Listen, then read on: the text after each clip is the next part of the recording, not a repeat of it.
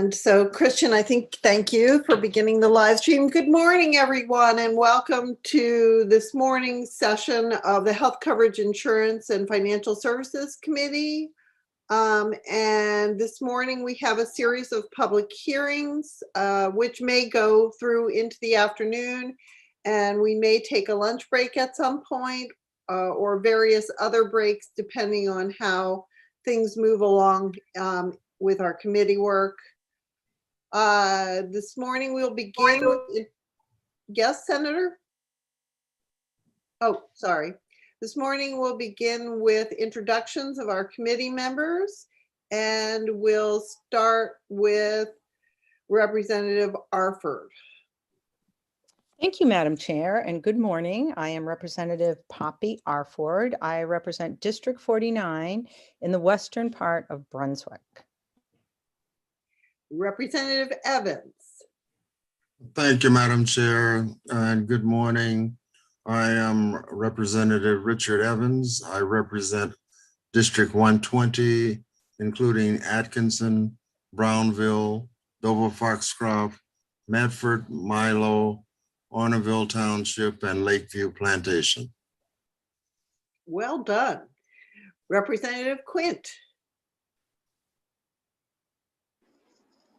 My name is Tracy Quint. I represent House District 4, which is the Greater Holton area. And next time I'll have to make sure to have all of my districts like Representative Evans did. Okay, thank you. And Representative Matheson. Good morning, everybody. My name is Christy Matheson, and I represent District 1 in Kittery. Representative Blyer. Thank you, Madam Chair. My name is Mark Blyer. I represent District 22, which is Leamington and part of Standish, Buxton, and Limerick. Representative Brooks. Good morning. My name is Heidi Brooks. I represent House District 61, which is part of Lewiston. Representative Melorano. Good morning. My name is Gina Melorano. I represent House District 62, which is part of Auburn. Representative Morris. Good morning. I'm Representative Joshua Morris. I represent House District 75, which is Turner, Leeds, and Livermore. Senator Brenner. Good morning. Thank you so much. My name is Casey Brenner. I represent Senate District 30, which is Scarborough, Gorham, and Buxton. Senator Sanborn. Good morning. My name is Heather Sanborn. I represent Senate District 28, which is half of Portland and half of Westbrook. And I am Representative Denise Tepler. I'm the House co-chair of the committee, and I represent House District number 54, which is all of the town of Topsom. We're joined and assisted today by our clerk, Christian Ricci, and by our amazing analyst, Colleen McCarthy-Reed. And we're going to start this morning. We're going to follow the order that is on the web. And we'll start with LD number 4, an act to amend the Maine Pharmacy Act, which is presented by our own Heather Sanborn. Senator Sanborn, please go ahead and present the bill. Thank you, Representative Tepler, honorable colleagues of the Joint Standing Committee on Health Coverage, Insurance, and Financial Services. I am Senator Heather Sanborn, and I represent, as I just said, Senate District 28. I'm here to introduce LD4, an act to amend the Maine Pharmacy Act. I introduced this bill at the request of the Department of Professional and Financial Regulation. As the title states, the bill seeks to make various changes to the Maine Pharmacy Act, which governs all aspects of the practice of pharmacy in Maine. In its current form, the bill would, number 1, clarify the responsibilities of a pharmacist in charge of a pharmacy. Number 2, repeal the character reference requirement for licensure. Number 3, update and clarify requirements for licensure by endorsement. Number 4, update the timeline for certain reporting requirements. And number 5, eliminate the requirement for submission of a vaccine administration treatment protocol to and approval by the Board of Pharmacy, and instead require pharmacies to maintain such a protocol on the premises and make it available to the board upon request. A member of the department will be here to speak in more detail to their reasoning behind this legislation, and I'd be happy to try and answer questions, but would really prefer that you leave them for the department. Thank you. There we go. Any questions from the committee for Senator Sanborn? Okay. Seeing none, I will ask the department to testify first, and that would be Ms. Betts from OPFR, Office of Occupational Professional Regulation, with oversight of the Board of Pharmacy. Good morning. Welcome, Ms. Betts. Thank you very much, and I hope you're enjoying the weather, even though it's a little rainy out. Senator Sanborn, Representative Tepler, and members of the committee, I am Jerry Betts, Administrator for the Board of Pharmacy and 5 other boards within the Office of Professional and Occupational Regulation. I'm here today to testify. Ms. Betts? Yes? You're coming in very fuzzy. Perhaps backing away from your microphone a little bit might help. Let's see. Is this a little better? So, not much. How's this? I think that's a bit better, but go ahead. Okay, sorry about that. I'm on so many Zoom meetings, I tend to not have problems, but for some reason, I'm having a real problem with this one. Let's try this. Better? I'll continue. How's this? I think that's better, but please go ahead. I think you are understandable regardless. So, okay. Sorry. The 128th legislature considered LD 615, resolved to establish a work group to update the Maine Pharmacy Act. The bill was not passed. However, the department and the board agreed to perform an extensive review of its rules to update and streamline them before proposing statutory changes. This bill is a result of that exercise. The bill makes the following changes. 1, it changes the statutory requirements for the pharmacist in charge to reflect modern pharmacy practices. Currently, the law places the responsibility of licensing a pharmacy on the pharmacist in charge. However, today, many licensed pharmacies are owned by corporations, and the pharmacist in charge is rarely involved in the licensing of the pharmacy. The bill reflects current practice and makes clear that the pharmacist in charge is responsible for ensuring that the pharmacy complies with applicable state and federal pharmacy laws and rules. The bill repeals the certification requirement and replaces it with a requirement that the pharmacist in charge attests that they are fully aware of and accepts the duties and responsibilities associated with operation of a licensed pharmacy. 2, it updates and clarifies requirements for licensure by endorsement to allow the board additional flexibility when considering out-of-state and foreign-trained applicants. 3, it repeals the requirement that an applicant provide character references. Character references today do not validate qualifications for licensure.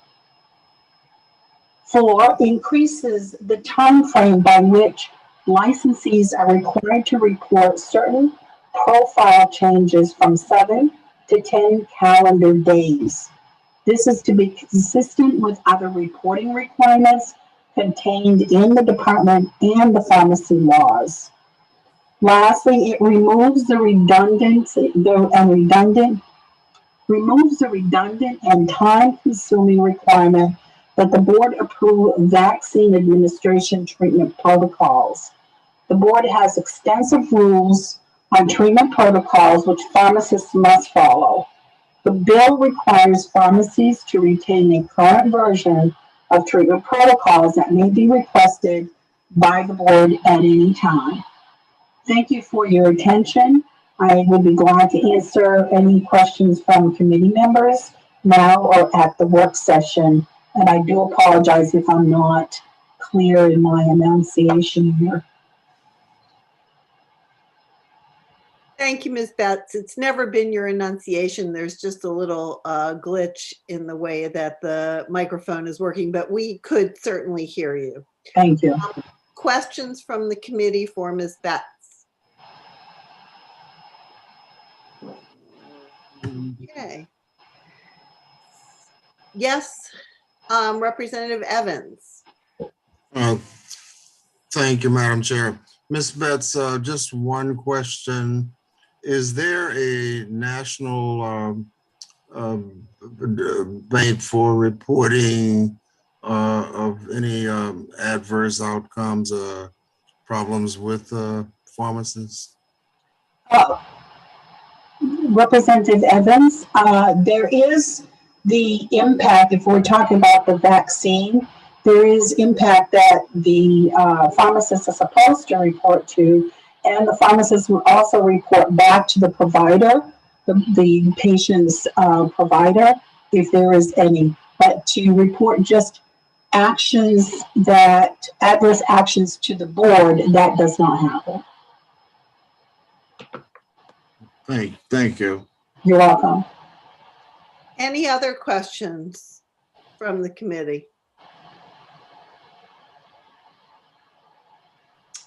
Seeing none, thank you for your testimony, Ms. Betts. And next up, we will hear from Alarkam Al-Mohammadi, who I hope I pronounced his name correctly. Please join us.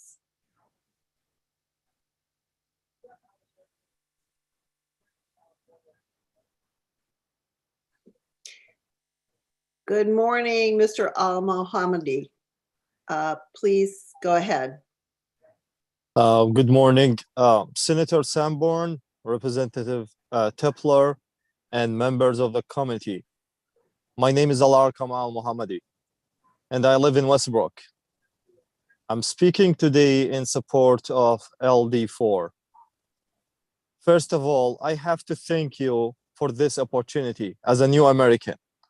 This has been a great thrill to be this close to the part of a democracy that I've come here to participate and enjoy. Me and my wife, Zainab, were licensed pharmacists in Iraq. I left my country in 2008 and moved around for safety reasons to Egypt, where both of us took our master's degree in pharmacology and toxicology over there. After that, and exactly in 2015, we came to the United States as a refugee. We start our life all over. We learn everything from the beginning. We start learning a new language, knowing how to work, how to drive, and even how to eat, because the food is different, of course. And because we wanted to be a part of the main society, we decided to just jump in and work. I started working as a pharmacy tech at Main Medical Center in the hospital, working, taking care of family and studying for our license. At the same time, it's too challenging because the licensing process is very complicated, hard, cost a lot of money also. Now I'm volunteering as a vaccinator for the COVID immunization. And that experience has been very rewarding. And the need to begin, and it makes me want to tell you that I come here with a good education, great experience, and the need to begin to practice what I've learned as fast as I can. This experience has made me realize that it's way too long a period of time with all the regulation to become an active practicing pharmacist. We need to shorten it. Put us on work, and please put us on work. Why keep us in limbo with internships that are too long and exams that are hard to schedule and to study for when you have family? Why do that to us and to you? Again, thank you so much for considering me, for considering my testimony. It will have a big differences for me and my family if you pass this bill. Thank you so much. And I apologize for the pronunciation and the not perfect language. You did extremely well, Mr. Al-Mohammadi. And we Thank you. appreciate your testimony, and welcome to Maine, where the democracy is very close to the citizenry. Thank you. It's good to have you here. We definitely need new families and more people who can provide healthcare in our state. So any questions from the committee for Mr. Al-Mohammadi?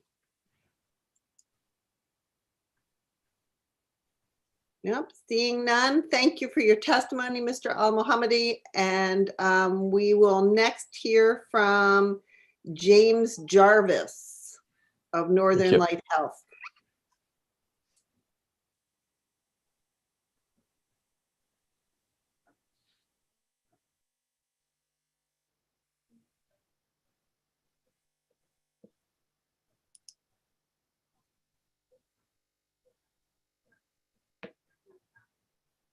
Representative Tepler, I'm actually testifying for the next bill, not this one.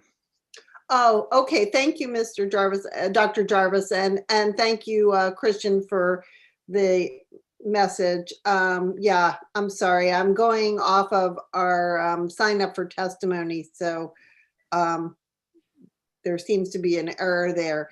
All right. Well, then next we'll hear from Matthew Marston from Northern Light Health. Hi, Senator Sanborn, Representative Tepler, and members of the Committee on Health Coverage, Insurance, and Financial Services. My name is Matt Marston. I'm the Assistant Vice President of Northern Light Pharmacy, and I'm here today providing testimony on behalf of Northern Light Health and our member organizations, speaking in support of this bill. Northern Light Health member organizations include 10 hospitals located in southern, central, eastern, and northern Maine, 8 nursing facilities, air and ground ambulance, behavioral health, addiction treatment, pharmacy, primary and specialty care practices, and a statewide home care and hospice program.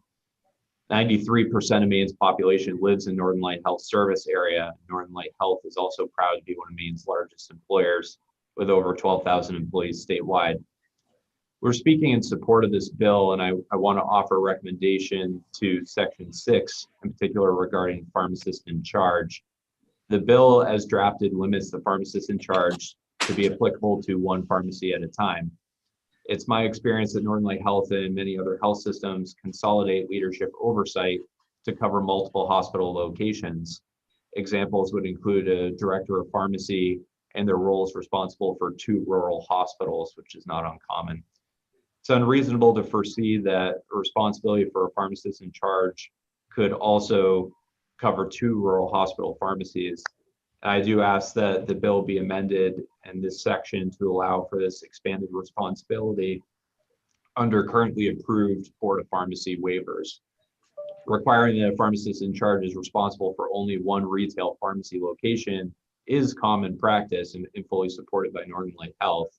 Our rural hospitals, however, are at times operating under common pharmacy director leadership and currently operating under waivers from the Board of Pharmacy, which would now require rulemaking to continue under this bill and induce immediate need for disruptive restructuring should the bill not be modified in the appropriate Section 6.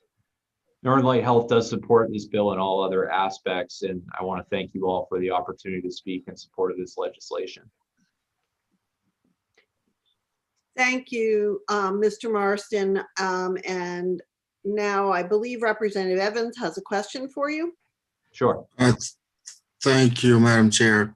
I just wanted to confirm you're talking about 2 rural facilities as opposed to larger facilities. That's your correct. amendment. Okay. Yep, that's correct. And so this is currently done under a waiver process with the Board of Pharmacy. The amendments as written to this bill would require specific rulemaking by the Board of Pharmacy to allow the practice.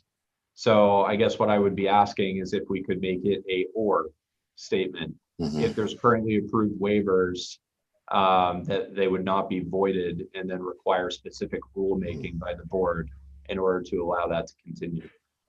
Okay. Thank you. Thank you, Mr. Marston. I believe that our analyst will take note of that concern and we'll consider it at our work session. Thank you very much.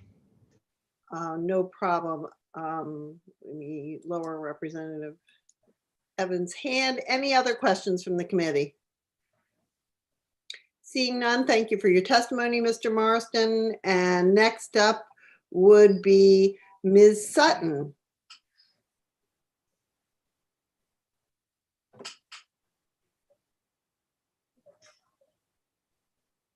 Welcome, Ms. Sutton. You are on mute still. Okay, thank you. I should have learned by now, right? Well, we all do that occasionally.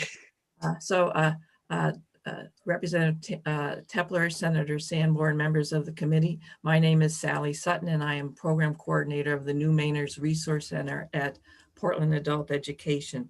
In my role there, I have the opportunity to work with hundreds of New Mainers who are coming here to start their lives over again and working with many of them as they're trying to go through the licensure process. And I'll have to say that the pharmacy licensing process is probably one of the more complicated ones that we have encountered as we have worked with people.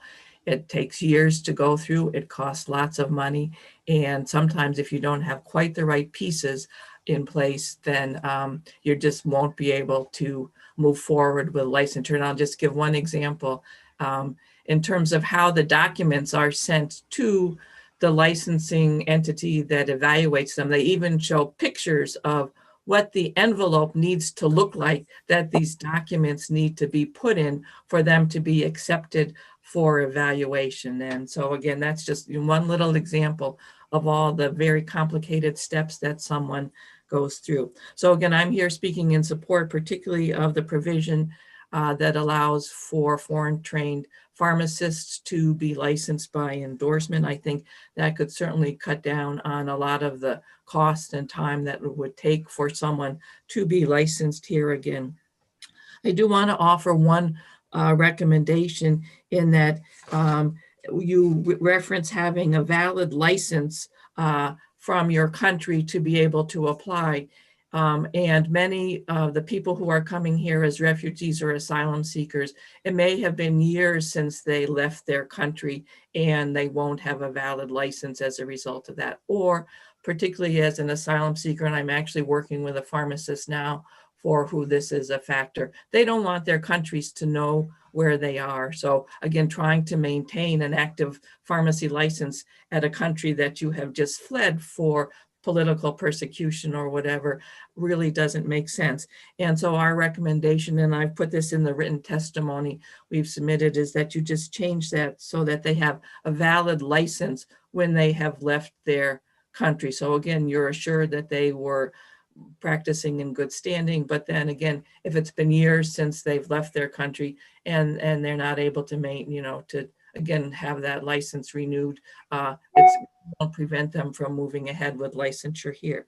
So again, I hope you'll consider support of this. We think it's a great step forward for Maine, and thank you for considering my testimony. Thank you very much, Ms. Sutton. Any questions from the committee for Ms. Sutton? No, seeing none. Again, Ms. Sutton, I assume our analyst will make note of your concern. Thank you very much. Okay, is there anyone else who wishes to testify in favor of LD4?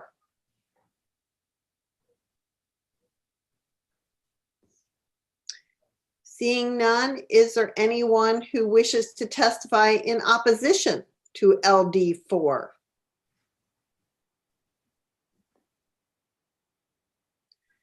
I'm just waiting a few seconds for people to reach for the button to raise their hand.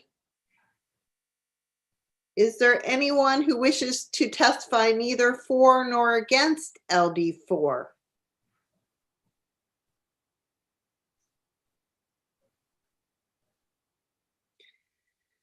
Seeing none, I will close the public hearing on LD4, and I think we'll move directly on to LD 603.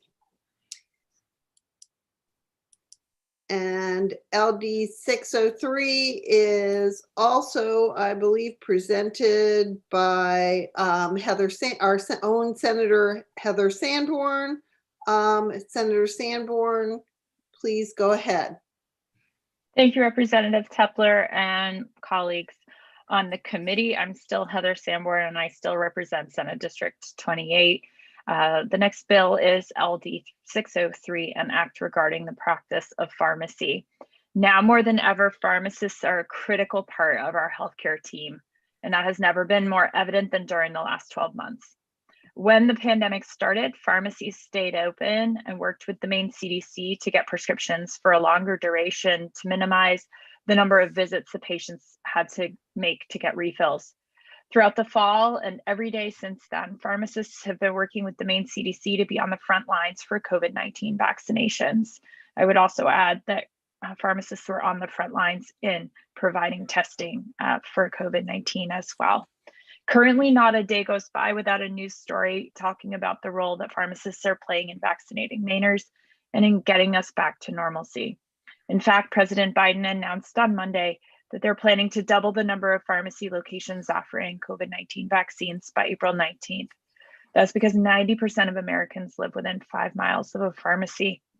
Pharmacists have always been properly trained to deliver injectables, whether it's flu shots, COVID-19, or other long-term injectables that treat mental illness, substance use disorders, and birth control. Maine sports 2 notable colleges of pharmacy, the University of New England in Portland and Husson University in Bangor. And currently 40 states recognize pharmacists as healthcare providers, with Massachusetts adding the designation earlier this year. LD 603 will properly recognize pharmacists as healthcare providers. It's time for Maine to join the majority of states and recognize that pharmacists are healthcare practitioners. Thank you for your time. I'd be happy to try and answer any questions you may have. Questions from the committee for Senator Sanborn?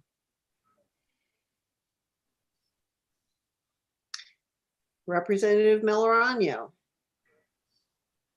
Thank you, Madam Chair. Thank you, Senator Sanborn. And you're right, the pharmacists, of course, have played an important role in the pandemic. And but my question is about how this legislation, if passed, will affect the pharmacist's ability to bill the customer directly or their insurance carrier directly for services that they're not allowed to bill for now. Yeah. How does it play in?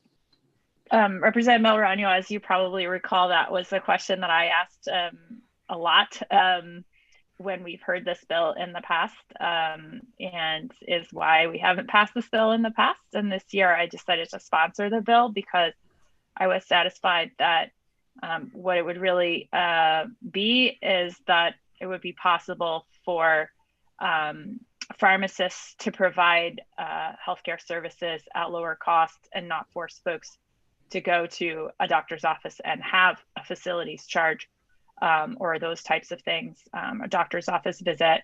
And that we had, since we were already moving more healthcare services to pharmacies, we really needed to allow them to bill insurance, to bill main care, and so forth for those things that they were already providing. So for example, flu shots, if you go to your provider, they can bill your insurance company for them, but if you go to a pharmacy, they can't. under the current provisions, is my understanding. And there'll be people behind us who can speak more to that.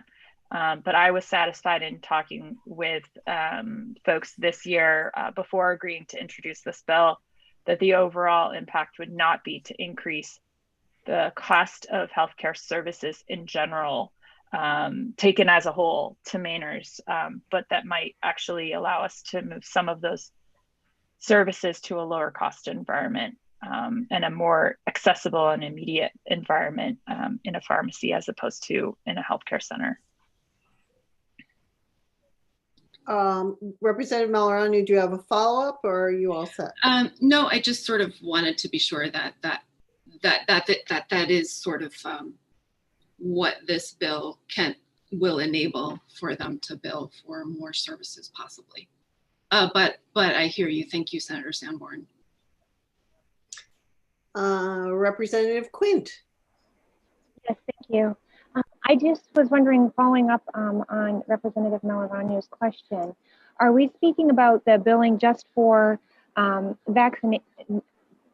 being a part of the vaccine sites? Or I understand that often pharmacists will give with medications and that sort of thing. I'm just wondering if the line being crossed, if there's certain parameters that they're allowed to work within so that they're not sort of then taking the place of what should be a doctor's visit.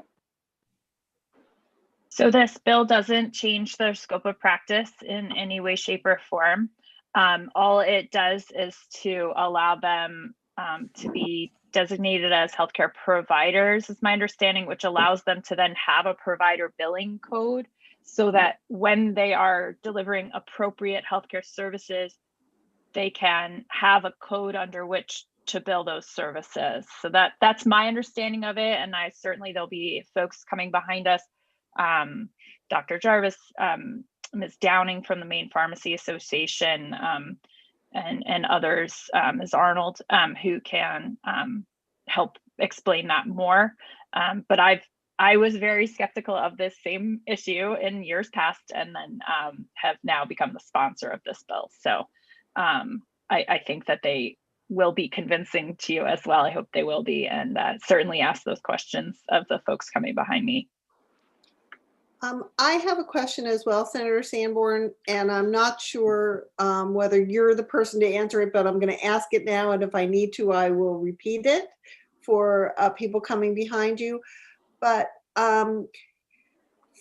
recently before I had my COVID vaccinations, I had a Shingrix vaccination, and I had it from my pharmacist. I was able to get a script from my doctor at my regular annual visit, and that script went to my pharmacist, and the pharmacist delivered the Shingrix vaccine in a small private room off the pharmacy. And then I'm scheduled for another vaccine because it's a 2-shot vaccine like the COVID vaccine in July. So my question is, will my insurance company, if my pharmacist then bills my insurance company for the service of delivering that vaccine, will my insurance company cover that? I have no idea, but it's a covered service. So presumably, I think the question is whether they even can bill it, because my understanding is that they don't have provider codes under which to bill it. So, but there's a lot of complications there, right? It's possible you were actually given the shot by an NP who works at the pharmacy. I don't know, or but that's the issue, right? And that, as I understand it, that's what this bill is intended to clarify or rectify. But again, if folks could ask the questions of the professionals behind me, I'm just a senator who has been working on this stuff for 5 years. So please, I encourage you to talk with the folks behind me. Thanks. Happy to, thank you. And I see that Senator Brenner has a question, but she may want to hold it because she just took her hand down. So we'll wait and we'll query the professionals coming behind you, Senator. Thank you. Thank you for your testimony. Okay, so I am going to go in the order of supporters of the bill that I see on my list here under they're having delivered their testimony to the portal. So first up is Amelia Arnold of Community Pharmacies. Please join us, Ms. Arnold.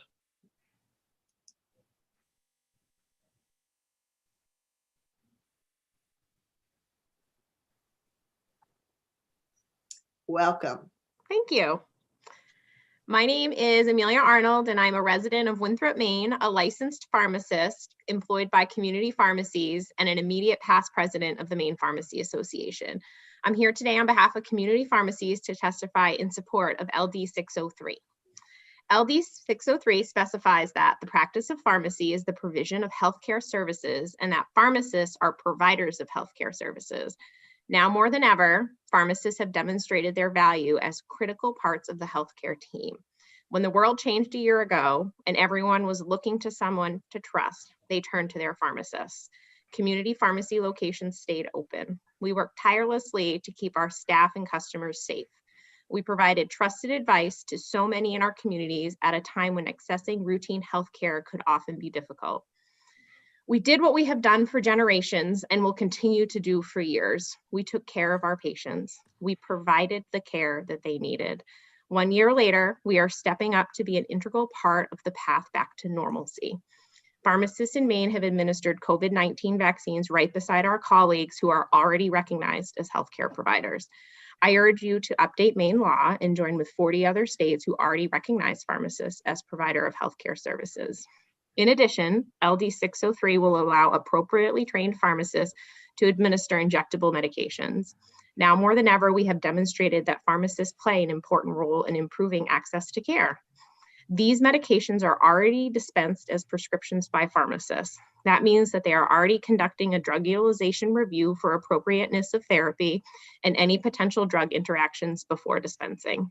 A patient then must either inject themselves with an often painful medication or are required to bring that prescription back to their healthcare provider for administration.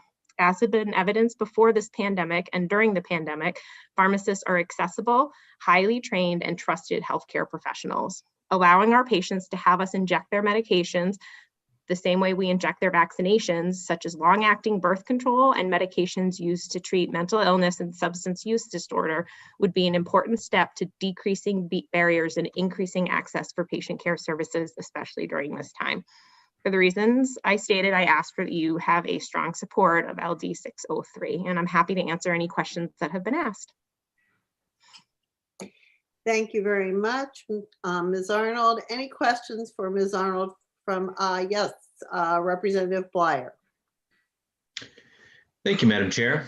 Thank you, Ms. Arnold, for being here. My question to you, Ms. Arnold, is that are you looking to seek to bill for, flu shots and COVID-19 vaccinations exclusively, or are you looking to bill for other services beyond that? You know, I think that every year we, when I've been in this committee, we get focused on billing, and this is about a lot more than billing. It's about recognition as a provider and being a part of the team. So when you talk about billing, there are people behind me that are probably a little better suited to me and talk about, what that could mean, especially in a health system. Within a pharmacy like myself, we're able to bill some commercial prescription insurance plans for the administration of a vaccine, such as the Shingrix vaccine, to answer a previous question. The Medicare Part D program requires that any Medicare Part D plan pay for that administration fee. But beyond that, there's no requirement that they have to pay for the administration fee. It could just be the vaccine product. There's no mandate for billing in this. So this doesn't change and say that anyone has to pay us for anything. It opens an opportunity to have codes that could potentially be paid for in the future. It decreases barriers for when new situations arise that we don't have to go back and make workarounds. So a couple examples, or at least one prime example of this, would be MaineCare didn't have a way to pay me to prescribe naloxone, even though I was an appropriately trained and recognized prescriber of naloxone. I couldn't bill a prescription. So if someone came in and wanted a prescription for Narcan, and had main care, I couldn't bill for that prescription because main care said, well, you're not a provider, so we have to make a workaround. So the goal here is let's decrease the barriers and make it that when those opportunities come up, we're ready to go. And we don't have to start from square one and figure out how are we going to make a workaround for something that these highly trained professionals are very capable of doing. Okay, Representative Blair seems to have finished, so I'll go to Representative Evans. Thank you, Madam Chair. And thank you, Ms. Arnold, for being here. I think that the question as to whether or not the pharmacists are part of the healthcare team, that should be a no-brainer, that the pharmacists are actually a part of the healthcare team, a valuable part. I think the question is, and I'm not sure it's in the bill, that we're kind of getting to the granular level is, does the payment or the fee, can the pharmacy charge for that? What I'm concerned about is I don't want to see the patient having to be the ones to have that payment fall back on. So I think that's what we're trying to clarify. So thank you, Representative Evans. I'm not sure we've ever crossed paths before in this committee, so it's nice to officially meet you by Zoom. It's something that I think 40 other states have looked at, and you will not find stories of patients walking into a community pharmacy practice and being told, sorry, I can't recommend that over-the-counter product for you because you're going to have to pay me before I'm going to tell you that. That's not something that's happening.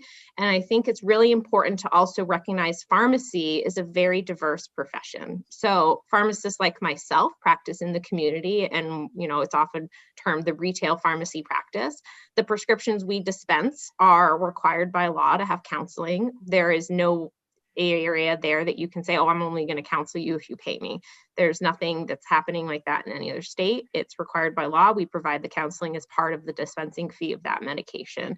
I think it's really important to look at the opportunity here. And if you're in a healthcare system, and you'll hear from people like Dr. Jarvis or like Frank McGrady coming up that will tell you, everyone is worried about us billing for it, but in reality, allowing a pharmacist to be able to have the opportunity to potentially bill could decrease healthcare costs instead of increasing healthcare costs. So I think it's important to recognize we're a really diverse profession. And if you walk into a pharmacy, and I think that was one of the concerns raised in previous years, and pick up your prescription, no one's going to say, oh, and there's a $5 fee attached to that. That's not something that can happen in the retail pharmacy. And in the health system pharmacy, I think there's a lot of opportunity there for you to ask people coming behind me what the opportunity would be for provider status there. Just to follow up, I don't think that I've never had a situation where a patient is presented to a pharmacy and been denied by the pharmacist to receive a specified medication or an injectable.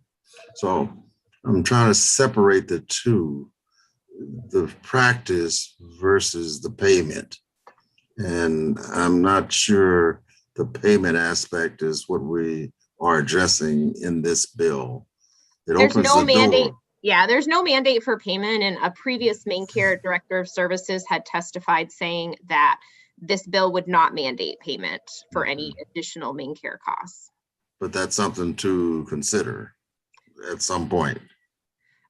Well, I would say that the first thing is to allow us to take up available opportunities that already exist. And then if the goal is to allow pharmacists to do more and to get us more involved in that, you can't have a profession do things for free. So, I mean, I think that that's something, if we wanted to ask pharmacists to do more, that can be addressed in subsequent years. But right now, it's about taking available the opportunities that are. Understood. To me. Thank you. Thank you. Thank you. Thank you, Representative Evans, and thank you, Dr. Arnold. It actually is Dr. Arnold. So actually, it is Dr. Arnold. Thank you, Dr. Arnold. Yes. Assume you have a doctoral degree in pharmacy. Yes. Thank you. I have a quick question to follow up on Representative Evans. I guess what I'm concerned about, and I need to understand the connections between various parts is balance billing of patients after administration of a vaccine or a medication. That's really what I'm more concerned about than any upfront request for payment, but balance billing.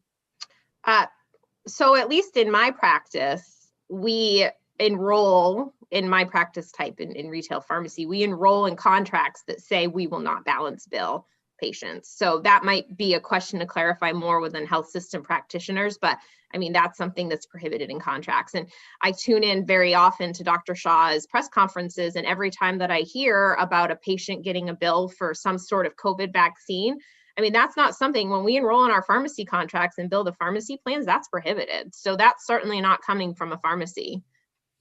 Or if it is, they need some additional education. But we have administered at my company thousands and thousands of COVID vaccines, and not one person has been asked in any way, shape, or form to contribute $1 to that. And that is, we're giving vaccines to uninsured and, you know, billing the government plans. And in some cases, if they don't know the appropriate information for that, we're giving the vaccines and saying that this is, you know, we're not going to worry about that. This is about public health. So balance billing, at least in my practice setting, is not allowed in any way. Thank you, Dr. Arnold. Well, that's specifically prohibited in law for COVID-19 vaccines. It may not be specifically prohibited in law for other kinds of vaccines. So, well, in other kinds of vaccines, you know, we adjudicate our claims through pharmacy settings, and I think that in the pharmacy setting, we hit a button and we send our claim, and it tells us what you're going to get paid for that vaccine before the vaccine's even administered. So, thank you. Thank you, Dr. Arnold. I see we have another question from Representative Quint. Please go ahead, Representative Quint. Thank you. And thank you, Ms. Arnold, for being here. You're representing very well and you're answering the questions very proficiently. To go back to a prior statement that you made, just because I want to make sure that I'm clear on something. You had mentioned Narcan, but also treatment of substance abuse disorders. Can you speak a little bit to what sort of medication you would be talking about with that, or was that specifically Narcan?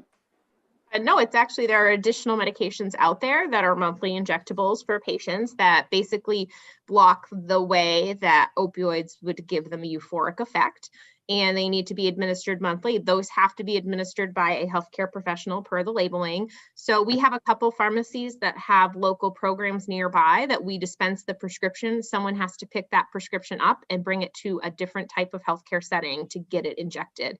I actually had previously practiced in Pennsylvania, and while those types of medications weren't available at the time, a great example I always refer to is there was a woman who picked up birth control shots from us and had us administer those birth control shots before she even left the building, because she didn't want to have to make another appointment with a different healthcare provider.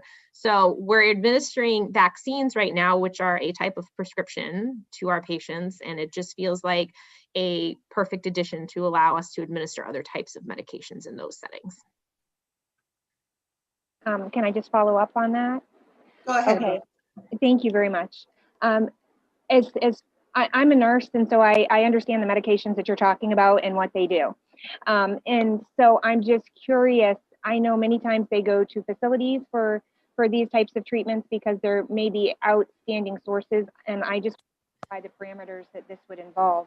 As far as safety issues, being in the pharmaceutical community yourself, do you feel that there are any safety issues surrounding specifically just the substance abuse medications and where people may be at in their treatment or in their psychological abilities?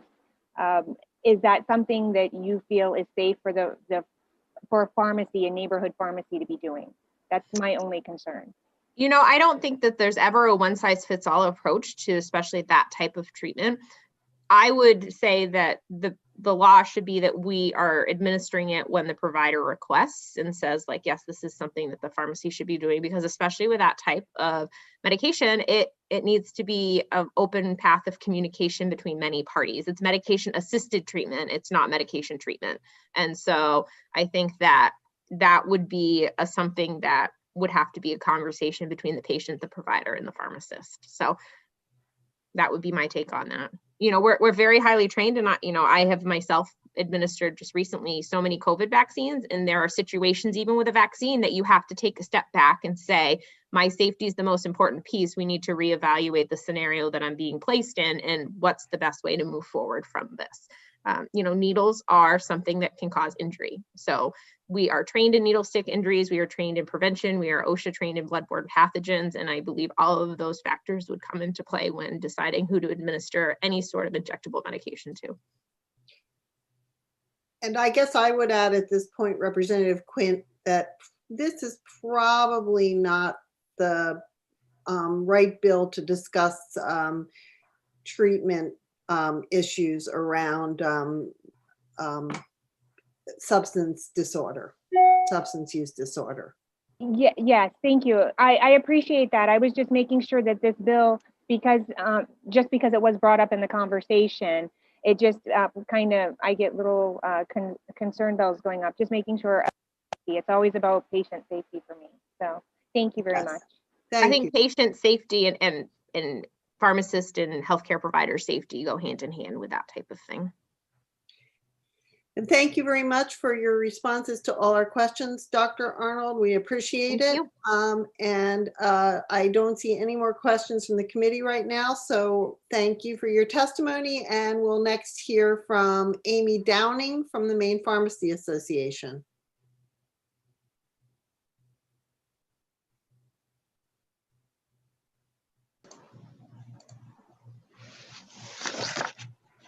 Good morning, Ms. Downing.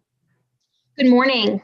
Good morning, Senator Sanborn, Representative Tepler, and members of the Health Coverage and Financial Services Committee. My name is Amy Downing, and I'm a resident of Smithfield and the Executive Director for the Maine Pharmacy Association. We have more than 200 members statewide and primarily represent individual pharmacists. Our members are employed by both large national chain pharmacies and Maine-based independent pharmacies. I'm testifying today in support of LD 603. I would like to thank Senator Sanborn, Senator Brenner, Senator Diamond, Senator Stewart, and Representatives Morris and Perry for sponsoring this bill. We appreciate Senator Sanborn meeting with our association last fall to talk about this bill and really understanding the importance of it. Over the last year, like many organizations, and I hate to use this word, but we had to pivot. We went from being an organization best known for providing the required continuing education credits to our members to working with the state as a vaccine program was built and rolled out. We were fortunate to have Dr. Shaw, the Maine CDC director, speak to our members last November as we were preparing for what was to come with a vaccine that was on the horizon. In his remarks, Dr. Shaw said, "In my view, pharmacists are and will be a critical part, not just of our health infrastructure, which you already are, but a critical part of our vaccine infrastructure as we plan and prepare for COVID-19. He went on to talk about how pharmacists are very well trusted in their communities, and because of that, they would be critical in relaying information about the safety and efficacy of a vaccine we all knew little about. We have the honor of being the first professional state pharmacy association in the country. The Maine Pharmacy Association has been serving the interests of Maine pharmacy since 1867. While the wording has changed a little over the last 153 years, the core mission of the association still remains the same: promoting public health by advocating for the profession of pharmacy. The original group of pharmacists who gathered together all those years ago were trailblazers, and other states followed their lead. Now it's time for Maine to join the other 40 states already recognizing pharmacists as providers of healthcare. Pharmacists play a vital role in our healthcare systems, and the pandemic certainly confirmed this. I would strongly urge the committee to vote this bill ought to pass. Thank you for your time, and I'm happy to try to answer any questions you may have. Thank you very much, Ms. Downing. Questions from the committee for Ms. Downing? Seeing none, I'll thank you for your testimony. Thank you. And we'll move on to Eleanor Dudek, if she's in our queue here. I do not see them on the call right now. Thank you. So we'll move on to Deborah Hart.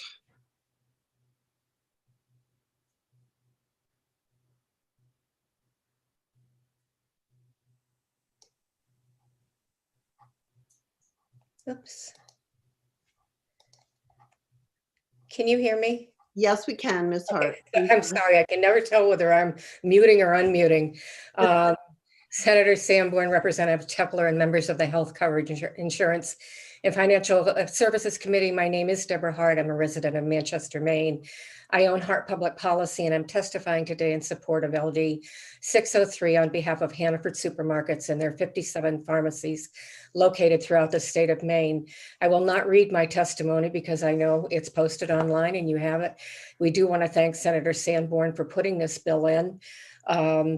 And as you know, the intent of the bill is to make sure that that healthcare provider status applies to pharmacists. For a little teeny bit of background, just 2 points.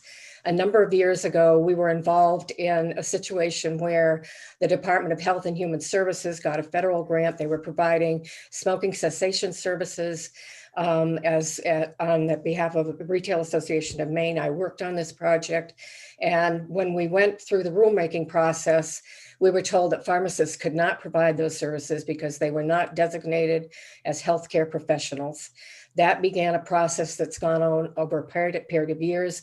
As you've heard, it sometimes gets clogged up with whether or not there's going to be payment for services, but really it just goes back to having that designation. So the only other point I wanted to tell you was certainly during COVID-19, we were all looking at where pharmacists were going to be able to play. And I was on the CDC website, and it contains a document that's titled Understanding the Federal Retail Pharmacy Program for COVID-19 Vaccination. And in that document, it outlines such things as priority populations and program benefits, among others. And in one section, it talks, the very first line is why, on the category why pharmacists, the very first line is pharmacists are highly trusted and trained healthcare providers who have direct access to and knowledge of their patient populations. So I will end my testimony there. Again, we thank you for your time and attention looking at this bill. We think it's, as other people have said, time to join the rest of the states who are giving pharmacists this well-deserved recognition. I'd be happy to try to answer any questions, but you've got people far more knowledgeable than me behind me that could probably do a better job. I thank you for your time. Thank you, Ms. Hart. Questions from the committee for Ms. Hart?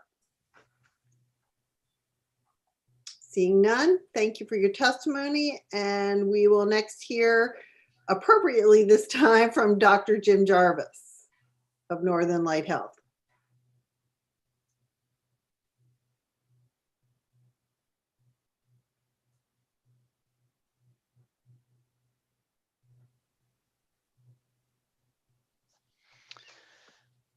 Good morning, Senator Sanborn, Representative Tepler, and members of the Committee on Health Coverage, Insurance, and Financial Services. My name is Dr. Jim Jarvis, and I'm here to provide testimony on behalf of Northern Light Health and our member organizations speaking in support of this bill. Matt Marston already described our health system, so I'll get right to my testimony. Throughout my career as a physician, I personally have recognized and respected pharmacists for their professional role as provider of healthcare services. As a matter of course, they have provided needed health education to many Mainers on topics ranging from diabetes management to smoking cessation to naloxone training. I am fortunate to have a clinical pharmacist in my own practice, and the time she spends with my patients with diabetes is worth more than my own, giving detailed instruction on diet, medication, and the need for better glucose control. With critical shortages in providers, especially those serving primary care to rural areas, this type of practice is both welcomed and necessary. This legislation will only serve to encourage more of such activity. In addition to the tremendous service they provide during normal times, from the start of the pandemic, pharmacists stepped up to assist other providers by setting up testing sites and encouraging individuals presenting with respiratory symptoms to seek medical care. Now they play a crucial role providing vaccinations against the virus that causes COVID-19. Daily, I see them working tirelessly to ensure the people of Maine have the best tool to protect themselves, their families, and our communities. While they saw this as their calling, for years they have been involved in vaccination efforts, leading the way in preventive care. The bill before you today amends the Maine Pharmacy Act to define pharmacists and the practice of pharmacy to include the provision of healthcare services, a statutory change that is long overdue in recognizing the essential role that pharmacists have in caring for Maine's population. I ask for your support in passing this important administration. I thank you for your time, and I welcome questions. questions from the committee for Dr. Jarvis? I have one. Dr. Jarvis, I just want to flag a little concern that from something that you said. You indicated that you have a clinical pharmacist who provides nutritional and dietary advice. Is that within the scope of practice of pharmacists? Depends on the training of the particular pharmacist. My particular pharmacist has done extensive training in specifically in diabetes education, which would include being able to recommend and advise on all of the situations that I talked about: medication management, dietary control, and lifestyle changes. Okay, so this clinical pharmacist has specific certificates to support that kind of advice, but not all clinical pharmacists would be able to give that kind of advice. That is correct, depending on the specificity of the advice given. You are correct that just like a physician needs to do further training to be able to enhance their skills, a pharmacist would do the same. I just would like to make sure that we're working within the scope of practice here. That's absolutely, and I'll tell you, as somebody who has testified before against expansion of practice, that is certainly a concern. But for this particular bill, this is the services that they're already providing. They just need to be recognized for it. And as I said, that recognition will go a long way to encourage other pharmacists to follow suit, and thus reach more Mainers for important healthcare issues. Thank you, Dr. Jarvis. I see a question from Dr. Evans. Representative Evans. Representative Evans, please go ahead. Well, thank you, Madam Chair. I just wanted to make a comment. Dr. Jarvis, I thank you for coming and testifying. I completely understand where you're coming from, and your statement was very well made. So I'll leave it at that. I appreciate that. Thank you, Representative Evans.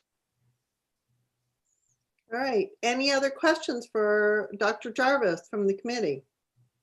Seeing none, thank you very much for your testimony, Dr. Jarvis. And thank you. Next, we'll hear from Frank McGrady.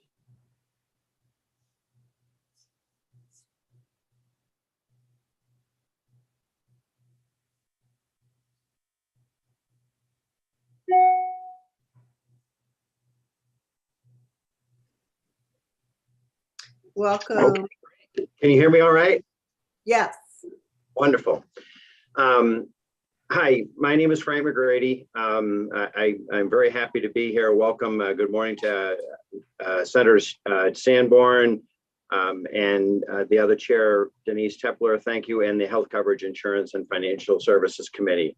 All of a sudden, I'm never nervous about anything, but I've just got a tongue twist here. I'll get straight to it.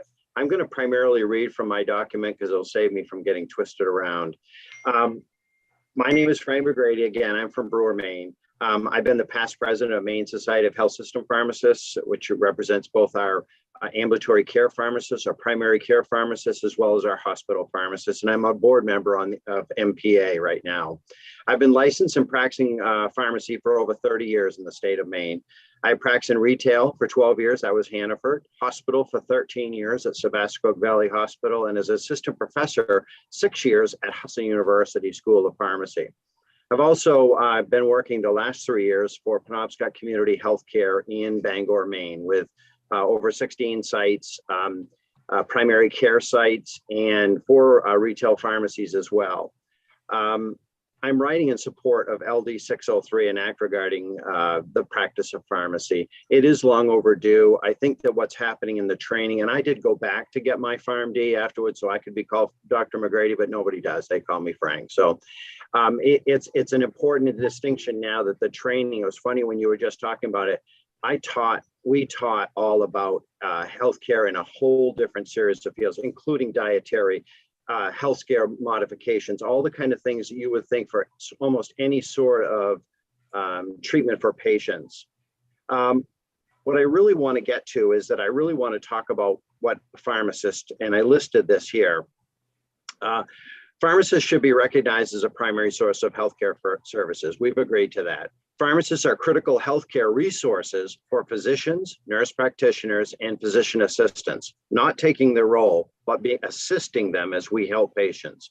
The goal of a pharmacist is to get the best possible outcome for patients. And here's my list. Educating patients about their disease, educating patients on how to take medication, how to use a treatment, and how to make lifestyle modifications that will benefit them.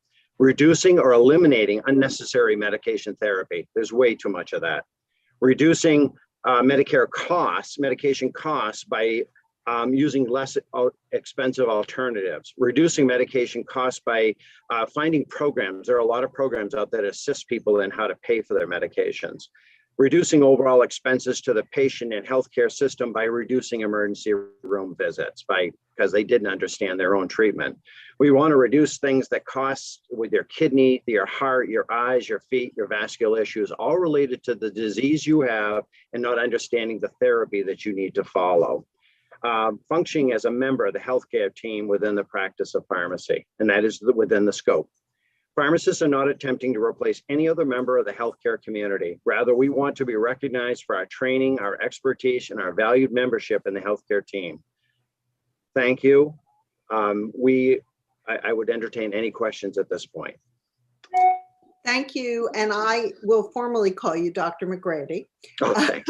Thanks. Since Frank is inappropriate in this setting, but thank you for your testimony. Are there questions from the committee?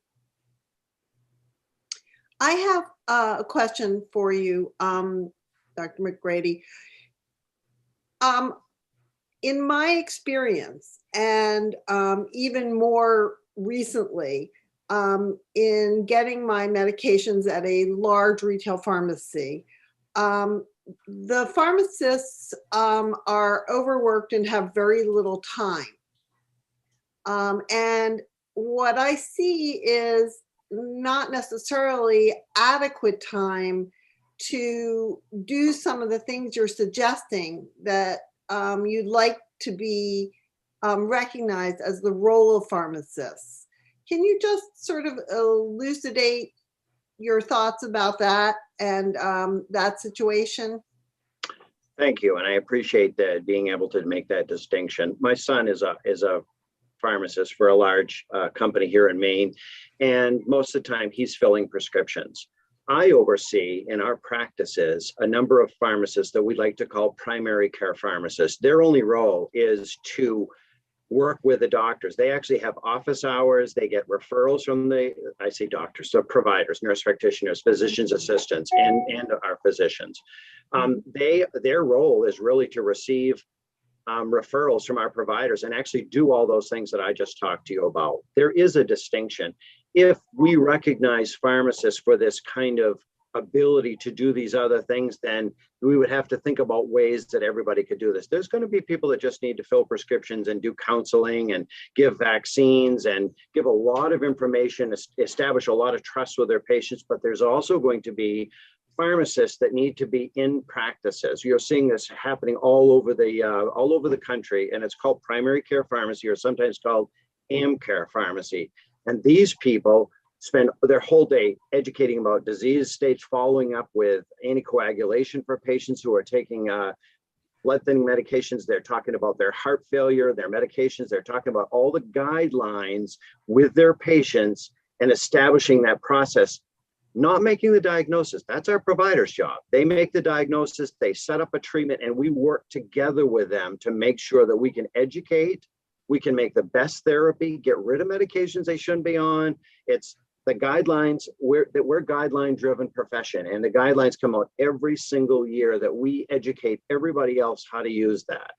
So Representative Tepler, you're right on the nose here. It doesn't seem like my son working at a big chain, how's he going to be able to do all this?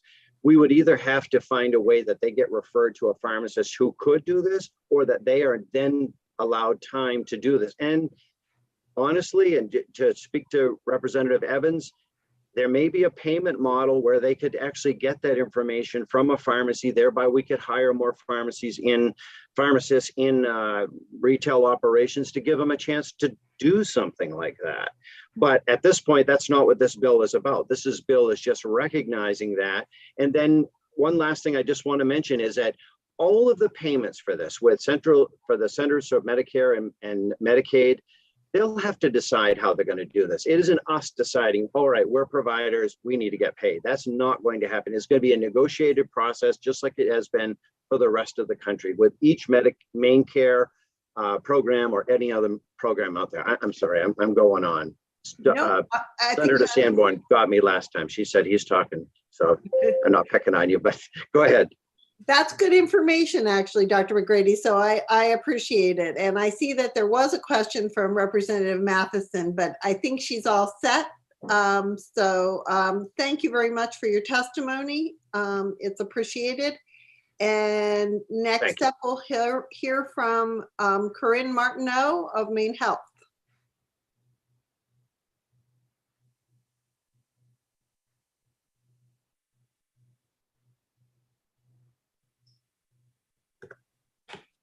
Welcome, Ms. Martineau. Thank you. Senator Sanborn, Representative Templer, and distinguished members of the committee. My name is Corinne Martineau, and I'm a clinical pharmacy specialist in primary care at Maine Medical Center. I'm here to testify on behalf of Maine Health in strong support of LD 603. I want to start by sharing a bit about myself and my pharmacy journey. I graduated with my doctorate of pharmacy in 2014 and completed 2 years of postgraduate residency training.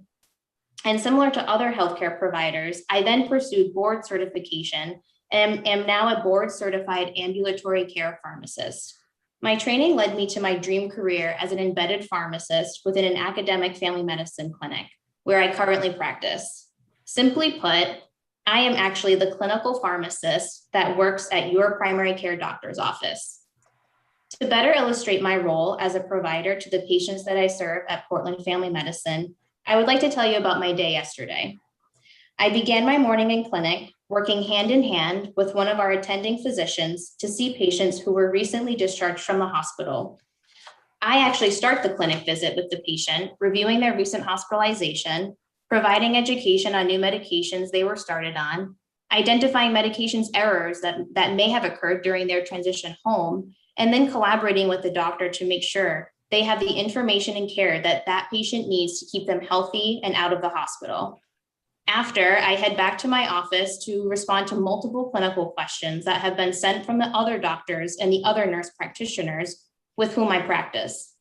These questions run the gamut from proper dosing of a new medication for a patient with uncontrolled diabetes to how to improve access to a vital medication to a patient that may be underserved, who can no longer afford their medications.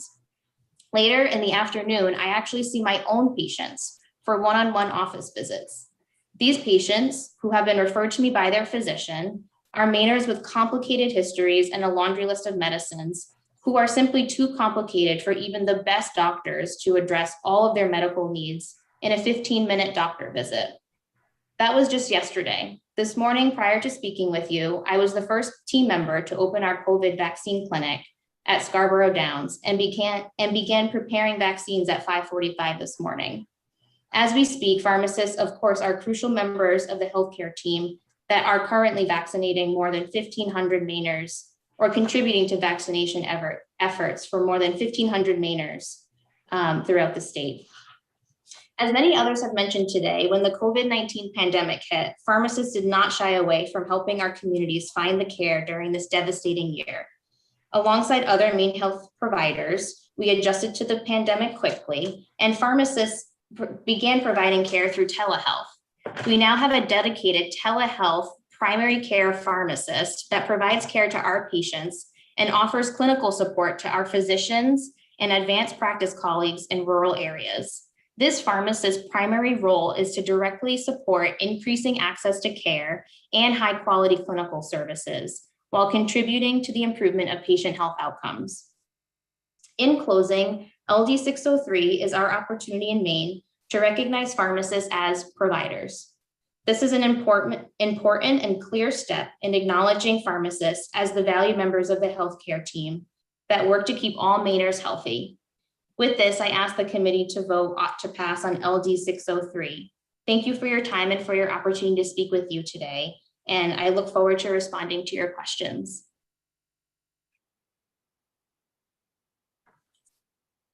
Questions from the committee for Dr. Martineau? Yes, Representative Arford. Yes, thank you, Madam Chair, and thank you, Dr. Martineau, for being with us today. I want to start out by thanking you for the amazing story that you just told us about the work that you have accomplished. I very much respect what you do, and my question is simply this. It sounds like you are accomplishing a great deal as is with the current law, the way that it currently exists in the state of Maine. So why is this law change needed? If you can do everything that you just told us you were doing, and you clearly, I have no doubt, are doing it extremely well, why is this law needed? How will it change what you're able to do? Yeah, it's a great question. And I think it's really about the recognition, to be honest. It's a very small word goes a very long way. So to be recognized as a provider alongside my colleagues that I directly work with and directly practice with every single day would mean a lot to me. So it's very, very near and dear to my heart and very important. Thank you. Okay, thank you, Representative Arford and Dr. Martineau. Any other questions from the committee? Seeing none, I will ask Kenneth McCall to please come join us in the panel and give his testimony.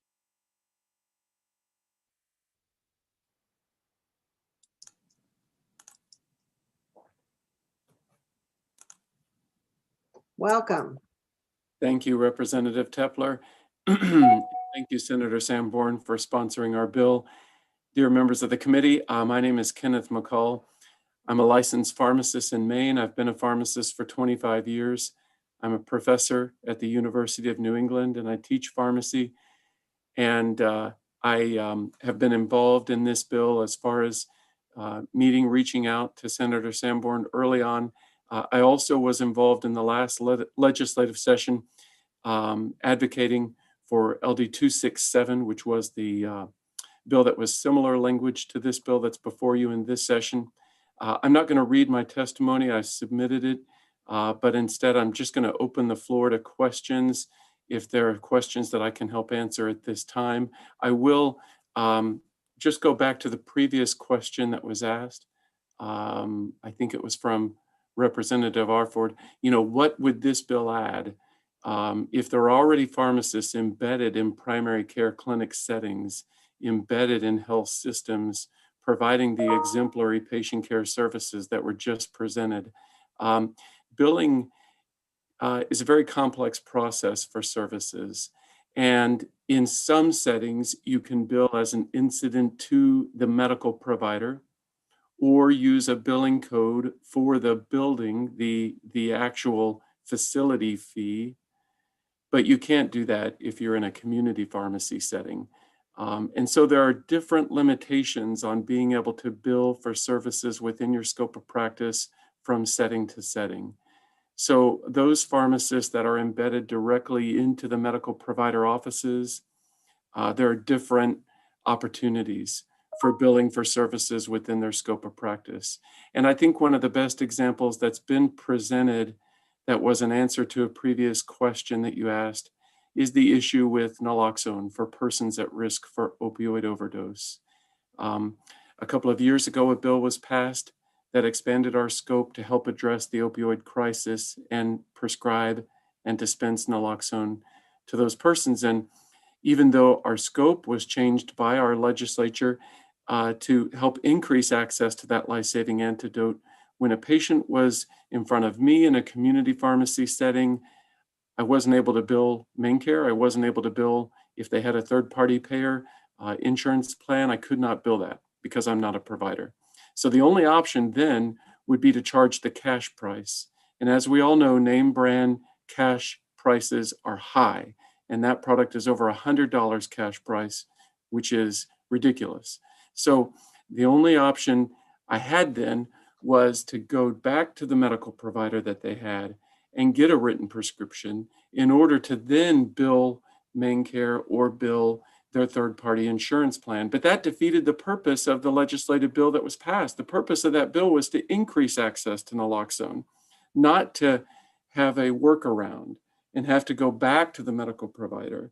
So the purpose of this bill is for any of these public health measures, whether we're talking in the current pandemic or other public health services, is to really bridge that gap. As mentioned, it doesn't change our scope of practice. Our scope of practice is what is already defined, but it allows us to provide those services. And I'll just open it to questions from there. Thank you very much, Mr. McCall. I have to say that I appreciate that answer because we don't generally legislate recognition, even though I appreciate that pharmacists deserve recognition.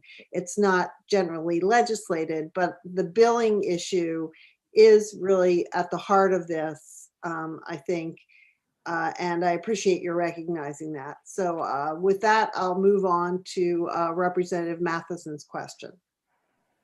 Yes, thank you very much. Just quickly, can we, for the work session, get some information on insurance savings from the other 40 states that currently have pharmacists that are practicing in this as a healthcare providers? Is there some information on that so that the billing question might have some context?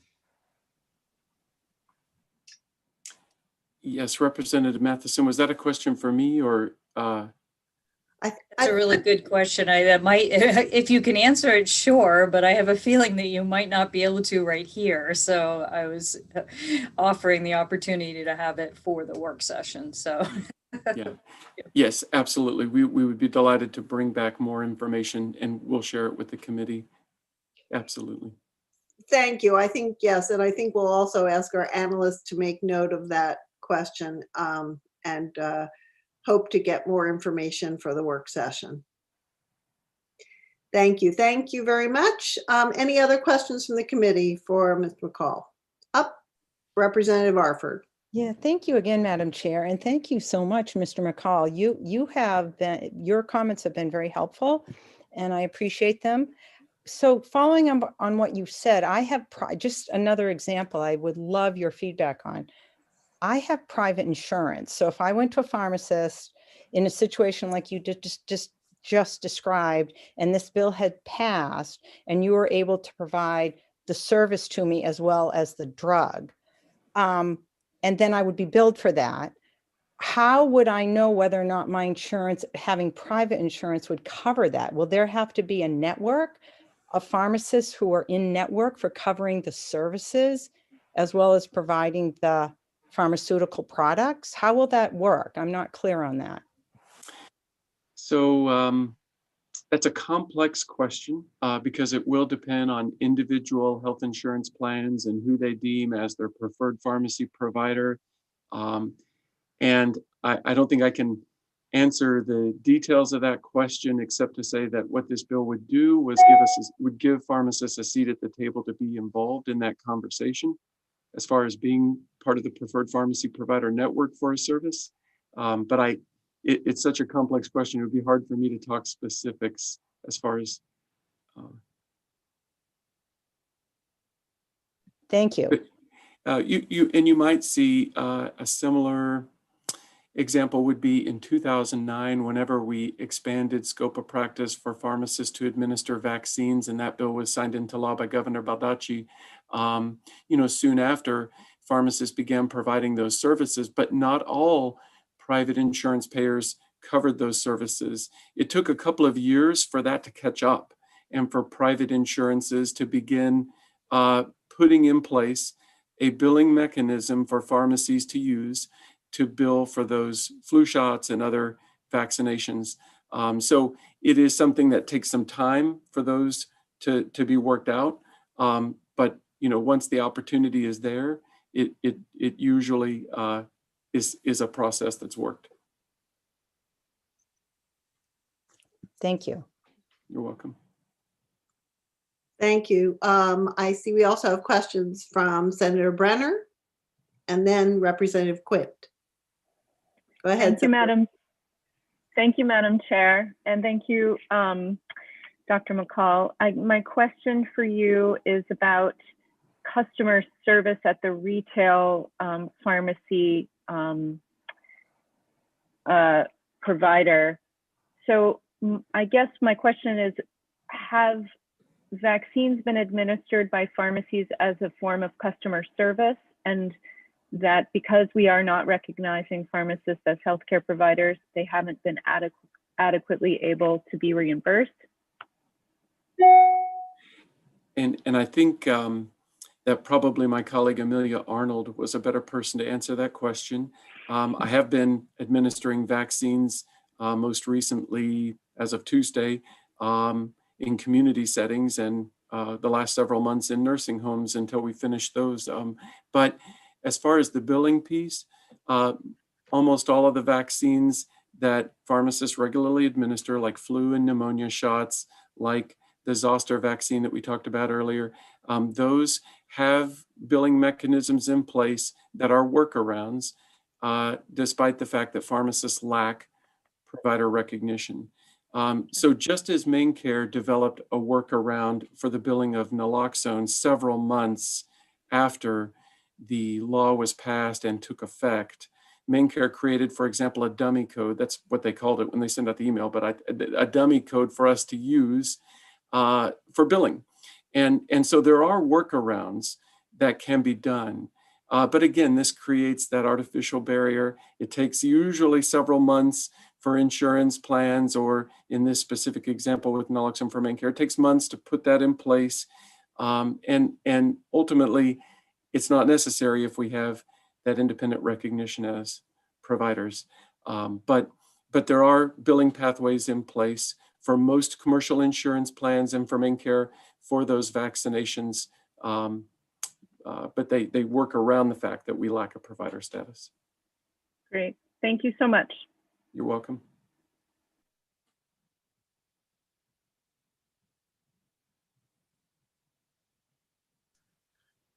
Representative Quint. Thank you, Mr. McCall. I'm going to sort of segue back to the substance abuse section, just because I live in a rural area, and I understand naloxone, you know, you're in an emergent situation, and I fully appreciate that. I'm just wondering, my main concern here is we have many people who have to go down to methadone clinics. Does this open up the pharmacists, if they're becoming qualified healthcare workers in this situation by label, does that open you up to having to fulfill that role? I'm just speaking on behalf of like smaller farms, that this is a bigger issue, and I know it's sort of like a separate issue, but if we're saying you're now a qualified healthcare worker, are we throwing that responsibility on you that you may not have the expertise in that area to be doing? Yes, that's a good question. I mean, I consider myself a competent general practice pharmacist. I am not an expert in all areas of pharmacy. I have colleagues who are board certified in specific areas, such as psychiatric pharmacy practice, for example, but I consider myself a competent general practice pharmacist. My understanding of this bill is that it would not mandate those kinds or change those kinds of scope of practice, but our scope of practice is what is defined within the Maine Pharmacy Act, those statutes that have been passed. And it does change over time. I mean, you know, we have seen public health needs arise that call upon pharmacists to step up in terms of our scope to help our communities.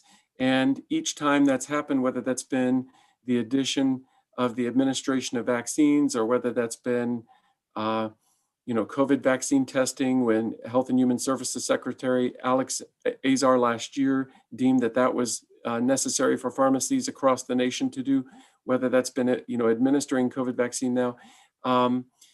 Those are things that we take up as we're asked to do them, and usually that involves additional training. So in the case of immunizations, we require pharmacists, in addition to their degree and current licensing in Maine, to do 20 hours of additional training.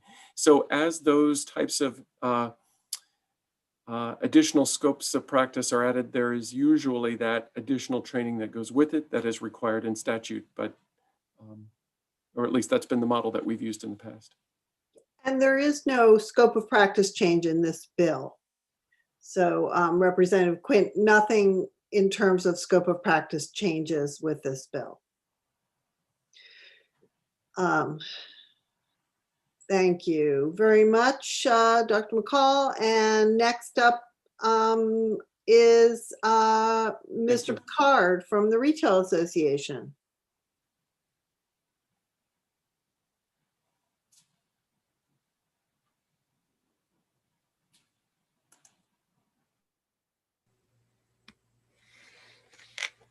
Welcome. Good morning. Good morning, Senator Sanborn, Representative Tepler, and members of the committee. I'm Curtis Picard, President and CEO of the Retail Association of Maine. I'm here today to testify in strong support of LD 603. I'm not going to read my testimony because much of what is in my written testimony other folks have already said. I do want to thank Senator Sanborn for submitting the bill, as well as Senators Brenner, Diamond, and Stewart, and Representatives Morris and Perry for co-sponsoring the bill. We certainly appreciate today's discussion and the questions that have come up. The various pharmacies you've heard from, I think, have done a great job answering those questions. I guess what I would offer to the committee is two things. Those of you that have additional questions, please reach out to myself or the Maine Pharmacy Association. We're happy to get those questions answered. And then I would also like to extend an invite to anybody on the committee who would like to visit either the UNE School of Pharmacy, Husson University, a chain independent pharmacy, to learn more firsthand about how the practice of pharmacy is currently operating, and put to bed any issues you may have with this bill. I'll close with just saying that this is a very important bill to our pharmacy members. They have said this is their #1 priority. So I'll stop there, and I'm happy to answer any questions, but we appreciate your time this morning and the discussion that's happened. Thank you, Mr. Picard. And any questions from the committee for Mr. Picard? Seeing none, next up we'll hear from Mallory Shaughnessy.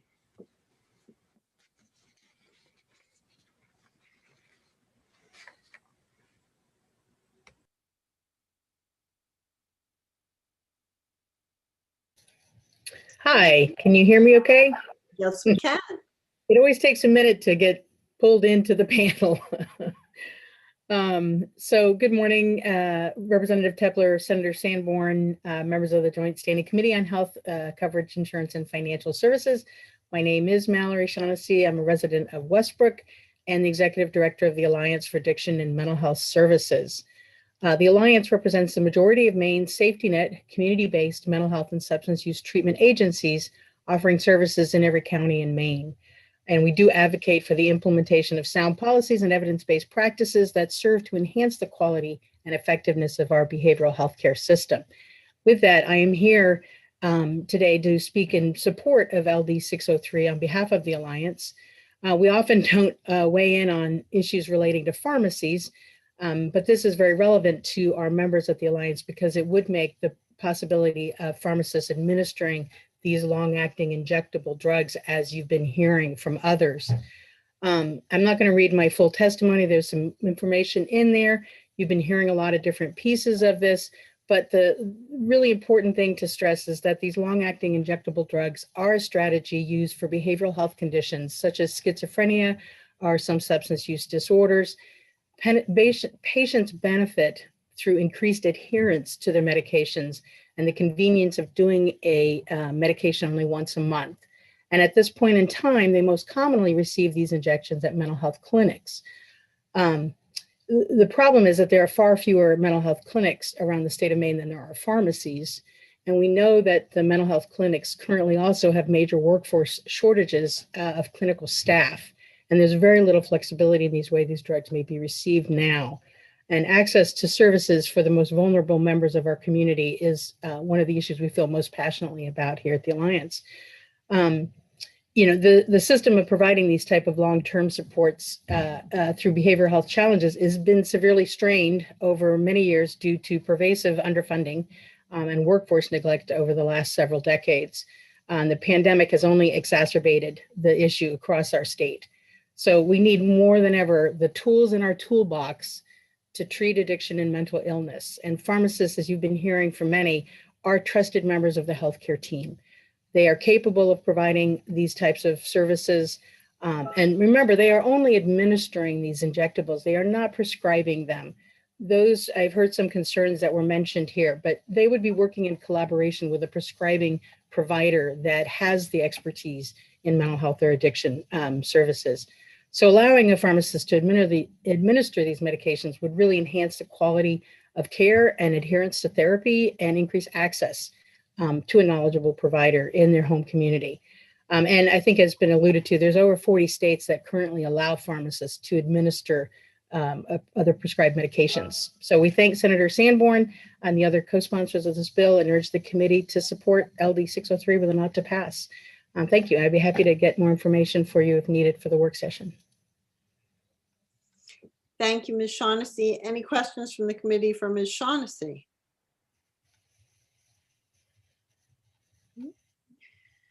Seeing none, thank you for your testimony. And our last person on my list in support of the bill. Oh, I'm sorry. Representative Arford, did you have a question for Ms. Shaughnessy before she departs? You know what? I'm going to hold on to my question and either discuss it with another person who testifies, or I'll hold it for the work session. Okay, or you can ask our analyst if it's something you'd like her to research. Thank you. Okay, sure. Thank you, Ms. Shaughnessy. Sorry to pull you in and out. And next up, the last person I have on my list in support of the bill is Beth Wilson from Maine Medical Center.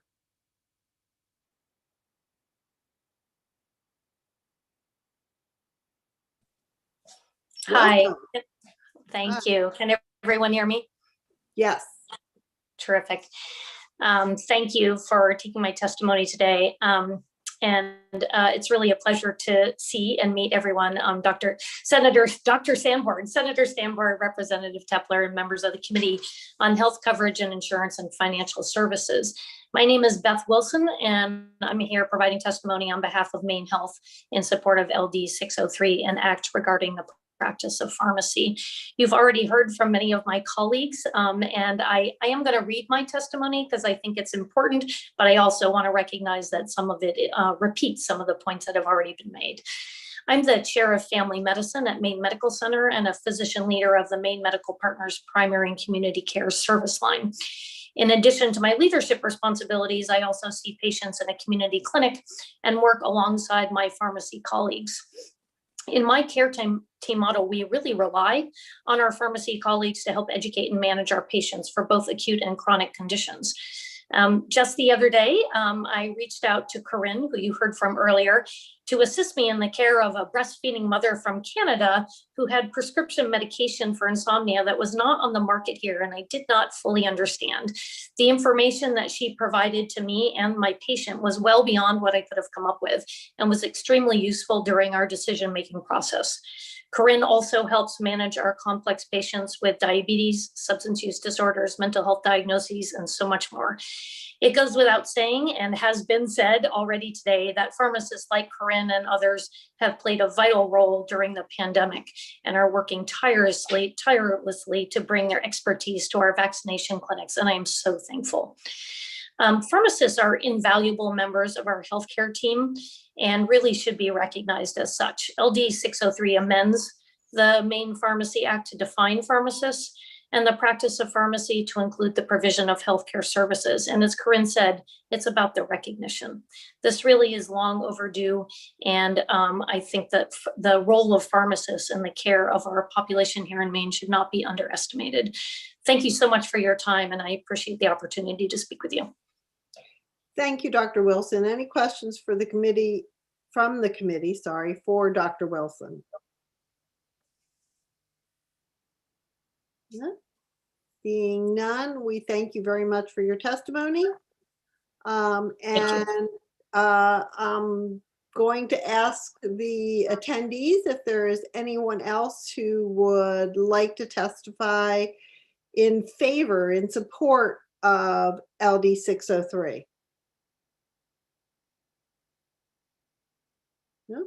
Seeing none, I will ask if there's anyone who would like to testify in opposition to LD 603.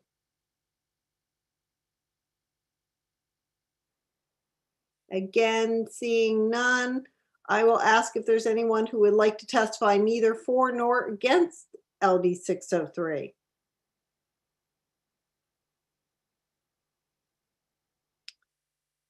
I don't see any raised hands. So with that, I will call an end to the public hearing on LD 603. And for both of these bills we've just heard, the work sessions will be announced at a later date. They have not yet been scheduled. And I think the committee should take a 10-minute break and then come back for a switch of chairs and to hear the final bill on our morning schedule. So we'll see you back at 11:50-ish. So thank you very much, and take it easy for 10 minutes.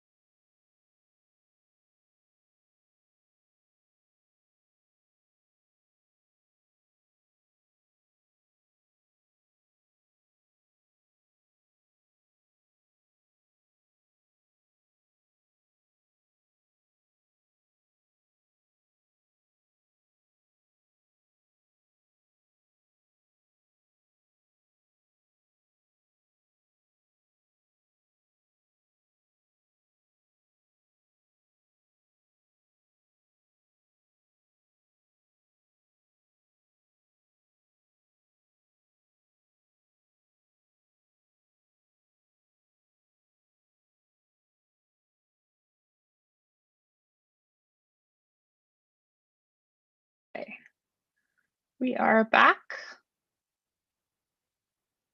And if committee members can hear me, if they'd turn their videos back on, so I know that we have a good number of folks joining us. Great. So we are going to continue our morning with a public hearing on LD 998, an act to amend the continuing education requirements for pharmacists. And the bill is sponsored by my co-chair, Representative Tepler, which is why I've taken over the gavel temporarily on our public hearings this morning.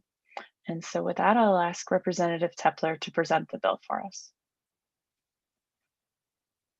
You're on mute.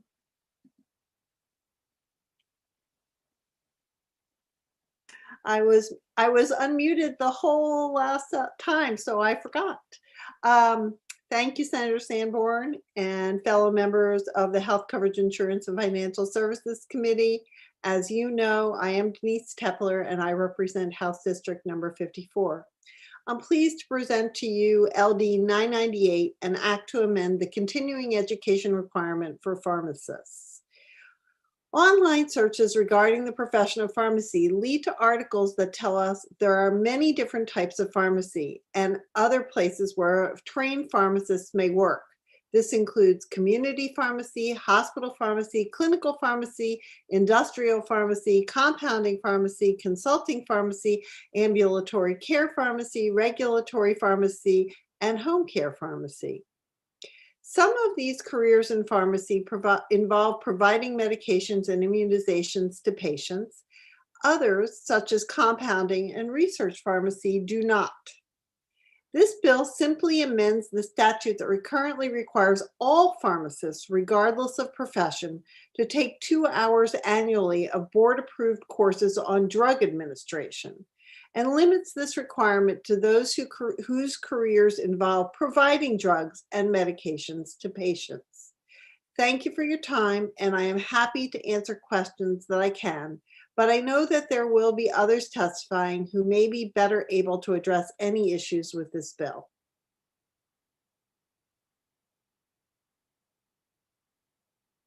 Are there questions for Representative Tepler? All right, seeing none, we thank you for bringing us this bill. Oops, now I need to go back. I'm rusty, guys. All right, there we go. So the next person to testify in favor of the bill will be Brian Martin from Maine Health.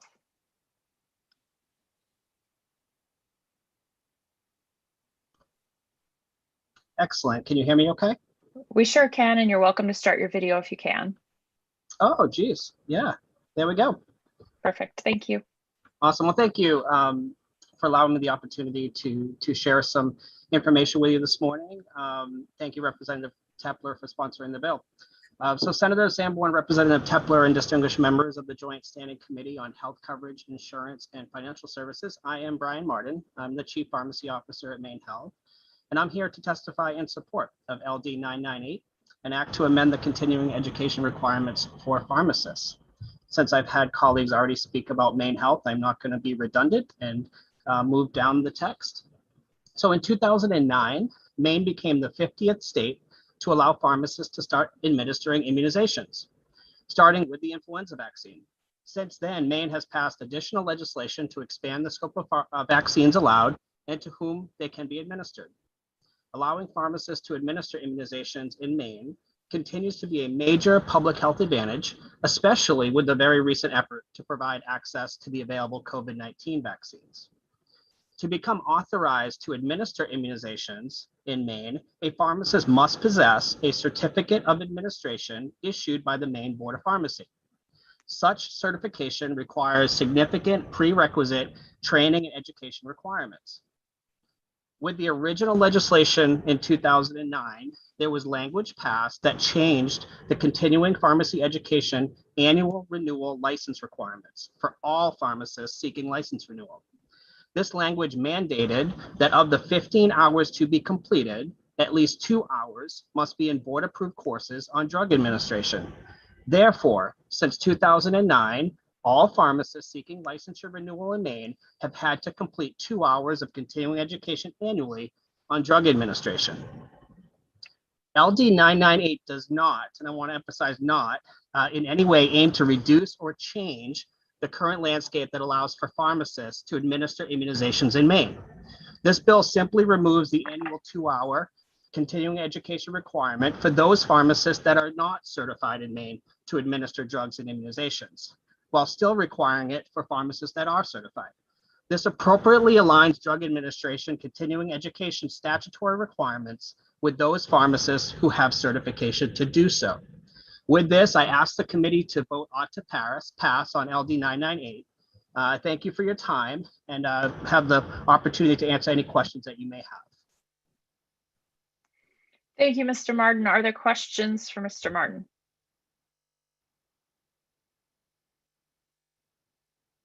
Dr. Martin, I apologize. I just looked at your title. I only require my 2 older brothers to call me doctor, so you're quite okay. Are there questions for Dr. Martin? Seeing none, we thank you for your testimony. Are there additional participants in the Zoom meeting who wish to testify in favor of the bill? Seeing none, are there additional folks in the Zoom meeting who wish to testify in opposition to the bill? Seeing none, is there anyone who wishes to testify verbally, neither for nor against the bill? All right. So with that, I'll close the hearing on LD 998 and also direct the committee's attention to several pieces of written testimony, neither for nor against, that we did receive in our online committee files related to this bill. And a work session will be scheduled in the near future for this bill. And so with that, we've completed our morning's work, and we will stand adjourned until 1:30 when we'll pick up our afternoon hearings. Enjoy your lunch, everybody.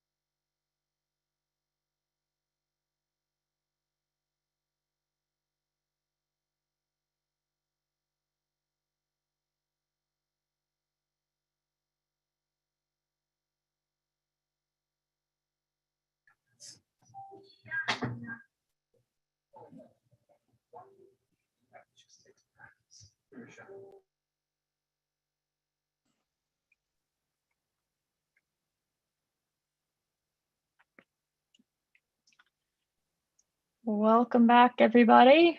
If you could turn on your video so that we know you're here, that would be lovely.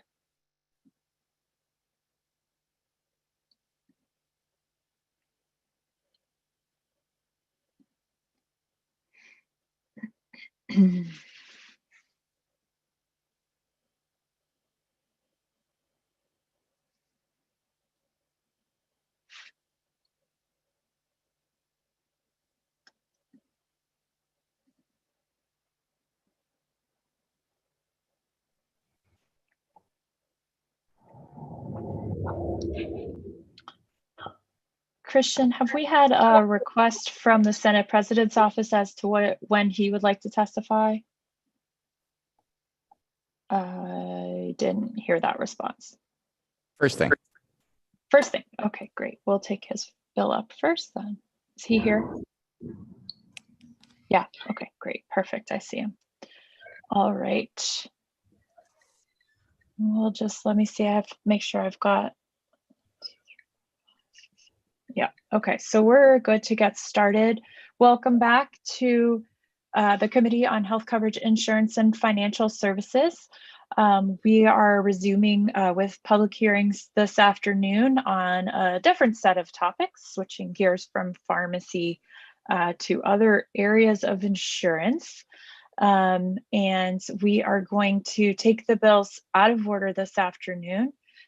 We'll begin with LD 984, and then we will hear LD 1011, and then we'll hear LD 368 and LD 1063.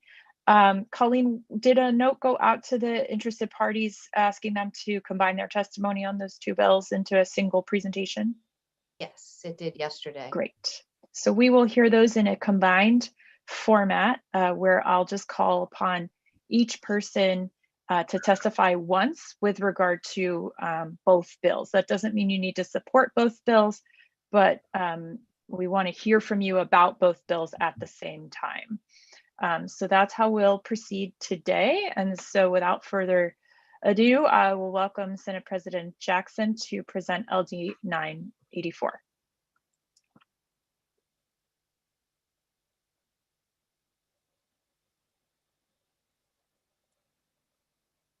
Welcome. Go ahead. Thank you, Senator Sanborn. Senator Sanborn, Representative Tepler, and members of the Joint Standing Committee on Health Coverage Insurance and Financial Services. My name is Troy Jackson. I represent the people of Northern Mercer County and Senator Squan. I'm here today to present LD 984, an act to allow procurement of surplus lines insurance for commercial forestry construction equipment. As many of you know, I have worked in the woods and logging industry for many years, and represented a large number of loggers in northern Maine. The experience of working in this field first led me to run for the legislature many years ago, and continue to drive many of the issues that I'm still just as passionate about today. Just like so many other people across our state, loggers and wood haulers work long hours in dangerous conditions to provide for themselves and their families. In addition to these challenges, Mainers work in the woods are independent contractors who often have to purchase their own equipment and accompanying insurance on that equipment. As it stands now, there isn't really a lot of competition in the insurance market for the logging industry. Loggers have limited options, and in my view, the plans available to them do not provide the strongest protections in the case of an unfortunate accident or fire with their equipment or machinery. In some cases I know of, there are people that receive the payout of only 60% for the replacement costs on their damaged equipment. The bill before you attempts to rectify the current situation by providing for more options in the current insurance marketplace, by allowing for more companies offering a better payout option,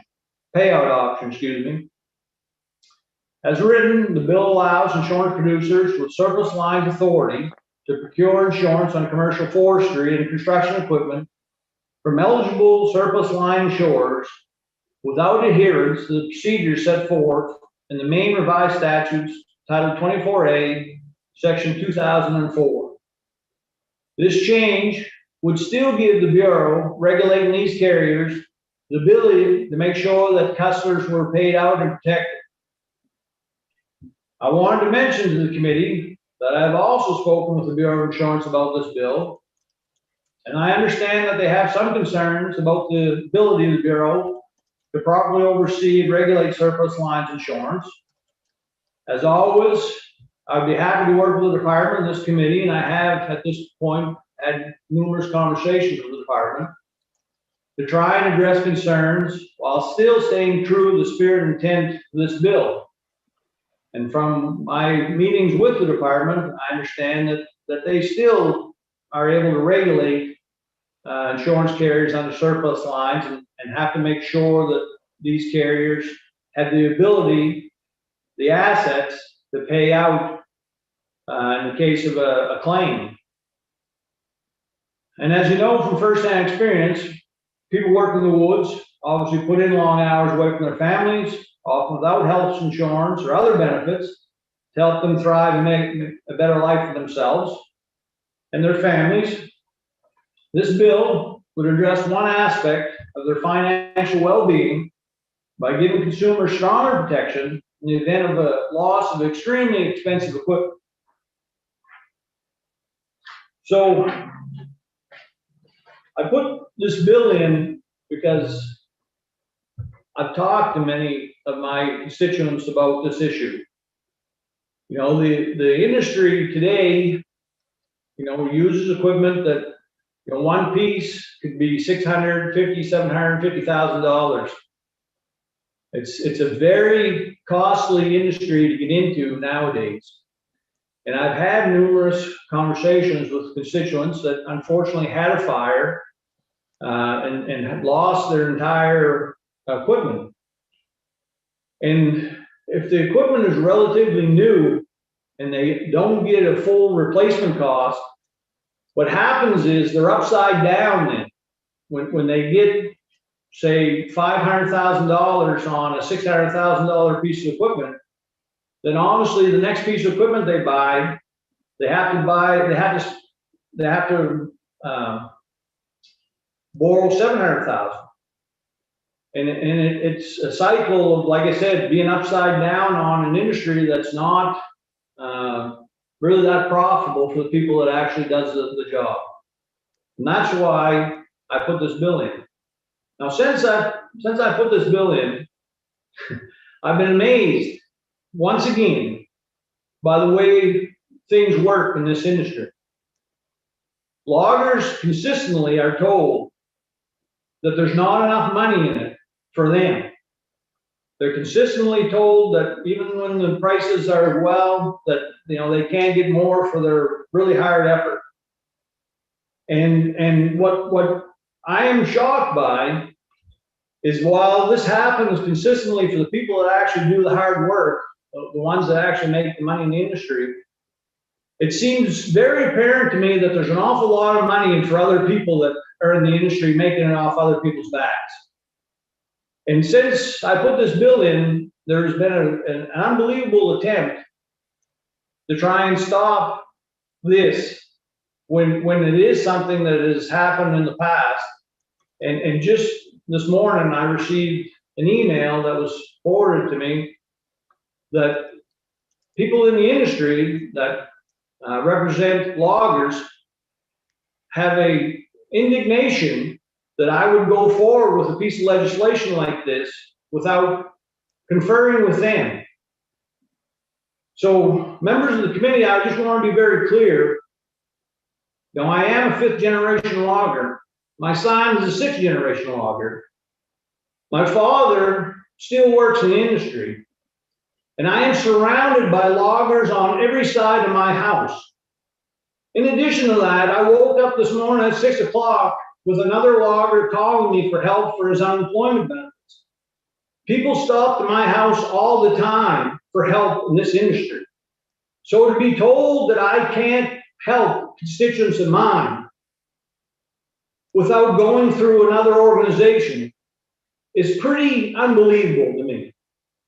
So today, when you look at this bill and you hear the people coming behind you, behind me, I would hope that you remember that there is an awful lot of people making an awful lot of money off of the people that actually do the job.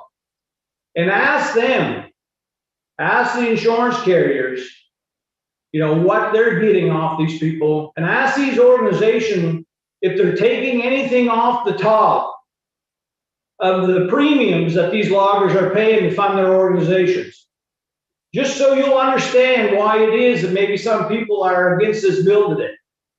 The only thing that I am trying to do is allow for the Bureau to probably give for better coverage for people in full replacement costs. In a situation that I understand under Bulletin 414 actually happened in the past, and we might actually allow that to happen in the commercial fishing industry. So I will more than willing take any questions, but I hope that people understand that this is just an attempt to help people that definitely need help, and there's a way to maybe make it better for them. And it is shocking to me that other people would try and block that for their own personal gain.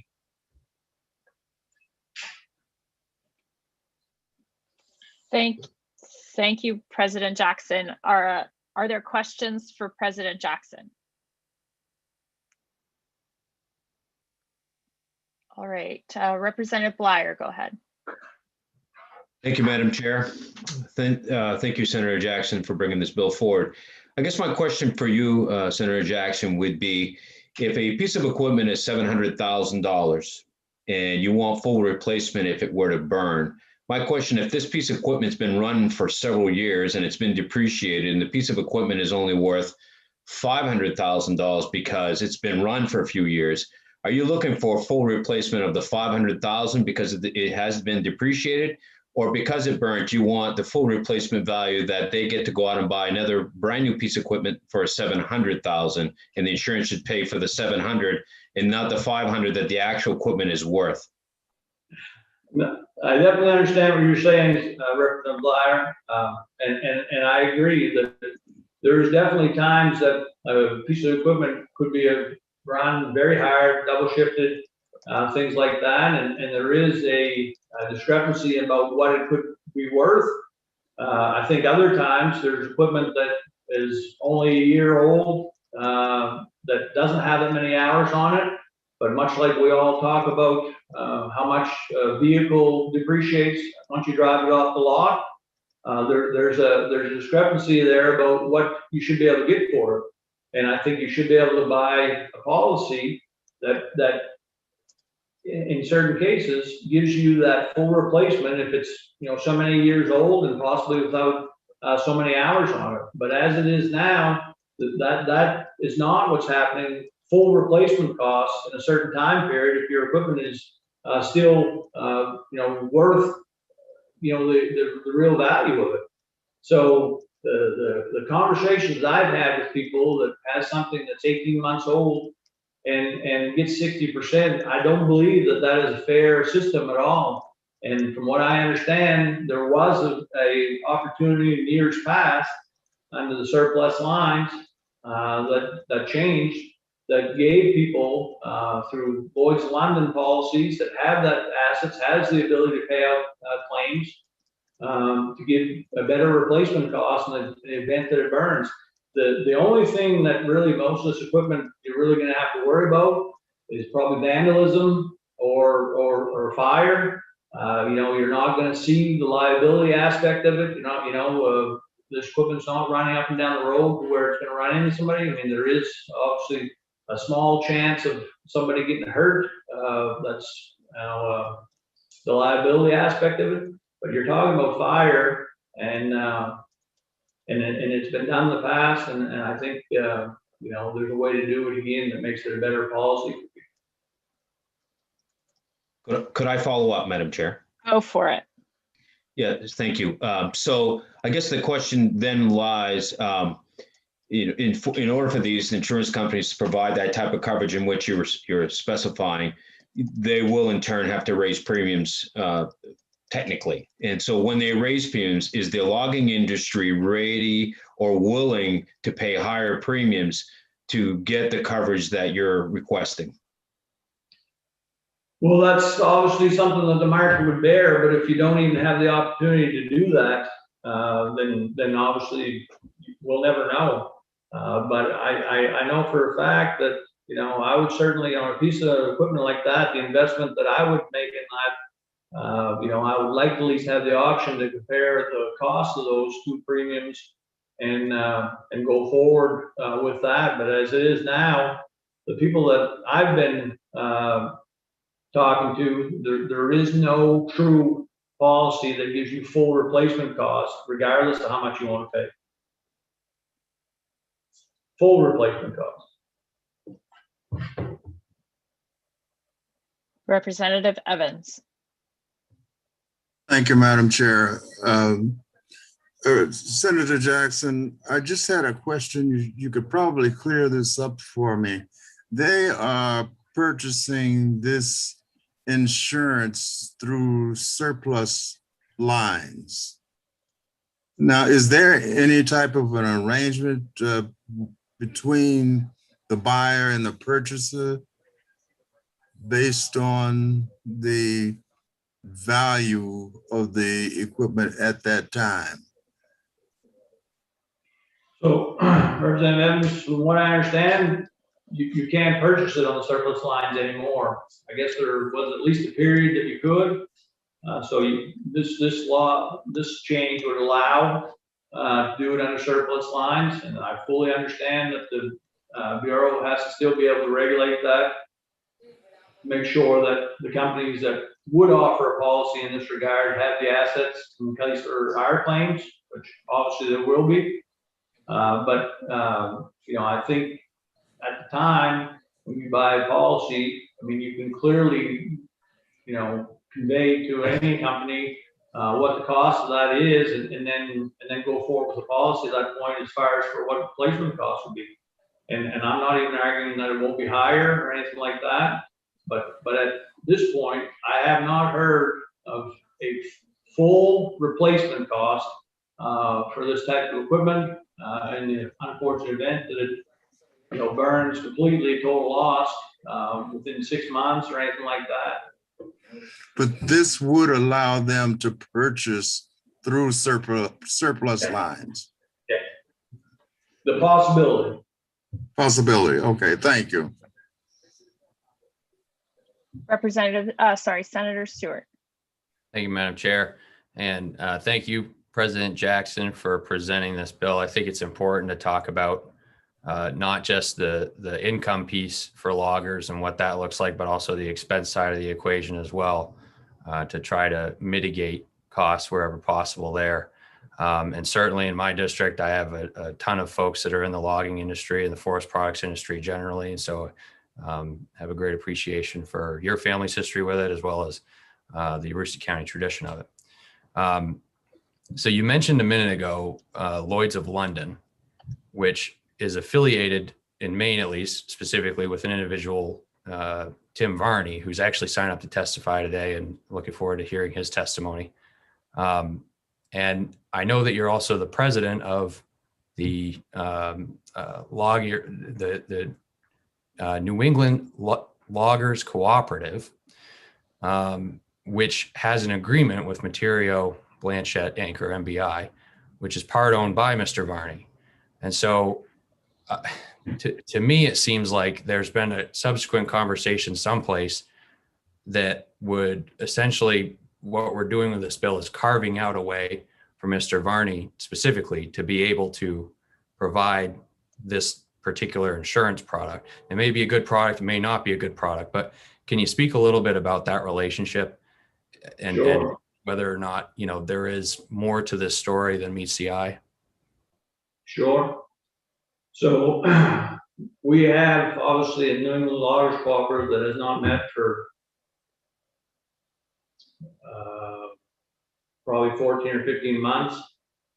Mr. Varney has come to the meetings a couple times to talk to the industry, the group, to talk about insurance issues, trying to come up with a group policy, which has never actually come to fruition.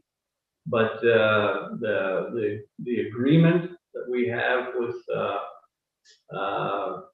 Martirio Blanchette was immediately struck down. I mean, turned over.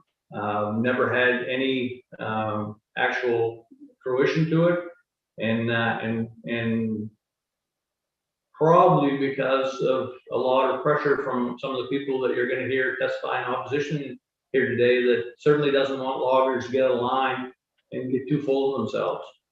So that's all, and just to be also very clear, that the New England Loggers Cooperative has not taken one nickel in dues, and I have not received any compensation from New England Loggers Cooperative for anything that we did subsequent to the COVID pandemic 14 months ago. Thank you. Senator Brenner. Thank you, Madam Chair, and thank you, President Jackson, for bringing this bill forward. My question for you is, if we were to open up this opportunity, is there the potential that there would be other agents and other organizations that would provide surplus lines besides Mr. Varney and Lloyd's of London? Well, Senator Brenner, I believe so. I mean, I think obviously it's a free market at that time. You know, the law would be a change for everyone. What it, I think, would be such a closed system that we have right now.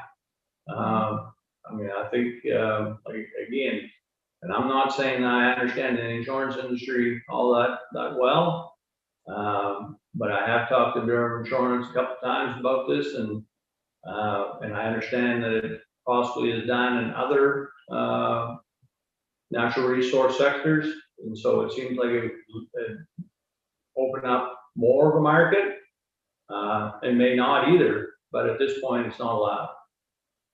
Right. Thank you. Representative Evans, is that your hand up again? Yes, I'm sorry. Okay, go Thank you, ahead. Madam. No Thank you, problem. Madam Chair.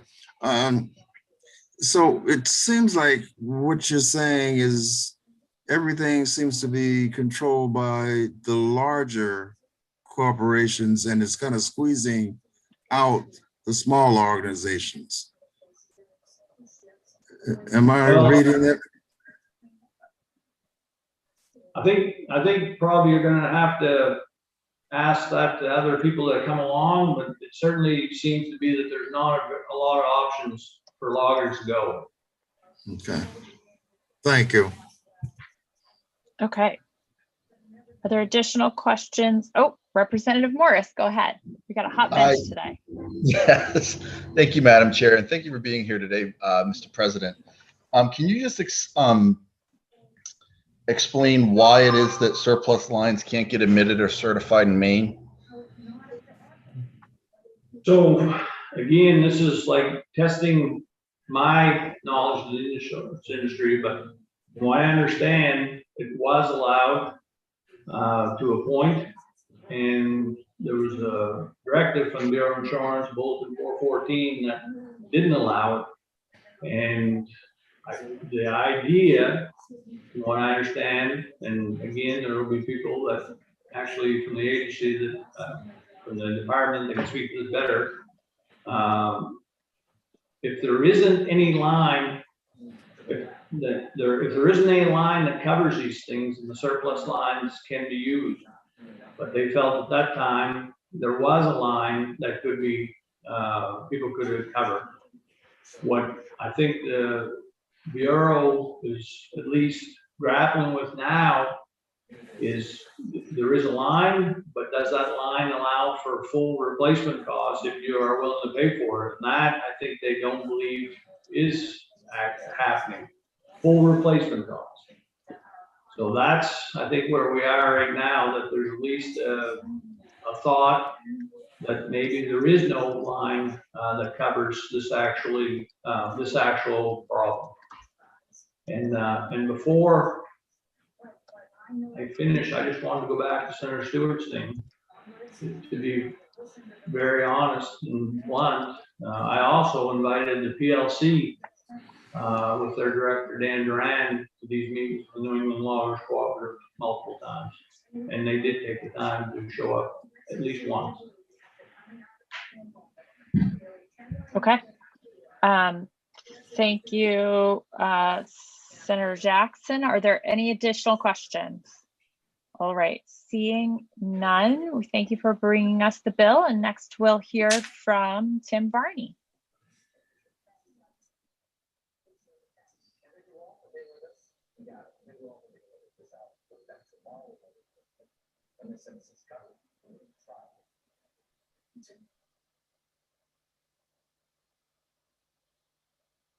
Mr. Varney, you can unmute yourself and turn on your camera when you're ready. Welcome. Go ahead. Thank you, senators and representatives, and I appreciate you giving me the opportunity to talk about LD 984.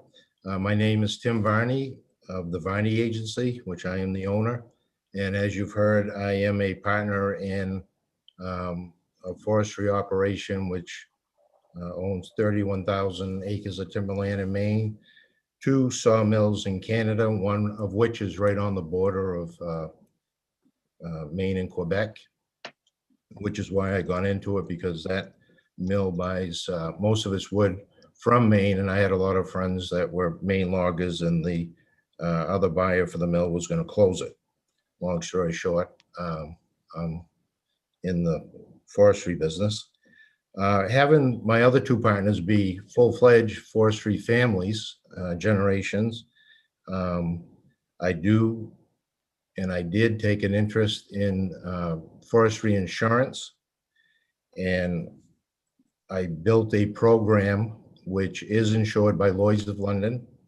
Part of that program that I built took care of the problem that President Jackson talked about, which was I have an 18-month policy for new forestry equipment that if that's a total loss, which normally is because of fire, if that's a total loss, then you get full replacement cost coverage for that. And what that means is if you paid $500,000 for the fellow buncher and 17 months later it burns, and the new one is $550,000, then you get $550,000.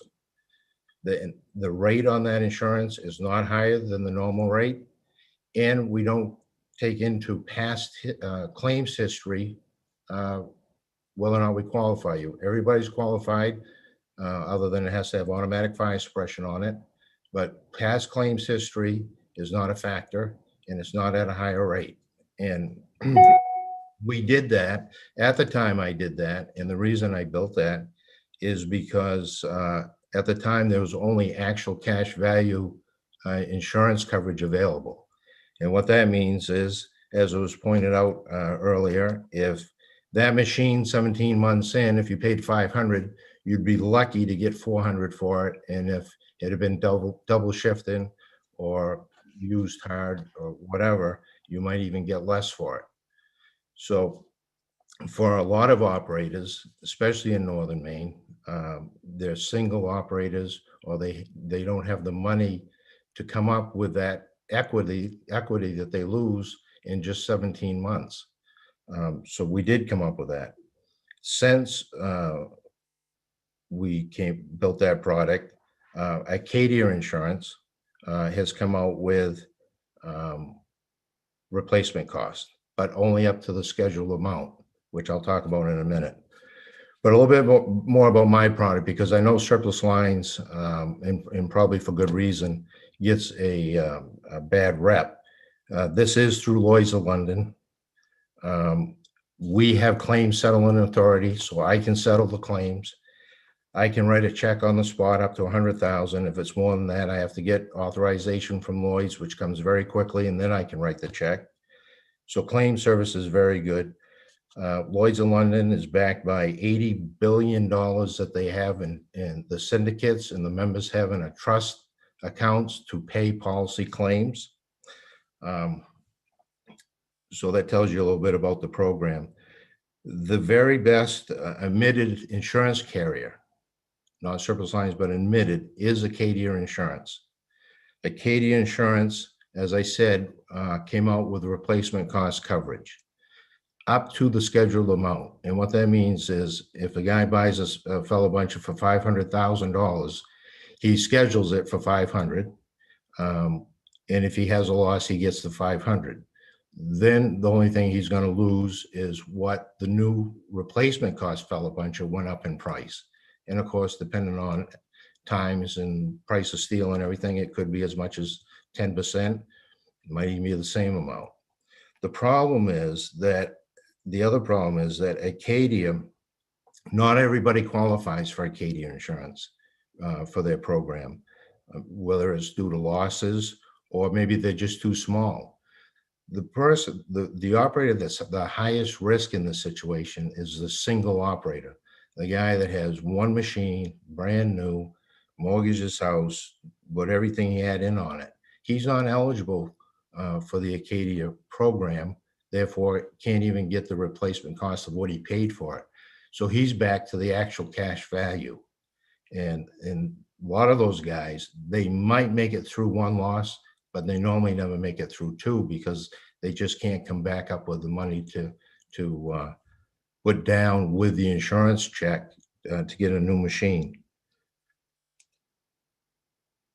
The reason for, I know there's been some talk too about construction equipment. The reason construction equipment was added into this bill when I talked to President Jackson was because if a login contractor has multiple pieces of forestry equipment and then he decides to buy a bulldozer or maybe an excavator to work on the logging roads that he's using, or maybe to resurface the landing where they pile the logs. The way the law is written now, the Insurance Bureau uses what I consider great common sense applying to the insurance laws. And if that logger bought that bulldozer, I would add it to my program. However, and I truly believe that the Bureau will be fine with that. He's a logger.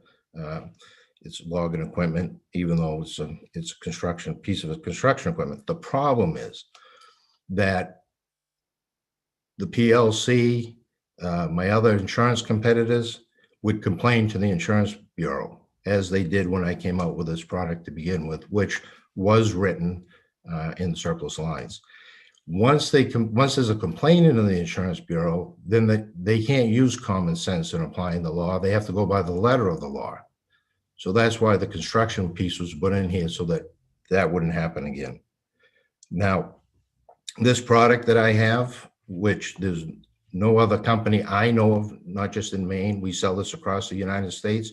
There's nobody else that I know has this coverage, full, true replacement cost coverage. Was with surplus lines, and then the Bureau, having complaints, came out with Bulletin 414, and I had to go get an insurance company, an admitted insurance company, and I had to do what they call rent their paper. So I put my policy on their paper instead of Lloyd's. Now it's on admitted paper. Mr. Varney, can you wrap it up for us, please, a little bit? Sure. So I put it on admitted paper, and for that privilege, I have to pay that company 8%. They have no risk because they're 100% reinsured by the same Lloyd's syndicates that do my program. So that's why Troy asked me what we could do. And I said, if you could carve that out so it didn't have to go on admitted paper, and say the log is 5% on the rate. The end. Thank you for your testimony, Mr. Varney. Are there any questions from the committee for Mr. Varney? Yes, Representative Morris, please go ahead. Yes, thank you, Madam Chair. Thank you for being here today, Mr. Varney. If Lloyd's of London wants to sell their insurance, why not just have them pay into the guarantee fund? You'd have to ask them. I have no idea. Okay, thank you. Okay, any other questions from the committee for Mr. Varney? Can I say one last thing? If this passes, just so you know, I'm really not for or against as much as everybody thinks, because if this passes, my premium goes down, which means my commission goes down. So it's not like this is some great advantage I'm going to get. This, the only advantage of this passing is better coverage for the logger. So Representative Bleier has a question for you. So I guess I'm trying to, is this type of coverage is not offered now, and you're trying to create an avenue for this coverage to be provided. Is this the purpose of this bill? no, this product was provided through surplus lines. Once that got stopped, they stopped me. I put it on admitted paper. I had to pay 8%. I had to pass that on to the logger. So this bill would still provide that product, but at a 5% reduction in premium that nobody's getting any benefit from. May I follow up? Yes, please. And so then if you put it on a paper and they're asking for an 8% rate, and you're going to take it from that paper, put it on your line and give a 5% reduction, that means you'll get an increase of 3%. No, I'm paying them 8%, but if I put it on surplus lines, I'm going to reduce the rate 8%, but surplus lines, you have to pay about 3% in surplus lines tax to the state. So it's a net gain to the logger of 5%. Thank you. You're welcome. Okay, any other questions for Mr. Varney? Seeing none, thank you for your testimony, Mr. Varney. And that you are the last person I have testifying in favor of LD 984. Is there anyone in the attendee room who would like to also testify in favor of LD 984?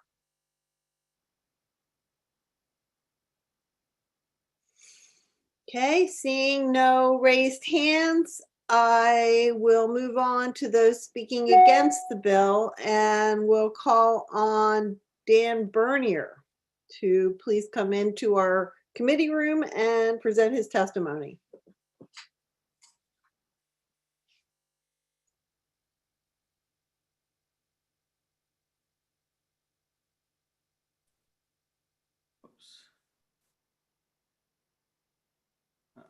Can you hear me? Yes, we can hear you. Oh, there, yep. Good afternoon. My name is Dan Bernier, and I represent the Maine Insurance Agents Association, and we're here in opposition to this legislation. So you have two markets. Well, you have more, but you have your admitted market, which are, sorry, I wave hands when I talk, and it doesn't work as well on Zoom. You have your admitted market, which are carriers that have to abide by the laws you write and the rules promulgated by the Bureau of Insurance. Then you have the surplus lines market, which is not subject to all the laws you write and the rules promulgated by the Bureau of Insurance, but merely subject to the contract that the surplus lines carrier drafts. They do have to abide by their contract. They're not free to do whatever they want, but they are free to draft their own contract. Before an insurance agent can place something on the surplus lines market, they have to make diligent efforts to place it on the standard admitted market. One thing I want to be clear, a surplus lines market does have a purpose, but it has a limited purpose. And there's very limited circumstances where risk should be placed on the surplus lines market. Over 20 years ago, we used to have a lot of meetings with the Bureau of Insurance over what was a diligent search and when could you place something on the surplus lines market. For well over a decade, I'm going to say probably closer to 20 years than 10, we've had an understanding with the Bureau of Insurance. They have Bureau of Insurance Bulletin 439, which kind of lays out when you can place things on the surplus lines market. It's a good bulletin, and there's been a very good understanding between the agent community and the Bureau of Insurance when something can be placed on the surplus lines market. One of the big criteria there is price is not a reason for placing something on the surplus lines market. I have Superintendent Chiappa stating that etched in my head, as do the insurance producers of this state very well. If we go down, which is what this bill would allow, to price being a reason why you can place something in the surplus lines market, we are going to start down the road of a race to the bottom. What that means is an insurance agent that's selling a more expensive product that applies with all the laws that you write and all the rules of the Bureau of Insurance is not going to be able to compete with somebody who comes in and undersells products, cheaper products from the surplus lines market that don't comply with all those rules. In the end, more and more agents are going to have to sell more surplus lines market to survive. We don't want to go down that race to the bottom.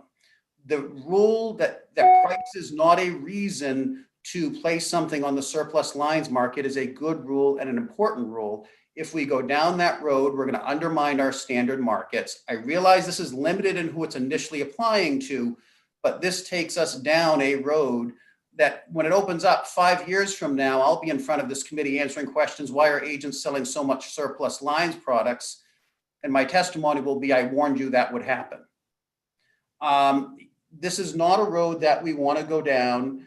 The other thing is coverage. I'm regretting that I didn't upload for you Bureau of Insurance, Bureau of Insurance Bulletin 439, because it's only about 3.5 pages and it's a really well-written bulletin, but they're very clear that the coverage must be necessary for adequate protection of the risk in this state as part of placing something on the surplus lines market. So a coverage issue can be a reason for placing something on the surplus lines market. Price cannot. And there's a number of criteria. We've had a lot of discussions 20 years ago with the Bureau of Insurance over what was diligent efforts or diligent search. And I think Bulletin 439 really represents decades of kind of talking and a really good bulletin on when something should go to the surplus lines market. I know there's a number of speakers lined up behind me, so I won't go on much longer, but I just say we don't want to go down the road of price being a reason to place something on the surplus lines market. And I'll be happy to take any questions. Okay, I see that Representative Evans has had his hand up first, and following him will be Representative Bleier. And I also want to add before we move to Representative Evans' question that we can simply ask Colleen McCarthy-Reed to please provide us with that bulletin at the work session. And so go ahead, please, Representative Evans. Thank you, Madam Chair. Mr. Burney, I just wanted to ask one question. Does the supplemental lines qualify for full replacement? Well, does it give you full? I don't know that off the top. I mean, I can ask. When I went out to my board on this, I did not hear that coverage was unavailable in this area. What I heard is the coverage is available on the standard market. I didn't ask the specifics like replacement cost. I kind of just heard that today. I could by the work session or get an email to Colleen, and I will go out and ask. I've got to be a little careful for antitrust reasons when I go out to the agent community asking for stuff, because we're not allowed to discuss specific carrier policies, but there are ways I can probably get an answer to that for you before the work session. Okay, thank you. Representative Bleier. Thank you, Madam Chair. Thank you, Mr. Bernier, for being here today. My question is, so I'm having a hard time with, is there an insurance product out there? So they're saying if you buy a piece of equipment for $500,000, you use it for 18 months, and then it catches fire, you should be able to go out and get money to purchase a brand new piece of equipment for that insurance, with that insurance product. And so is there a product out there now? Because for the most part, you buy a new vehicle, you drive it off the lot, it depreciates, you have an accident, they don't buy you a brand new vehicle with your insurance premium. So my question is there an insurance product right now for any type of industry that provides coverage that the once it's 18 months old, you get reimbursed the full amount of a brand new piece of anything in the market currently today. With the hundreds of carriers out there, I mean, I can try to get more by the work session on that. I can't answer that categorically. Traditionally, insurance is supposed to put you in the place you were when the event occurred. So if the item was worth 500,000 when it got wrecked, it replaces that cost. Now, one of the things, if you wanted a policy that's going to always buy you a brand new piece of equipment or a brand new car, that's going to be a more expensive policy. And, you know, will people pay the premium for that? Because and auto insurance is perhaps a simpler way to think about this. Automobiles depreciate a great deal. You're going to get your Kelley Blue Book or NADA book value on your car when it gets wrecked, not what you paid for it 3 years earlier. There may be, I can't guarantee you, there's no company out there that sells a product that, you know, will give you the original purchase price. Understand that's going to be a more expensive product. And most people, when you're buying insurance, you'd look at premium a lot. So if that product's out there, I suspect people, when they're choosing to buy, will buy the product that gives you replacement costs, not original purchase value. And that's the way most insurance works. But I can't guarantee you there's no company that offers full replacement, you know, full original purchase price. Thank you, Mr. Bernier. Any further questions for Mr. Bernier? Seeing none, the next person on my list in opposition is Dana Duran of the Professional Logging Contractors of Maine. Mr. Duran, will you please join us?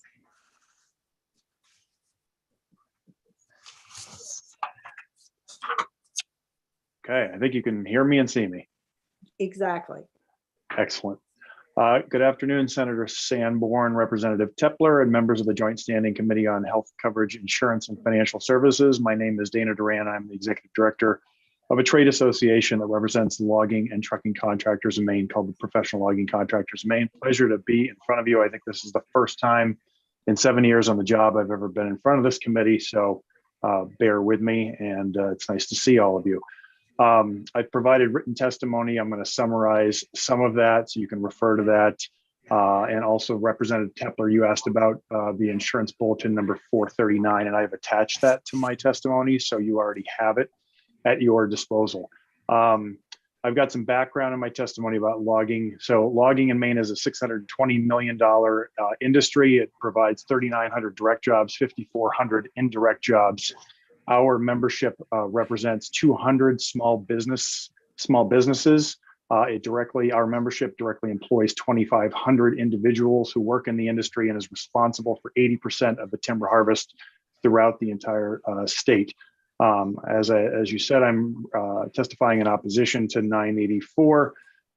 We understand and respect the sponsor's intent, but this is not a policy change that our members requested, and I'll come to that in just a moment.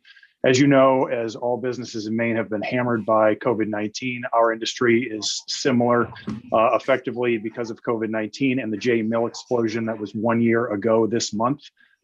We've lost 30% of timber harvesting volume and revenue, and effectively it's laid off 1,000 people. I provide that context because our membership is fighting for their lives right now, and this bill is not going to help save them money. And that's why we're testifying in opposition. As I mentioned before, we represent 200 small businesses. When I found out about this bill, I reached out to every one of them and I asked them if they wanted it or needed it. Not one of them came to me and said that they did. So you have an idea, our 200 members, 179 are currently insured by 7 admitted carriers in the state of Maine. And of those that have been placed in surplus lines, they're there because they were not able to get coverage through admitted carriers, and therefore their agents then place them with the surplus lines. I've provided the insurance bulletin 439, which should give you a really good idea of how the law works in Maine. But I'm also going to give you a couple of other pieces why we're opposed to this. The folks that have been in surplus lines have not had a good experience. Many of them have not had their claims paid. and they have no recourse because there is no guarantee fund to pay their claims if a surplus lines company goes bankrupt or flat out refuses to pay their claim.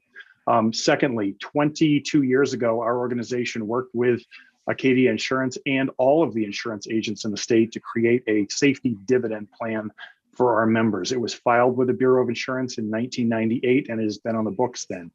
Over that time, we've created a safety committee, which consists of all of our members, the insureds and the agents. And we've also created a safety platform. We train over 1,000 people in our industry annually to help them save money and get their claims down. For the 5-year period of 1999 to 2003, our membership averaged 61% loss ratios. For the most recent 5-year period, that loss ratio is now down to 27.8%. And that has come about because we have an admitted carrier in the state who is committed to this. We have agents who are committed to this, and we have gotten their losses down as a result. If those admitted carriers are treated the same as the surplus lines, there will be no incentive to have programs like this.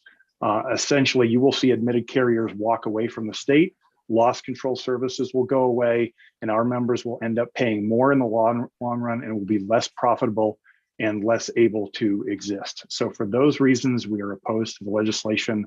Happy to answer any questions and would be available for the work session. Thank you for your testimony, Mr. Duran. Any questions from the committee?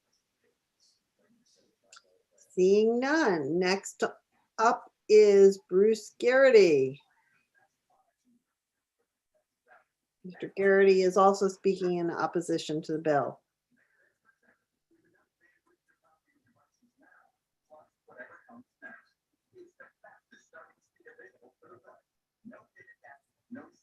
I assume I'm on now, Representative?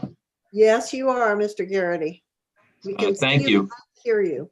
Well, what happens, I've got two screens here and somehow it bounces between the two screens. I have to kind of move my cursor to keep up.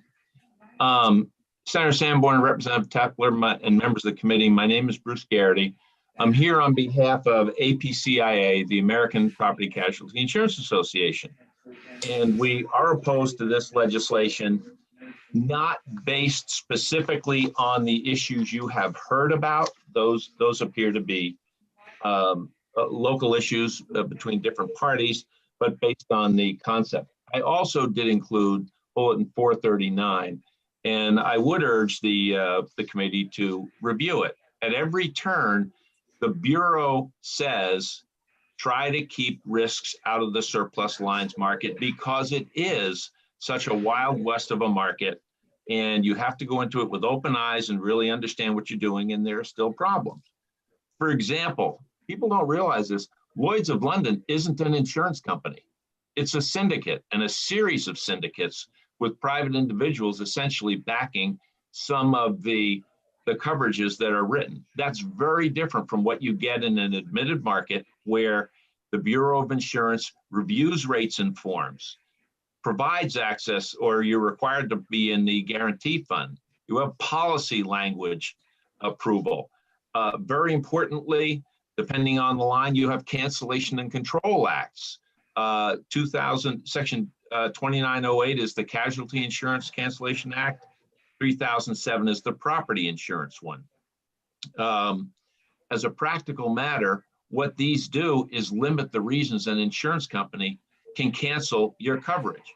There is no protection of that nature in the surplus lines. It's basically a matter of contract, and the Bureau doesn't really review the contracts.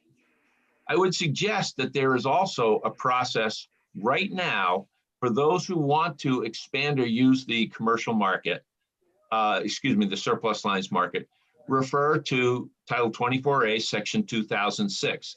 There is an entire process where people can go to the superintendent and essentially petition to open up the surplus lines market. The superintendent has to hold a hearing. He sends notice to all the admitted carriers, and he essentially evaluates whether the existing admitted marketplace is adequate. So a process exists right now without jumping immediately to an effort to move this out of the commercial market. I would also ask you, and this gets fairly complicated, I guess, but I'd ask you to think about what are called risk-based capital standards. There's an entire chapter, chapter 79 in the insurance code, that discusses this. Essentially, if you try to boil it down to one sentence, it is saying that you have to have enough capital to pay all your claims, keeping in mind the kind of business you're writing, the extent to which you're writing it, and the risks associated with writing it. We don't get those kinds of standards that protect solvency and the ability to pay claims when you go into the surplus lines market. Lloyd's, for example, is controlled by British law. Now, the NAIC has tried to look at this. They have a list of, let's call it, international carriers they like more, but that does not give you the protections that you get under Maine law. And frankly, one of the major goals of insurance is to provide protection to the people who make claims. And if it's a liability case, which is included here, and someone gets injured, that third party wants to know there's insurance in place that they can make a claim against. And that's not addressed beyond the general concept that liability insurance is out there. I think that's something that the committee should look at closely. If you look at what Section 2004 says, and this is my last comment, if you look at what Section 2004 says and what the exemption would be, you don't have to go through a licensed producer, even though the Bureau says licensed producers stay out of the market when you can. That's Bulletin 439. You do not, and this is important, you don't have to have adequate coverage for the risk. That's part of Section 2004 protections that would be missing. And there's no necessity to even check if the coverage can be placed with a licensed carrier. So there are pretty significant consequences if the Bureau, if the committee makes a decision that this legislation should be passed. We would urge that you not go in that direction, and at a minimum suggest to the superintendent, perhaps in a letter, that maybe there could be hearings held under Section 2006. That exists already. And Representative Tepler, I appreciate the opportunity to have testified, and I'd be happy to try and answer any questions if any might have. Thank you, Mr. Garrity. Any questions for Mr. Garrity? Seeing none, we will move on to Matthew Marks. And I just want to remind those coming to testify before us that we are not timing today, but we sure would appreciate brevity. We still have quite a few hearings to go through. So welcome, Mr. Marks. Thank you, Representative Tepler and Senator Sanborn, distinguished members of the committee. I'll keep my testimony brief for you. My name is Matt Marks. I live in Scarborough, and I'm with the Associated General Contractors in Maine. I'm testifying today because the bill, well intended, it sounds like it was intended for particularly the logging industry, appears to creep over and affect construction. You've heard the reasons why from the past two folks who just testified, why I share their concern about the surplus market. I'm really curious about a couple things. In my life before I joined AGC about 10 years ago, I used to negotiate insurance for a construction and property development firm. I can tell you that those are lengthy negotiations. If you haven't done that yourself before, there are a lot of conditions that can be negotiated, including the type of coverage that you have, considering the type of equipment. You know, for example, I know that in some cases, firms that are much more organized with a list of equipment dates, all the maintenance and records, they tend to fare better in the marketplace. And I think those are important things as we try to encourage people to maintain and keep their equipment running properly. You know, in this case, when I think about the surplus market, I'm just really concerned that if we take down that wall and that barrier, we're not providing the same equity across the board from somebody who's buying insurance, particularly firms who are smaller and may not have the experience when they negotiate with an agent. And I think it's important to know that if there is a claim, that it can be paid. And when you do negotiate, especially on heavy equipment that ranges anywhere from $150,000 to $1 million plus, you want to make sure that even if it's 80% of your equipment cost, that you are getting paid. And I think that's critical. Those things are all discussed up front. Certainly, I've never met an agent that wouldn't want to help provide extra coverage if somebody was looking for that.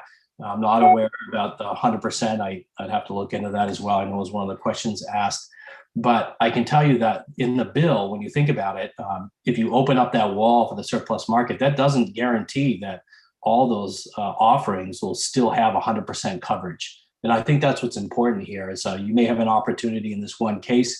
Maybe there is an avenue for it. But generally speaking, I think it opens up the door for folks who could be in trouble later down the road if they can't get paid for an actual claim. So I'll leave it at that. I think the process works well. I think there are options available, and I appreciate the time. Happy to answer questions, but I'm happy to give back anytime too. Thank you, Mr. Marks. We have a question from Senator Brenner. Absolutely. Thank you, Madam Chair. Thank you, Mr. Marks. I do believe we are neighbors in Scarborough. My question for you is, I'm wondering, I'm pretty naive about all of this, and I'm wondering if you could walk me through if my Feller buncher burned up, how would I go about using my policy, and what would I get in return? Sure. Well, I think one of the examples used is if you think about your vehicle insurance, you can buy a policy with maximum limits. You can buy a policy that covers, you can buy gap insurance, for example, for your car if you're worried about an accident early on in a new vehicle. All those kind of things are negotiable, but they're very specific to the policy. I can tell you that having negotiated many years, different types, there are some markets that are more aggressive and they do provide more benefits.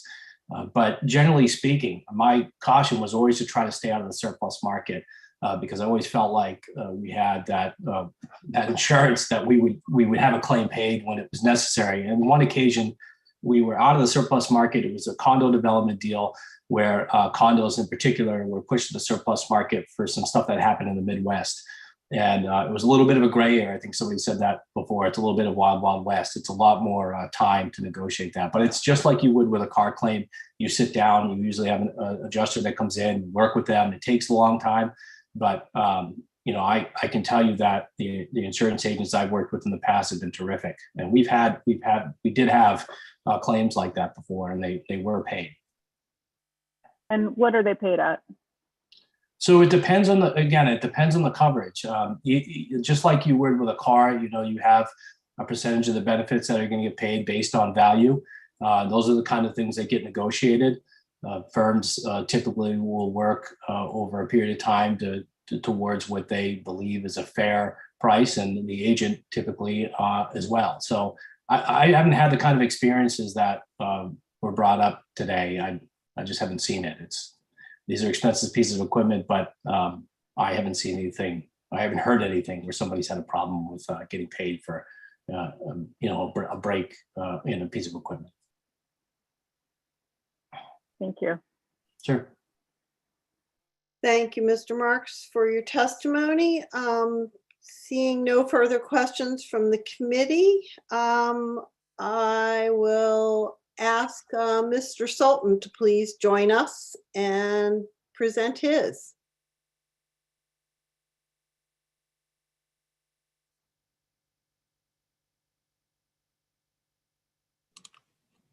Thank you, Representative Tepler, Senator Sanborn, members of the committee. My name is Charlie Sultan, and I'm here on behalf of the Maine Association of Insurance Companies, the domestic property casualty carriers in the state.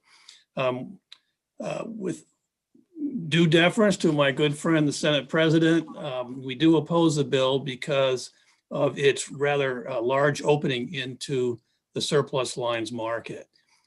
If you recall 2 years ago, for those veteran members of the committee, we discussed the surplus lines market in the context of disability insurance. When I had a client who came before you to ask for one of those exemptions that exist, and there's very few, to deal with disability insurance. And we talked about offshore fishermen who couldn't get any kind of disability and income replacement insurance. We talked about professional hockey players, again, who could not get disability insurance through admitted carriers like Unum and others. So we created that exception. Here we have a much different case where there is a fairly competitive marketplace in this, what we call the standard market, for coverage of both logging equipment and construction equipment. And I want to reemphasize what the previous speaker just said. This is not just about logging equipment. This is about construction equipment that is prevalent on every work site, home, commercial, and otherwise in the state of Maine. So it's a very broad category of insurance products that this would open up. As everyone has explained, the surplus lines market is a very different kind of market. And I think, the best thing for you to read is the Bulletin 439. It is a wonderfully written and laid out description of surplus lines. And I think what's really most important is one line that is required to be in every surplus lines policy that the state requires. And that is, this insurance contract is issued pursuant to the Maine insurance laws by an insurer neither licensed by nor under the jurisdiction of the Maine Bureau of Insurance. So you don't get the guarantee fund protection that was been mentioned before. And it is a very different kind of market as described as the Wild Wild West. So I think that given all the examples you've had already, this would be a very large opening for a very small issue. You've talked a lot about replacement costs and so on.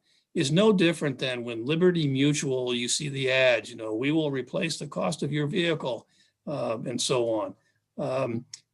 They have those policies, most carriers do, but you will pay more for that policy, same as on a homeowner's for replacement costs, than if you have what's called actual cash value policies where the item being insured has depreciated in value. You will get that depreciated value to recognize its use, age, and so on. As Mr. Duran said, if you have a logger who has maintained good records on maintenance and other things, you'll be able to find a good product. It's offered in Maine, and we just believe that it would be very imprudent for you to open up the sort of large barn door that is proposed by this bill. And that's why we urge you to not pass the bill. And I'll leave it at that. Any questions from the committee for Mr. Sultan? Okay. Thank you. Mr. Sultan is the last person on my list to speak against the bill. Is there anyone among the attendees who would like to present against the bill? Seeing none, I will move on to neither for nor against the bill and call on Superintendent Chapa of the Bureau of Insurance. I don't believe the superintendent's on the call right now. Oh, okay. Let's have Mr. Yardley join us. He raised his hand and I think he's here to stand in for the superintendent.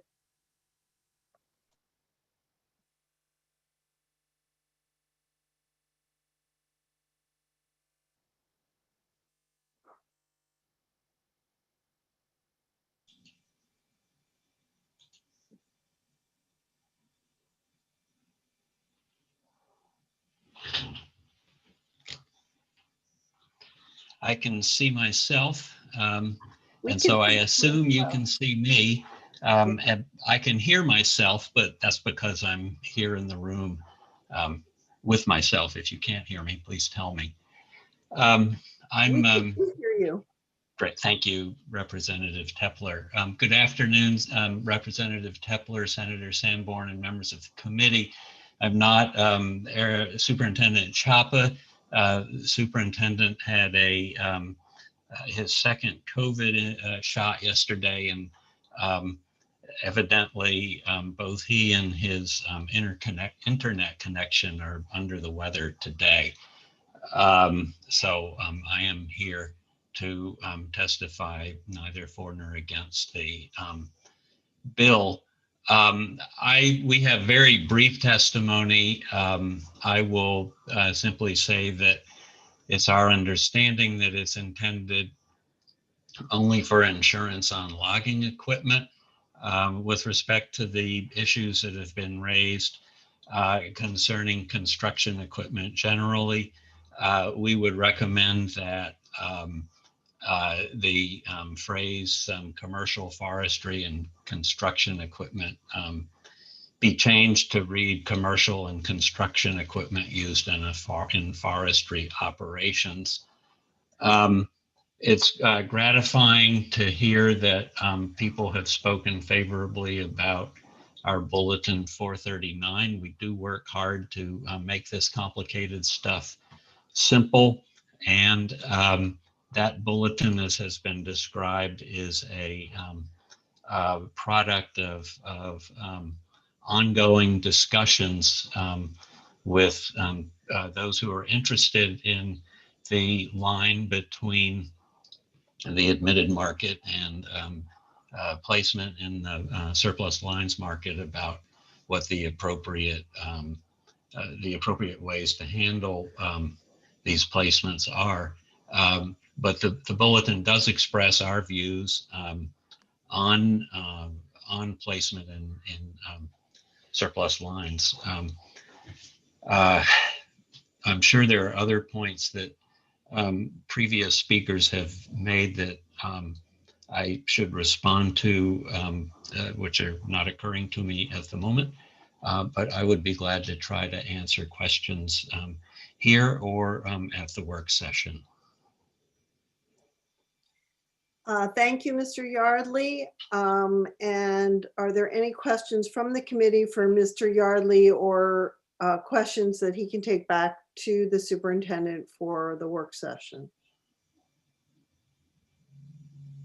Seeing none, thank you for your testimony, Mr. Yardley. You're very welcome. Thank you. Is there anyone in the attendee room who would like to testify either for or against, or in any other way for this bill? Okay, seeing none, I will bring this public hearing on LD 984 to a close. And again, we'll probably switch leadership of the committee and move on to our next bill.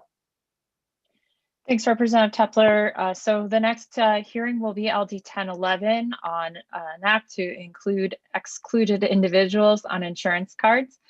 And we will invite Representative Falkingham to come and tell us about his bill.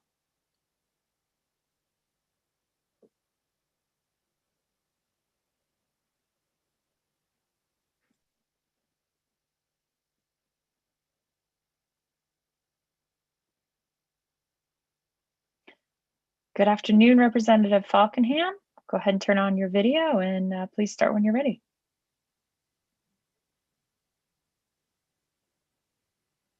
Oh, we can't hear you, although you're not muted.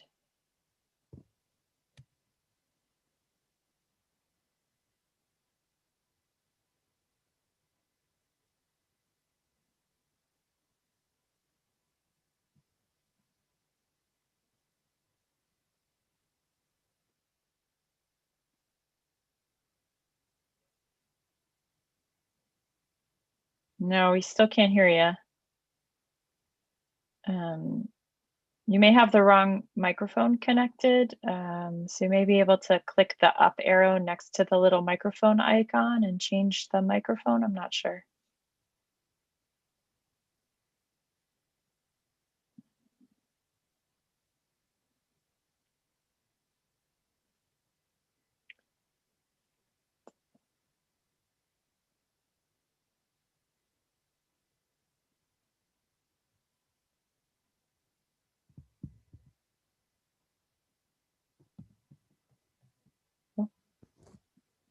Maybe we can, no, we still can't hear you. I assume you're dialing in on your phone or connecting on your phone, maybe. Okay.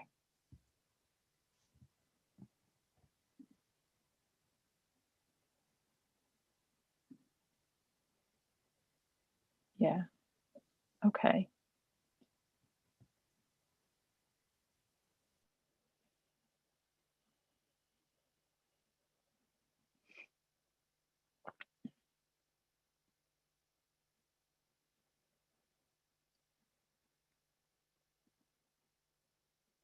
Okay.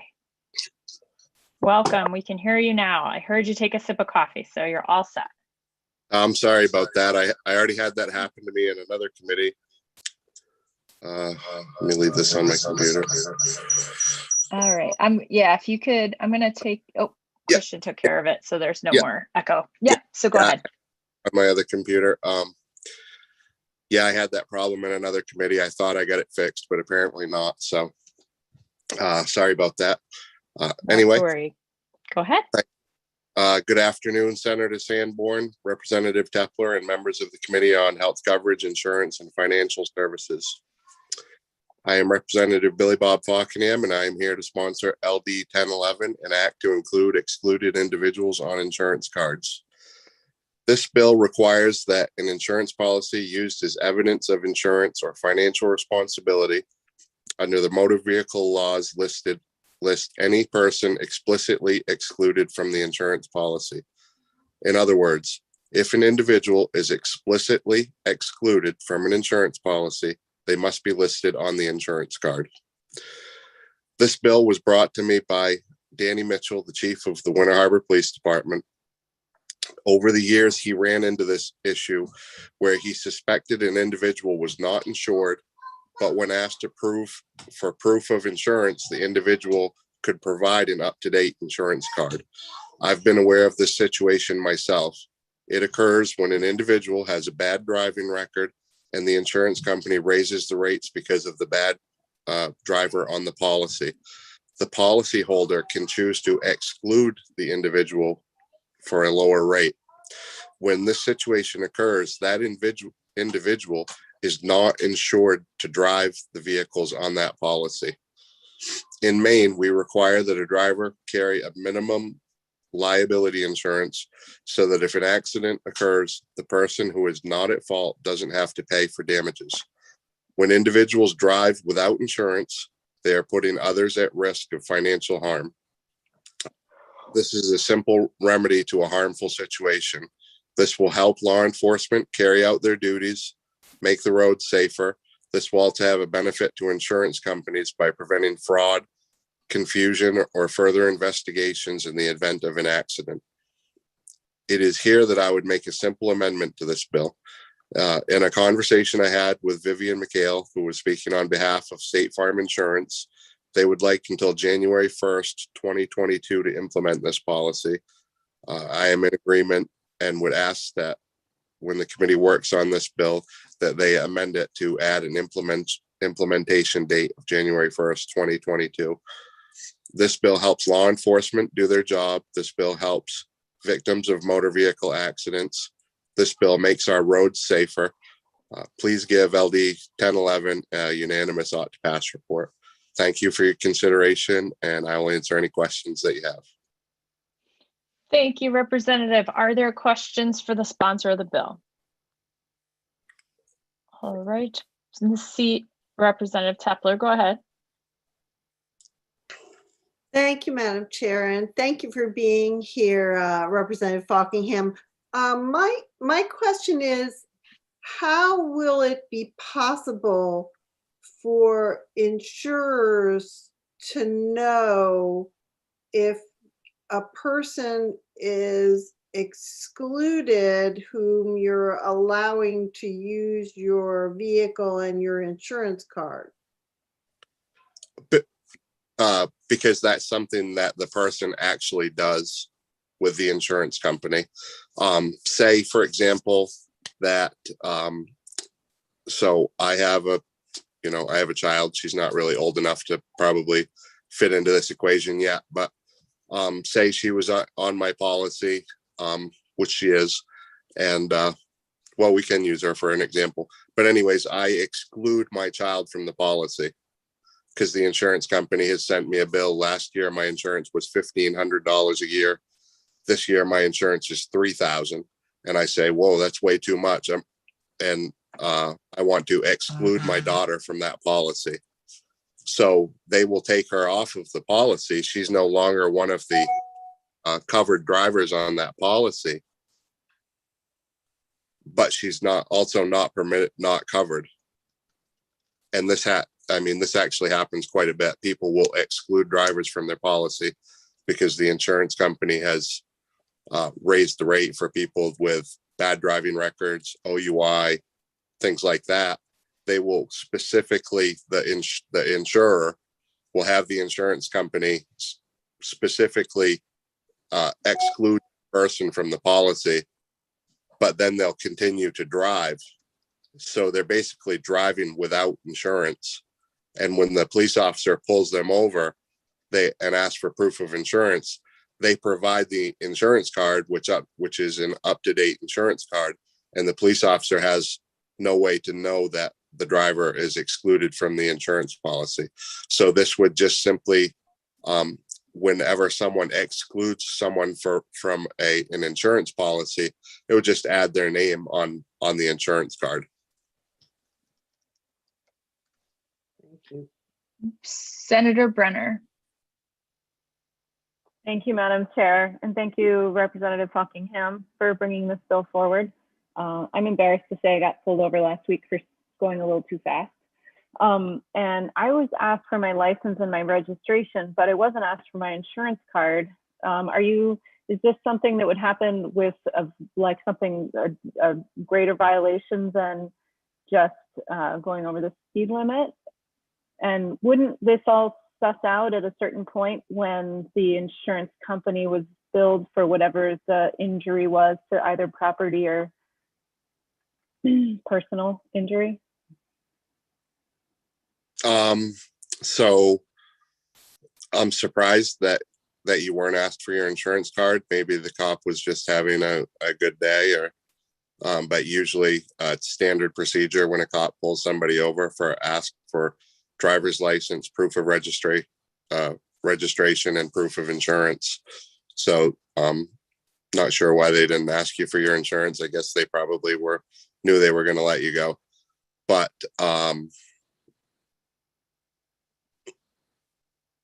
sorry, what was the question again?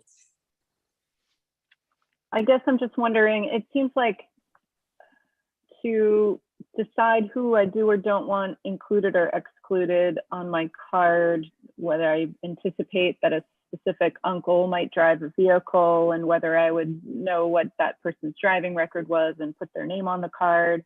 I mean, I guess I'm just trying to get to the root of, like, wouldn't this all find its way, sort itself out if there's a violation and the insurance company's billed for an accident, that the coverage wouldn't be? Yeah, I think what you're missing here is there's an actual situation where people explicitly exclude members of the household from their insurance policy. Happens a lot with kids that are on or children that are on a policy, or even spouses excluded from the policy because they've gone out and they've got an OUI or they've got an OUI or they've had a bad driving history and they've made the insurance too high. So the other spouse gets the insurance, and the insurance company will give them a lower rate for excluding that individual. I've seen it happen with people I know. It's happened. They've specifically excluded their kid. So when the person is driving the vehicle and they get in an accident with it, they're not covered. The insurance company is not covering them because they were not supposed to drive the vehicle. So, but you're saying that your local police have asked you to sponsor a bill that would put this excluded individual's name on the insurance, not a policy holder who wants to make sure that it's indicated on the card who is or isn't included in the policy. And I guess I wonder, how did the excluded individual get the keys to the car? Because the only reason they're excluded is so that they don't have to pay a higher interest rate. So the owner of the car is willing to let the excluded individual drive regardless of whether they're covered? It's, yeah. It's because they're only excluding them so to get a lower insurance premium. And then they're driving the car and using their insurance card as proof of insurance. Madam Chair, I have one additional question. Is that okay? So Representative Fockingham, who then is liable in this situation? The owner of the vehicle, the driver of the vehicle, the holder of the policy? Like where does the blame or the liability lie in the situation? Well, it creates a problem. It's just it's the same as somebody driving without insurance. Essentially is what it is somebody driving without insurance. And the police have no way to, if they pull that person over, they have no way to identify that because they're not listed on the insurance card. Thank you, Representative. Representative Matheson. Yes, thank you. Thank you, Representative Fockingham. I just was curious with the police requesting you to put this bill forward, how does this benefit their process? It's because they have either suspected, or whether they suspect or don't suspect, they want to be able to catch individuals when they're pulled over driving without insurance. And does that, I'm not sure I understand that. Is that illegal to drive in Maine? I apologize if I don't know that, without insurance, and then that just assists them in understanding the situation better so that they can address it at that time of pulling that person over. Is that right? In Maine, it's a state law that you have to maintain at least liability coverage. You don't have to maintain full coverage, but you have to maintain liability coverage so that if you get in an accident with somebody else, you have at least liability that covers their damages, injuries, etc. And driving without insurance is against the law in Maine because that causes financial hardship for the other driver. Because if someone crashes into you and they don't have insurance, then you have to deal with your own insurance company to take care of the accident, take care of your injuries, and do all that. And it's supposed to be the other person who caused the accident. It's supposed to be their insurance company that comes in there. So that's why it's against the law to drive without insurance in Maine, and it's further against the law to drive without proof of insurance. You have to keep proof of insurance with you in the vehicle. And what this is there are individuals who are specifically excluded from insurance policies, as I stated, because of their driving record. Now, in the household, they're still, however you want to term it, being allowed or having access to the keys. But, an insurance policy for one individual might be $1,000, but it might go to $4,000 with someone with a bad driving record, with several OUIs, crashes, speeding tickets, things of that nature. At some point, some people are making a decision that the other person's driving record is so bad and is making their insurance premium cost so much that they are reaching out to the insurance company to exclude that individual from the policy. So the insurance company will specifically exclude that person from the policy. And then the person pays, the lower amount, and they get the car insured and they get their proof of insurance. but nowhere on the card does it say who is specifically excluded from the policy. So the individual continues to drive the car. They're essentially driving without insurance. They're not insured at that point. And at that point, they are the same as, well, actually, they're worse than a person that's not insured, because they are uninsured, but they're actually driving around with a valid insurance card. So they're actually worse than an uninsured driver, because they're uninsured, but they're driving around with a valid insurance card. So if they're pulled over by law enforcement, they hand over the good insurance card. The law enforcement has no way to know that the individual is excluded from the policy. So this is just a simple fix, that when this situation happens and the person opts to exclude a person for the lower insurance premium, that they'll just write that excluded person on the insurance card. I hope that explains it. I think maybe there was some confusion there. Okay, Representative Tepler, go ahead. Thank you, Madam Chair. And Representative Fockingham, I want to really have both you and myself understand that if this situation happens, there's a lot more going on here in terms of illegality and liability than the person who's driving without insurance, because someone is knowingly allowing them to drive without insurance. And knowingly allowing someone in your household who you've specifically excluded from your insurance policy is probably making you liable to a very large lawsuit.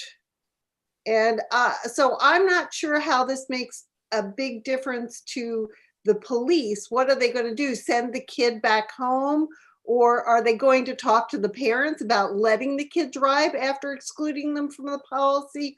I'm very confused about how this makes a difference in keeping main roads safer. Oh, okay. Well, that's a good question. What this does is it puts another tool in the belt of law enforcement, that if they happen to catch that individual before they crash into somebody, that they can take the individual off the road. And do they deal with the parents or the person who excluded them from the policy but permitted them to drive?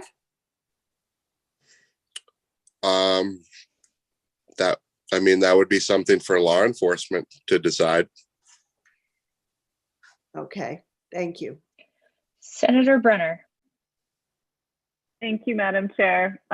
Representative Fockingham, I've just been thinking that perhaps you might want to consider a friendly amendment to your bill that would list the names of those included versus the name of that person excluded. Because if I recall on my insurance, it lists those of us included, but Representative Tepler's shaking her head saying not so much. So maybe I'm barking up a wrong tree here.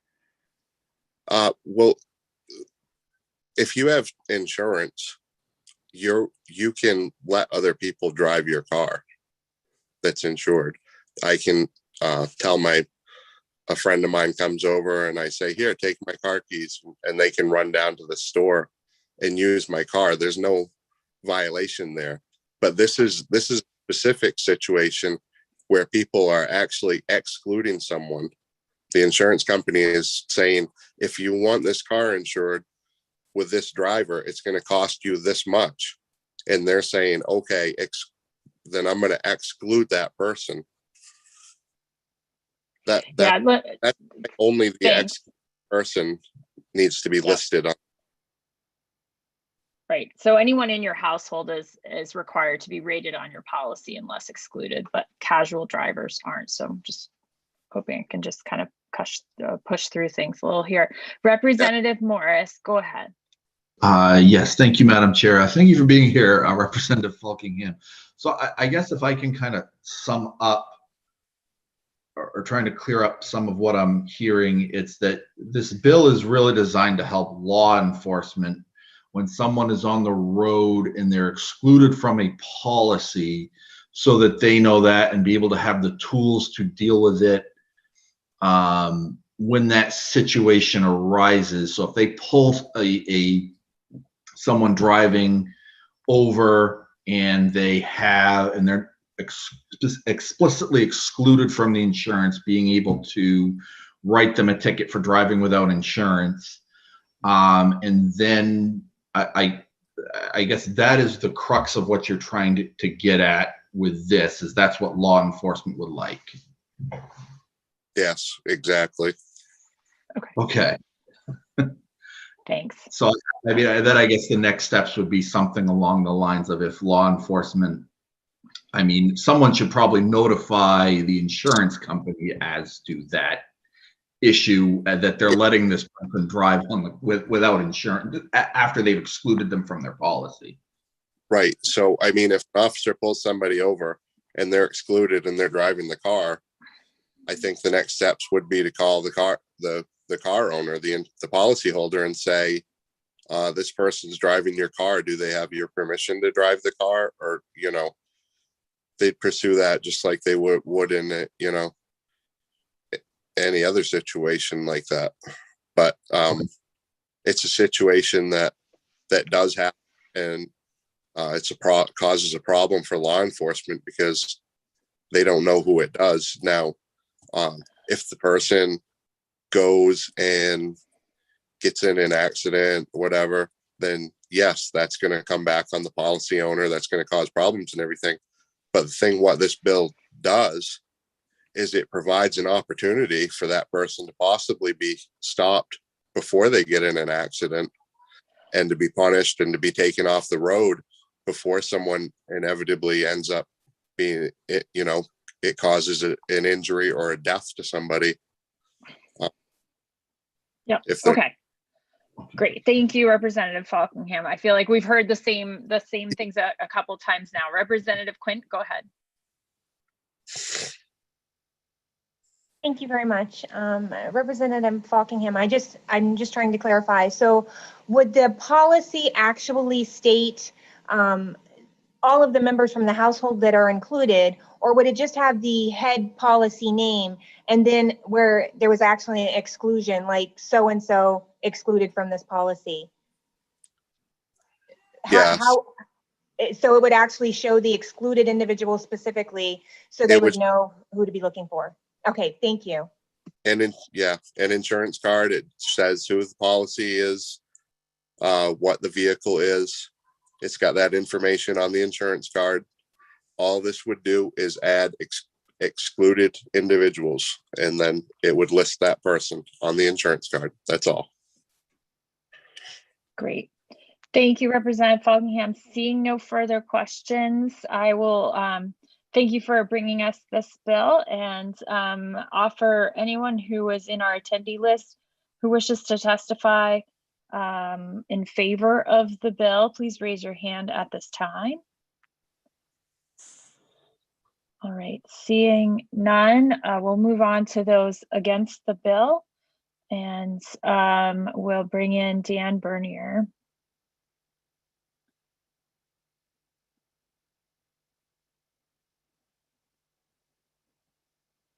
Good afternoon, Mr. Bernier, go ahead. Good afternoon. My name is Dan Bernier. I represent the Maine Insurance Agents Association. Actually, when I was polling my board on this, there was tremendous sympathy for this bill and thinking if there were a practical way to do it, this would be wonderful. The trouble is, if there's a practical way of doing it, is the issue you run into. And I was simply thinking of a personal example. There are probably many others that you can come up with. My youngest takes driver's ed this summer. When he gets his driver's license, I have an obligation to call my insurance company and as a member of my household and put him affirmatively on my policy. How does this bill affect the scenario where I forget to call my insurance company? Do they have to cover him because he's not specifically listed as excluded?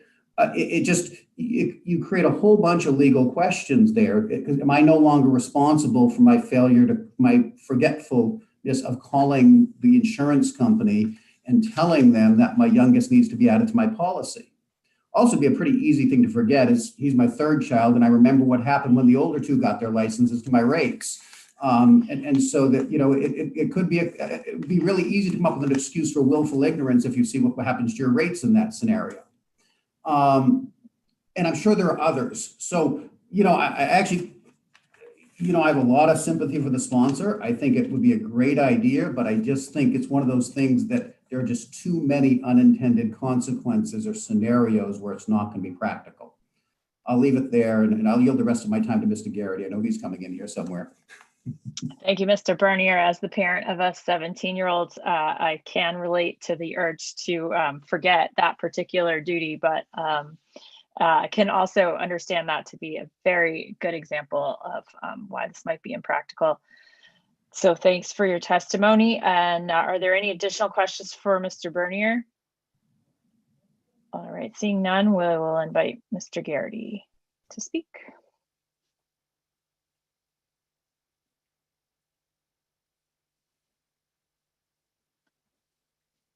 Good afternoon, Mr. Garrity. Go ahead. Good afternoon, Senator. Senator Sanborn, Representative Tepler, and members of the committee. My name is Bruce Garrity. I'm here again for APCIA, which writes the majority of property casualty. Its members write the majority of property casualty insurance in Maine. I do believe that this is something that is very well intended, but the law of unintended consequences really will be a problem. One of our concerns is, what is the exposure of a carrier if a name isn't listed as excluded?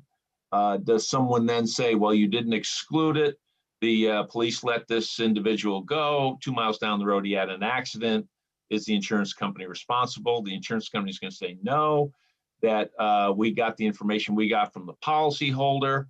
Policyholder might say, I might hold the policy because I'm, let's say, a grandmother, but my son actually did the driving. There are all kinds of problems that we see developing, including people acting completely in good faith, but forgetting to notify someone.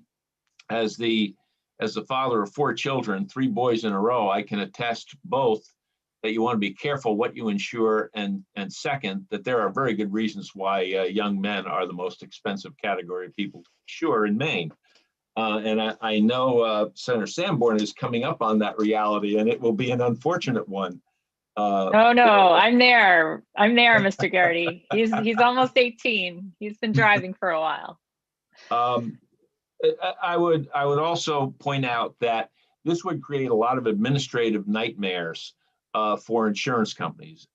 You've all seen the kinds of cards that you get. They are generally 3x5. They have specified information on them. There are rules and regulations surrounding them. And to try and fill them with changing information from time to time. Your oldest child comes home from college. Another relative comes to live with you for a while. Something else happens. I think that it would be very difficult to keep up with the changes that would have to be made, as opposed to the company and the insured being able to rely on the underlying policy, its language, and its deck page as to who's covered and how they're covered and the like. So while we think this is well intended, we don't believe that it works on a practical level or a financial level, given the cost that insurers would have to try and comply with this. And we respectfully urge the committee to vote the bill out or not to pass. And I'd be happy, Senator, to try and answer any questions the committee might have. Thank you, Mr. Garrity. Are there questions for Mr. Garrity? Seeing none, we thank you for being here today. And we'll next hear from Charlie Sultan.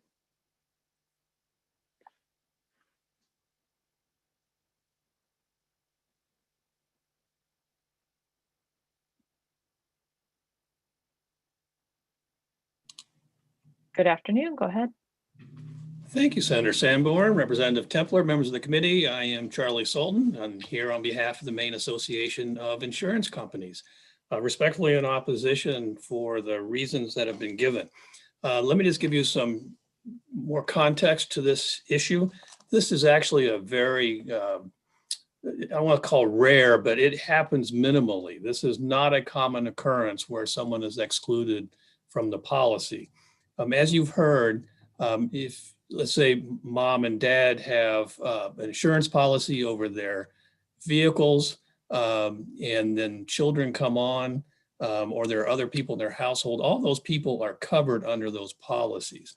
The exclusion happens when someone is specifically excluded. Now, one of my members will only exclude somebody from a policy they write if they have evidence that the excluded person has obtained insurance, so that there is not this case of someone having no insurance within the household. In this particular carrier, if that is the case, they will make that agent of the family obtain the coverage, show evidence of it, and then they will write the family cars, let's say. And they will exclude and list the excluded driver on that insurance card, somewhat as an incentive for the family not to let often case junior get to that vehicle. But they know also that there is a vehicle that can be driven by that excluded individuals. And this happens again very rarely. If the family does not obtain coverage for the proposed excluded individual, they will not write that policy, and they will send the prospective, insureds off to some other company, and not make it their worry. It is important to know that the way the bill is drafted and the intention of it, the only beneficiaries are law enforcement. This has nothing to do with the liability. I think Representative Tepler is absolutely right. There is actually additional liability if there's an accident for someone in this case, especially if they're driving the car that has been excluded. So law enforcement really is giving, their ticket for an uninsured driver. The fines range anywhere from $100 to $500 and suspensions of your license and things like that. You should be happy that just the other day we were listed in Maine as the 4th lowest state for uninsured drivers, which again is a kudos to how we structure our auto laws. So we have very few people who are uninsured, and even a lesser amount that deal with excluded drivers. I think to answer Senator Brenner's question, it really is impossible to argue who is included in the policy, because if you do lend your truck to your neighbor to go get the sofa they just bought, that person becomes a permissive driver, is the term of art, and they are actually covered then under the policy, usually their own policy as well as the policy of the owner of the truck. And that's how that works. And I am surprised that if you were stopped recently, that you were not asked for your insurance card, because the police are required to ask for that as a way to enforce Maine's uninsured driver or insured driver requirements. So not that it would have mattered, because I know you're fully insured. So, but usually I haven't been stopped for a while, but you hand the registration and the card, and then start begging for your excuses for why you were going over the speed limit. So that's all we have. It really would be problematic. It would not solve really any issue out there that is in dire need of being addressed. So we hope you will vote the bill ought not to pass. Thanks. Thank you, Mr. Sultan. Are there any questions for Mr. Sultan? Okay, seeing none, we thank you for your testimony. Are there any other folks in our Zoom meeting who wish to testify against the bill? Seeing none, we'll turn to neither for nor against and bring in Vivian McHale.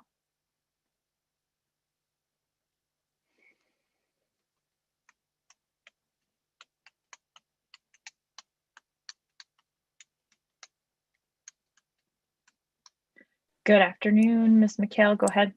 Good afternoon, Senator Sanborn, Representative Tepler, and distinguished members of the committee. Thank you so much for taking some more time to hear from me today. I will try to be very brief. I did submit written testimony, and you've heard a lot today about this bill, which State Farm does understand is very well intended in certain circumstances, but you've also heard some testimony with respect to unintended consequences here. So State Farm's position today is one that is neither for nor against. And as Representative Buckingham graciously added his amendment that if the committee were to move forward with this bill, we would ask that it specify an effective date in order to get these processes in place. And the issues raised before me today in opponents to the bill, we'd also ask if there was an amendment that it specify any exclusions that are part of a specific exclusion endorsement. But again, I'll keep my testimony short, answer any questions you have, and ask that if the committee does choose to go forward in its discussions to advance this bill, that it makes sure that it is clear with respect to timing of its effectiveness and that it applies specifically to excluded individuals that are part of a specific endorsement of exclusion. Thank you so much. Thanks, Ms. McHale. Are there any questions for Ms. McHale? Representative Morris. Thank you for being here, Ms. McKill. Thank you, Madam Chair. Just a quick question in terms of what the, I guess, the administrative burden or what the issue might be in terms of being able to have someone on the policy that's excluded to write that on, not the I know it's allowed to be on the policy, but to put it on the insurance card that someone carries. Thank you for that question, Representative Morris. In speaking to the folks at State Farm, it's a significant enough burden that they feel that an effective date of mid-September, which would happen because would be 90 days from adjournment, would not be possible to accomplish it. They do think it's reasonable to accomplish it by new business or renewals as of January 1st. To quantify for you the burden, I'm not able to do that right now, but I can tell you that I do know that it's 30 plus days before a renewal is effective that notice needs to go out. So there are sort of preliminary processes that need to happen before cards can be printed and addressed. As far as what it would add to the burden to be able to cut those cards, I can't quantify that for you right now, but I certainly can try to dial that in more for the work session. Thank you. Thank you. Are there additional questions for Ms. McHale? Representative Arford. Thank you, Madam Chair. Just very quickly, does State Farm or anybody in your industry keep data that would be recording how many times this occurs where there is an accident and the person who presents the card is actually not listed on the policy? Thank you, Representative. I don't know the answer to that question, but I jotted it down myself in my notes as I was listening to testimony previously. If you would like me to find out whether that exists, certainly can do that by the work session. I don't actually, can I get back to you on that? Because at this point, I don't think it's necessary and I don't want to have you do something. I imagine the answer is no, but I would like to confirm that in terms of that data existing. Thank you. Okay, are there additional questions for Ms. McHale? Seeing none, I'm going to close the hearing on LD 1011. And we will be scheduling a work session in the near future on this bill. And I'm going to give the committee a 6-minute break. And we will come back at 3:30 to finish our work today with a combined hearing on LD 368 and LD 1063. And as I said, you don't have to have the same position on those two bills, but just only going to hear from everybody once as it's a similar issue. Thanks so much. We'll see you in 5 minutes.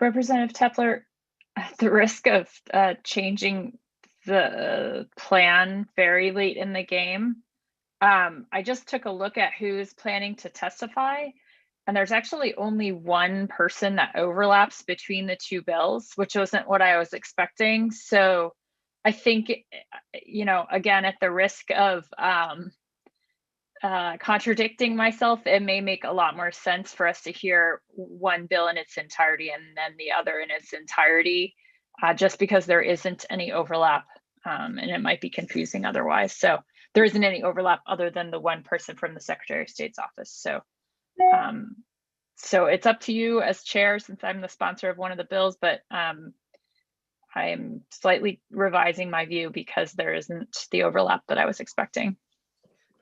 That makes sense to me, Senator Sanborn. I guess I'm just looking right now to see if Representative Foster is with us. He is. Okay, so we can begin with his bill. So we're back. So members of the committee who have their video off may want to rejoin us. Although if they have a snack, they may want to keep their video off. I see that Representative Foster's here, so we'll ask him to please present his bill. Welcome, Representative Foster. Thank you. Senator Sanborn, Representative Tepler, distinguished members of the Committee on Health Coverage, Insurance, and Financial Services. I am Steve Foster, State Representative for House District 104, which includes the towns of Charleston, Dexter, Exeter, Garland, and Stetson. I sit before you here today to present LD 1063, an act to allow a qualifying religious organization to self-insure for automobile insurance. As I sat through your break and watching earlier bills testified, I got thinking about the gentleman who lived in this old farmhouse here in Dexter 70 to 80 years ago, who also served in the legislature, and I wondered what he would think of this method of doing this business. 1063 is written and is presented to you today because members of a local Mennonite church came to me during the 129th legislature looking for relief from the requirement to purchase commercially available auto insurance by becoming self-insured. Current Maine statute allowed any person or group to self-insure, but required they provide proof of financial responsibility of up to $175,000 for each insured vehicle.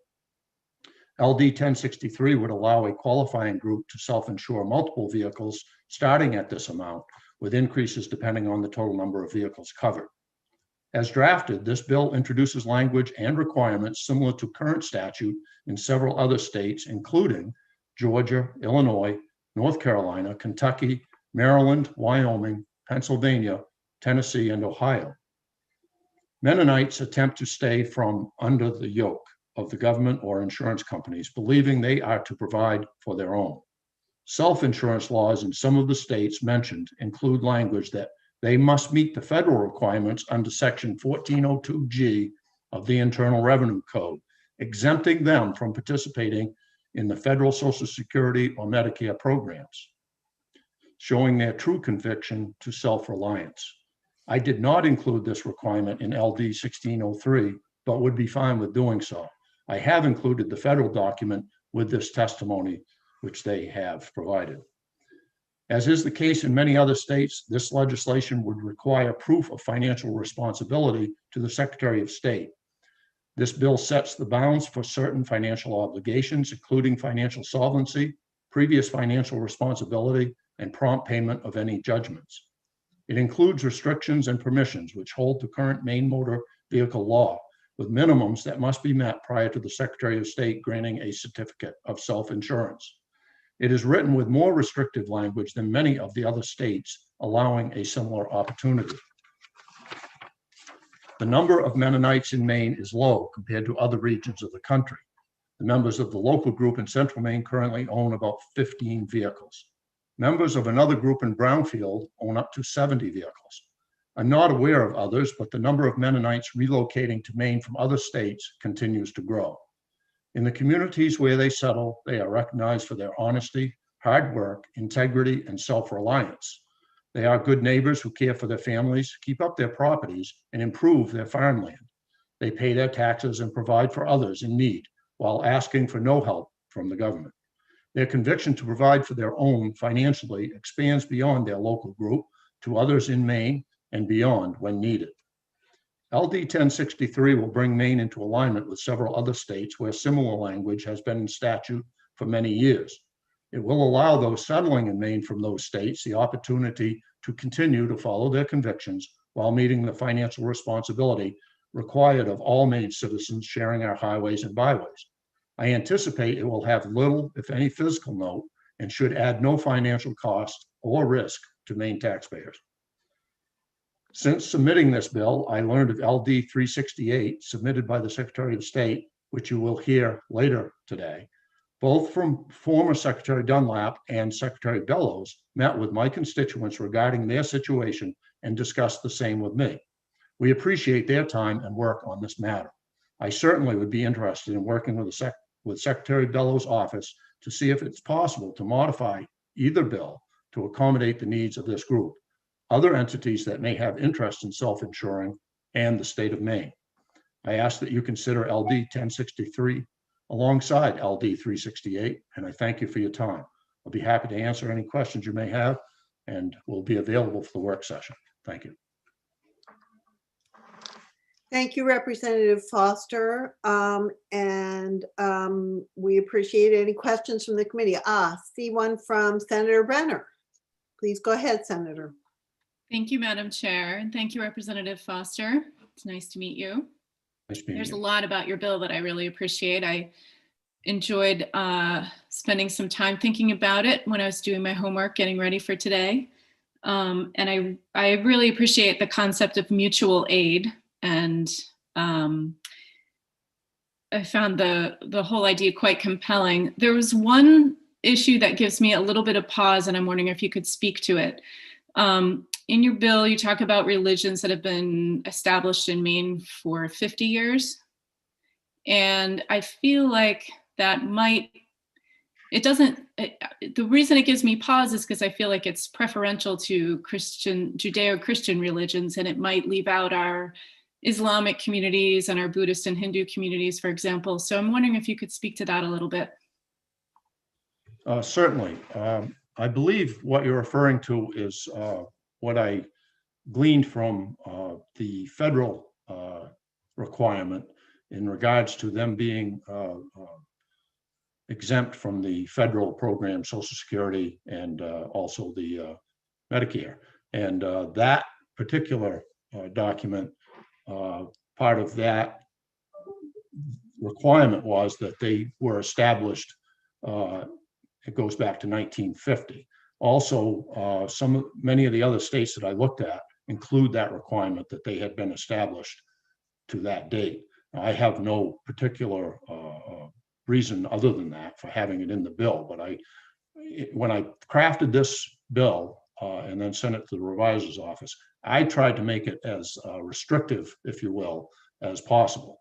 Most of the other states don't have nearly as much language in them, and I kind of followed the statute of Georgia, which had many of these same requirements. But I think that's where that particular requirement came from.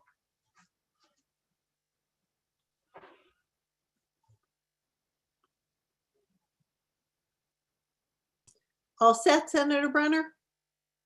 Thank you. Okay, anyone else with any questions for Representative Foster about his bill? Seeing none, thank you, Representative Foster. We're going to move on to people speaking in support of your bill. And first up, we have Mr. Brubaker from Dexter. Mr. Brubaker, please join us.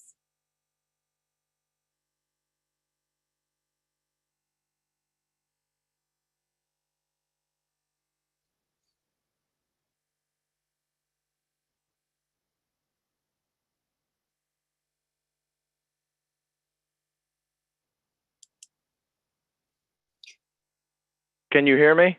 Yes, we can. Thank you, Mr. Brubaker. Please go ahead. I'm sorry for the delay.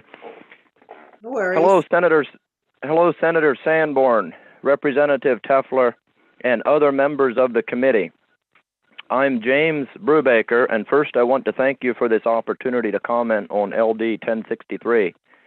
As one of the Mennonites from Dexter that Mr. Foster spoke of, I'm grateful that this committee is open to hear us today. You have our written testimony that we submitted that expresses our faith-based, Bible-based way of meeting needs, whether those needs are in healthcare or fire or automobile liability, apart from government assistance or insurances. And I would like to make several comments here briefly. First is that some might assume that only a rich people could band together to self-insure, and in reality, we are probably known of as some of the poorer in the Dexter area, yet our commitment to God and to our church brethren means enough to us to loan and to share in time of need. And that commitment is multiplied by numerous churches across U.S. and Canada so that needs can be met promptly. And then secondly, we realize that the financial responsibility or self-insurance as outlined in LD 1063 may seem fragile or insufficient to others, and we have simply seen it work decade after decade across various states, have participated in that, sometimes being on the giving end and sometimes on the receiving end in financial sharing that way. As far as self-insurance for automobile liability, Ohio and Tennessee are the only states that I know of that allow for self-insurance simply on the basis of past trustworthiness and don't require a standing security with the state. In Texas, they ask for security that's laid up in actually cash money in a special account with the state. And then in many other states, Representative Foster mentioned Georgia and many others, probably about a dozen, that are satisfied with the state holding irrevocable letters of credit written by a banking institution. And these securities, as in cash being laid up or the irrevocable letters of credit, remain constant and are not drawn against, but rather liabilities are met as they come up while the securities with the state remain constant. And then thirdly, I have one other thought that Congress has exempted our people from the Social Security and Medicare program, and I realized that Representative Foster got into that and mentioned about the Form 4029 that's posted. And I would like to call attention to one sentence on the Form 4029. Every wage earner among us needs to file that exemption or else he's liable for the Social Security taxes. But I quote from this IRS Form 4029, in their words, this group is recognized as being in existence continuously since December 31, 1950, as providing a reasonable level of living for its dependent members and as being conscientiously opposed to public and private insurance. That's the end of the IRS quote. But we're here today in interest of being able to fulfill the commitment that's laid upon us in that sentence, in fulfilling what we signed our names to there on that IRS exemption. And LD 1063 would certainly allow us this privilege. So in closing, thank you for this opportunity, and I'd be happy to try to answer any questions you might have. Thank you. Thank you, Mr. Brubaker. Questions from the committee for Mr. Brubaker? Seeing none, I have a quick one myself, Mr. Brubaker. Mr. Brubaker, have you had an opportunity to look at LD 368, which was submitted by Senator Sanborn on behalf of the Secretary of State's office? Yeah, yes, I do. I have a copy of that in my hand. Thank you. Okay. Does it provide the same level of comfort to you in practicing your faith as this Bill 1063 does?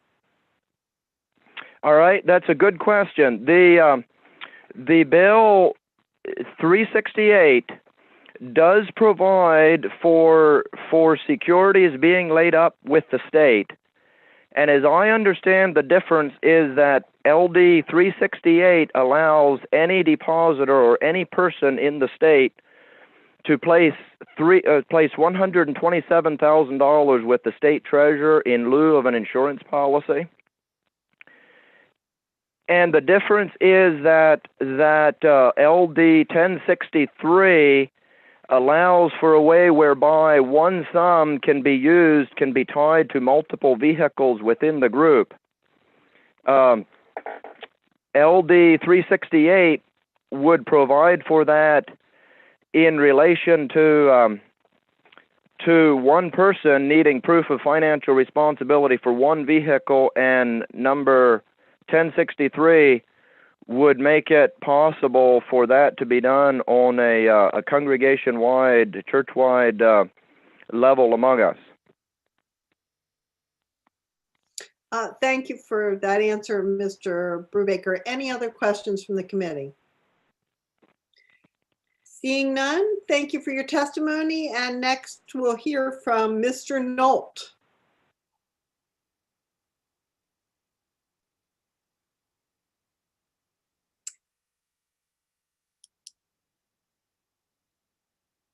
Please unmute yourself. Yes, good. Welcome, Mr. Nolt. Good afternoon. I'm thankful for this opportunity to share. Senator Sanborn, Representative Tepler, and members of the committee on health coverage, insurance, and financial services. I'm Paul Nolt, a minister of the Mennonite Church in the Corona-Dexter area of Maine, and I speak in support of LD 1063. I thank you for this opportunity to testify verbally, as well as in the writing, which I understand you have already seen. Just share a few thoughts in relation to past matters here in America. Many things have changed in America in the last 100 years. One such change is in how financial needs are met and in how people in general think about methods of meeting such needs. My parents were born in 1913. In their younger years, most people assumed personal responsibility to pay their own bills. Family members provided for their aged parents as they had need of that. Neighbors helped each other, and churches helped provide for needs of their members. Most people diligently avoided receiving money from the government. Some local government money was given to very poor people, but in general, those receiving it thought it was a disgrace to do so. That way of thinking and doing of a century ago did not always bring results that were ideal in every way, but we believe that way was much more ideal than corresponding things often are in our time. As a church community, we seek to live by those older values even today. Our financial needs are met by the earnings of our own labors as families. Where there are special needs that would place an undue strain on a family, neighborhood help is given and/or free will church offerings are taken up to help. And where one congregation has an unusually large amount of special needs, other congregations in other communities lift special offerings and help with donated labor and so forth to help meet those needs. No financial help is sought from or needed from the government. We believe that if America as a whole would return to these older ideals, each community and the nation as a whole would be a better nation in various ways. However, the above considerations are not the primary reasons we believe we should avoid receiving and depending on money from insurances and government programs. Rather, the primary reason is that we understand the Bible to teach these values as we have endeavored to outline in our written testimony. I would be happy to try to answer any questions about all of this anyone may desire to ask. That's what I would share today. Any questions from the committee for Mr. Nolt? Seeing none, thank you for your testimony. And that is the last person I have on my list to testify for the bill. Is there anyone in our attendee list who would like to also testify in favor of the bill?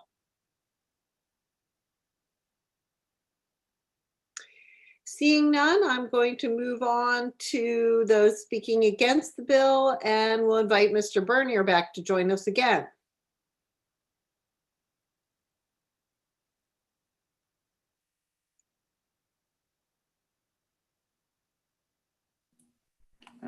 Good afternoon. I think I'm being reminded here, being called on first a few times while I used to always sit in the back row in school. Thank you. Thank you for inviting me to speak. My name is Dan Bernier. I represent the Maine Insurance Agents Association. I'll keep it fairly simple. When we looked at this bill, we don't see why we're creating a separate set of rules for religious organizations for self-insurance versus other groups. Whether you're a religious organization, a fraternal organization, a club, a trade association, the rules for self-insurance we feel should stay the same across those items. We will not be speaking on LD 368, the second bill, because that's an across-the-board bill that treats everybody equally. Nobody gets treated any worse or any better. I will say on this one, when it comes to self-insurance, I'm not the expert. I often pick on him, but Mr. Garrity, who I think is going to speak to, is far more the expert than I am because he deals with a lot of self-insurance.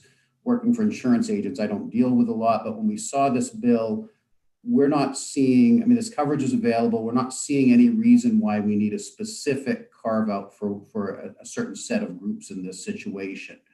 Perhaps it's time to take a look at self-insurance rules and are there specific ones that need to be reviewed, but we would prefer an across-the-board look and approach. With that, I'd be happy to take any questions. Any questions from the committee for Mr. Bernier?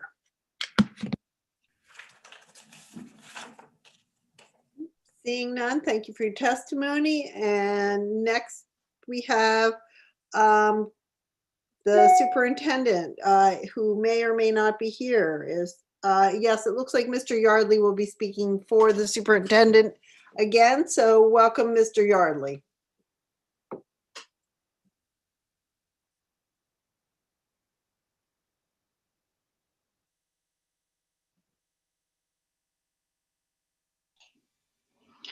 Good afternoon, Representative Tepler, Senator Sanborn, and members of the Health Coverage and Insurance and Financial Services Committee.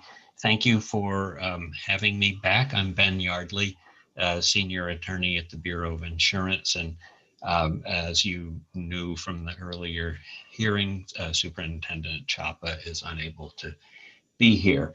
We have submitted testimony, which I will cover briefly. This bill does not amend the insurance code, but would allow certain religious organizations to conduct insurance activities, but without the financial regulations, insurance regulations that are designed to protect claimants who have losses that may be subject to liability. We are sympathetic to the religious groups that wish to who have religious objections to the purchase of insurance, but we understand that they would like to share their liabilities among themselves. The big issue that concerns us is that they would be able to do so without financial oversight. And as you all know, and have learned over the, for the newer members of the committee, have learned over the course of this session, financial oversight is a significant part of what we do. And it's to make sure that claimants, whether they're first-party claimants or third-party claimants, will have the resources available to them that the insurer says it has.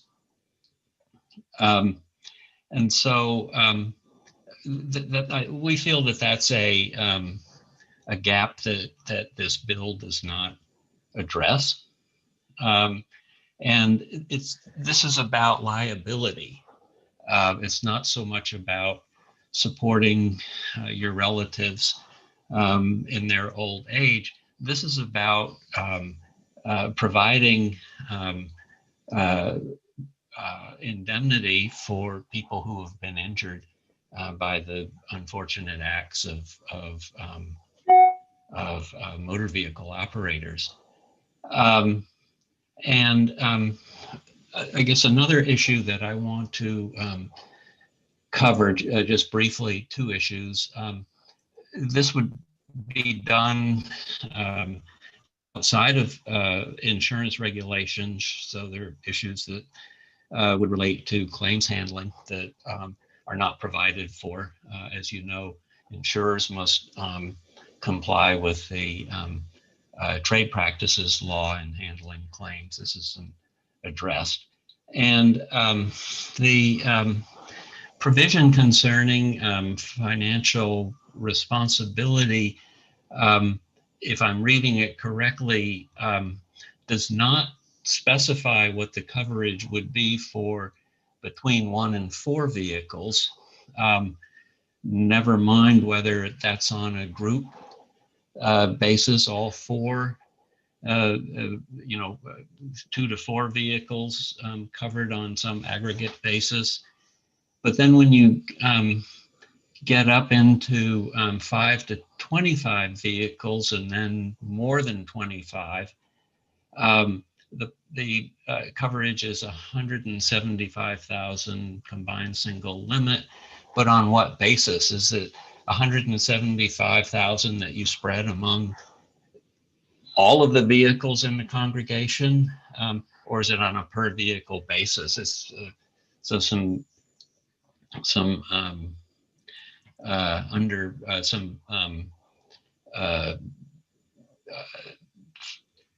wording issues here.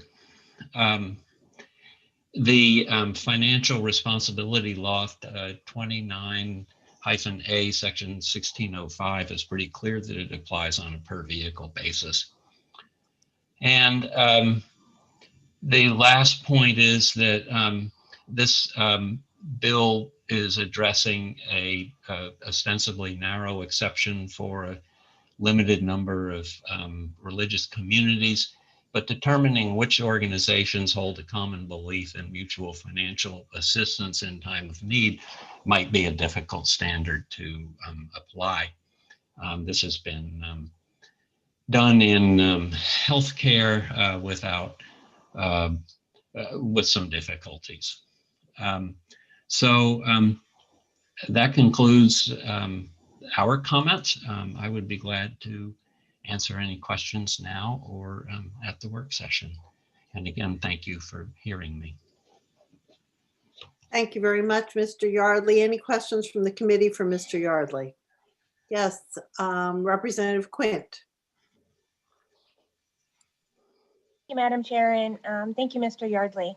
I just had a question if we have any sort of background information that when there has been an accident within that community, the bills haven't been paid. I'm just saying that because I do live near several of these types of communities, and specifically I can speak to medical, which I know is different, but their bills are paid. And so with the assumption, and once again, I am assuming that they would be making the same payments towards auto that they do with their health. It is a collective group, and I do know that money comes in from all over the country to help them pay when something like that occurs. And so I was just wondering if we had anything on record where there was a problem within the community, their accident rates were high, there was a lot of payout, things weren't getting paid for. Thank you, Representative Quint. We have, to my knowledge, no information about that. And I wonder if that is discoverable in the records of the Department of Public Safety, which would be where motor vehicle crash reports go, I think. Does that answer your question? Yes, it's just something I can find out for the work session. Thank you.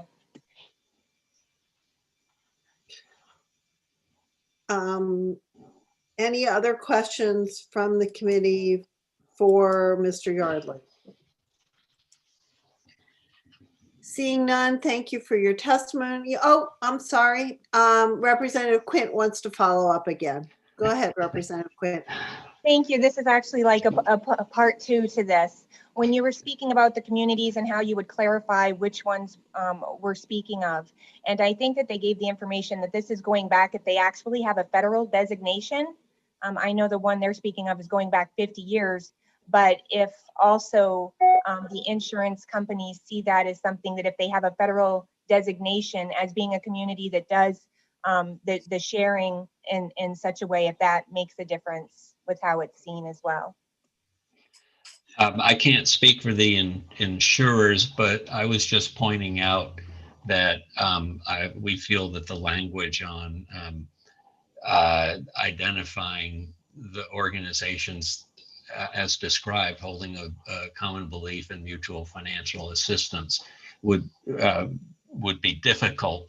This is in Title 29A, so I think that would be the Secretary of State's issue.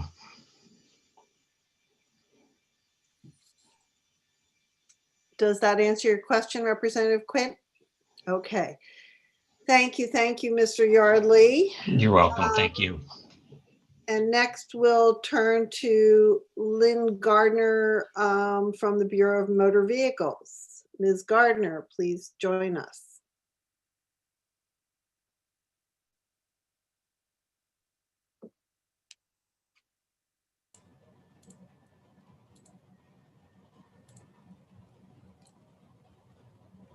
Hello, am I with you now? You are indeed.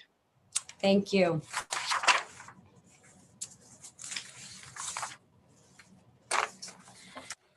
So good afternoon, Senator Sanborn, Representative Tepler, and members of the Joint Standing Committee on Health Coverage, Insurance, and Financial Services. My name is Lynn Gardner, and I'm a resident of Eddington. I am the Director of Legal Affairs, Adjudications, and Hearings here at the Bureau of Motor Vehicles. And I am representing the Bureau today speaking in opposition to LD 1063, an act to allow a qualifying religious organization to self-insure for automobile coverage. The Bureau of Motor Vehicles fully supports the First Amendment rights of Maine citizens. And as you will see, when LD 368 comes up, we are actively looking for alternatives to accommodate sincerely held religious beliefs. This bill, however, goes beyond the alternatives outlined in current statutes in ways that present some administrative and potential legal challenges for the Bureau, and that we fear may pose possible unintended consequences that would be detrimental to members of the qualifying organization or to the public at large. As you know, Maine drivers and vehicle owners are subject to the requirements of the financial responsibility laws in Title 29A. Most people meet these requirements by purchasing insurance and meet minimum liability amounts, but other options are outlined in statutes, as you will hear when in my testimony on LD 368. This proposal before us now would carve out yet another option depending on one's membership in a religious organization that holds a common belief in mutual financial assistance in time of need to help members meet financial obligations that they cannot meet on their own. From an administrative perspective, it's unclear whether the Bureau would be charged with setting some sort of criteria for demonstrating this belief or practice, or whether it would simply take all applicants at their word. And as written, it is difficult to say whether this exemption would cover a very small group with a very specific belief system, or whether it would potentially encompass many religious denominations that have some mechanism for providing financial support to members in time of need. It's also unclear how the Bureau would determine which individuals or which vehicles are included under the coverage at any given time. Other administrative challenges would include establishing a standard by which to judge solvency and determining whether those standards would be applied to the group as a whole or to each individual. The bill also calls on the Bureau to assess the ability to satisfy future judgments without providing clear criteria for doing so. And again, is this a determination for the group as a whole or for each individual member? The Bureau is not versed in the administration of insurance and does not possess the expertise to make actuarial calculations or assess risk. We're also concerned about the protections afforded or perhaps not afforded to both the folks who would use this exemption and the general public who may be involved in motor vehicle crashes with them. The limits of insurance outlined in this bill, at least as I understand it, are far below the statutory limits required of the general public and would seem to be grossly inadequate to meet the potential damages for multiple accidents. This would seemingly leave both injured members of the public without adequate resource and members of the religious organization without liability protection. Additionally, the bill does not specify what, if any, claims process would be established by the self-insured organization, or what might happen with unsettled claims arising from accidents during the coverage period if the group at some point ceases to be self-insured. Assessing financial ability and technical competence to function as an insurer is outside the expertise and mission of the Bureau of Motor Vehicles. And for that reason, as well as those I've already noted, we respectfully oppose LD 1063. And I'd be happy to try to answer any questions you have. Questions from the committee for Ms. Gardner? Seeing none, thank you very much for your testimony, Ms. Gardner. Thank you. And next up, we have Mr. Garrity again. So welcome back, Mr. Garrity.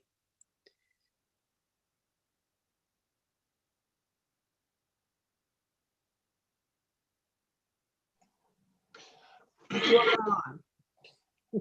you, Representative. Senator Sanborn, Representative Tepler, and members of the committee, my name is Bruce Garrity, and I'm here on behalf of, again, APCIA. A number of the points I was going to make have already been made, but I think there are still areas that need to be considered. This bill does not address basic concepts that have to be handled in any kind of group insurance, and that's what this is. Most group insurance, if not all, it comes with a joint and several liability obligation, which means everybody puts all their assets on the line for everyone else. Take workers' compensation trusts. Usually there are, for all their members, hundreds of millions of dollars of protection available in terms of net worth. Same thing with AMIWA. Same thing with, say, the County Commissioners Association self-insurance program. We don't see that kind of protection listed in this legislation. It is not clear how claims would be handled, how they would be adjusted, what kind of underwriting would be involved to make sure that people are paying an appropriate amount if you have someone who has had a history of accidents or an OUI conviction or whatever. None of that is addressed, and respectfully, we submit that a common belief in mutual financial assistance falls way short of protecting members of the public. Let me comment on several specific sections of the bill. Subsection 1E on line 20 of page 1 says the organization must be financially solvent and not subject to actions of bankruptcy, etc. Well, okay, that means that you have to have technically $1 more in assets than you have in liabilities to be solvent.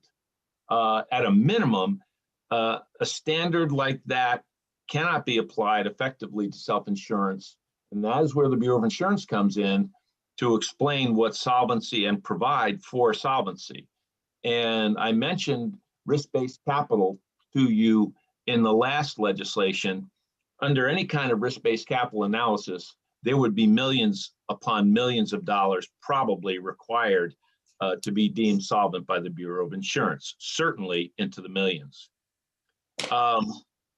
It says that there are no factors in on line 26 of page 1 causing the Secretary of State to believe that the organizations don't have the financial ability to pay claims.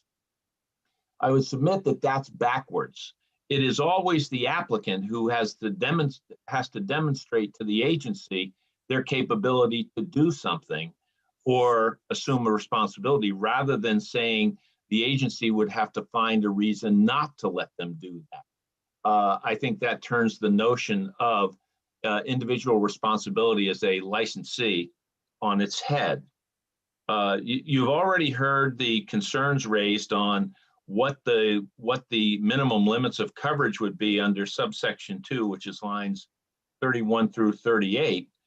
And no matter how you calculate it out, we believe that is significantly below any reasonable number.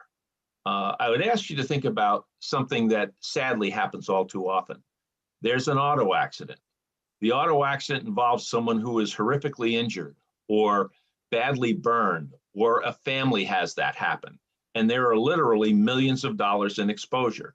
We do see cases in Maine where juries give multiple millions of dollars to people who've been horribly injured. The defense, which would be something that the religious institution would have to arrange, would have to provide for attorney's fees, which can be extremely high. It would have to provide for expert services, which can be tens of thousands of dollars.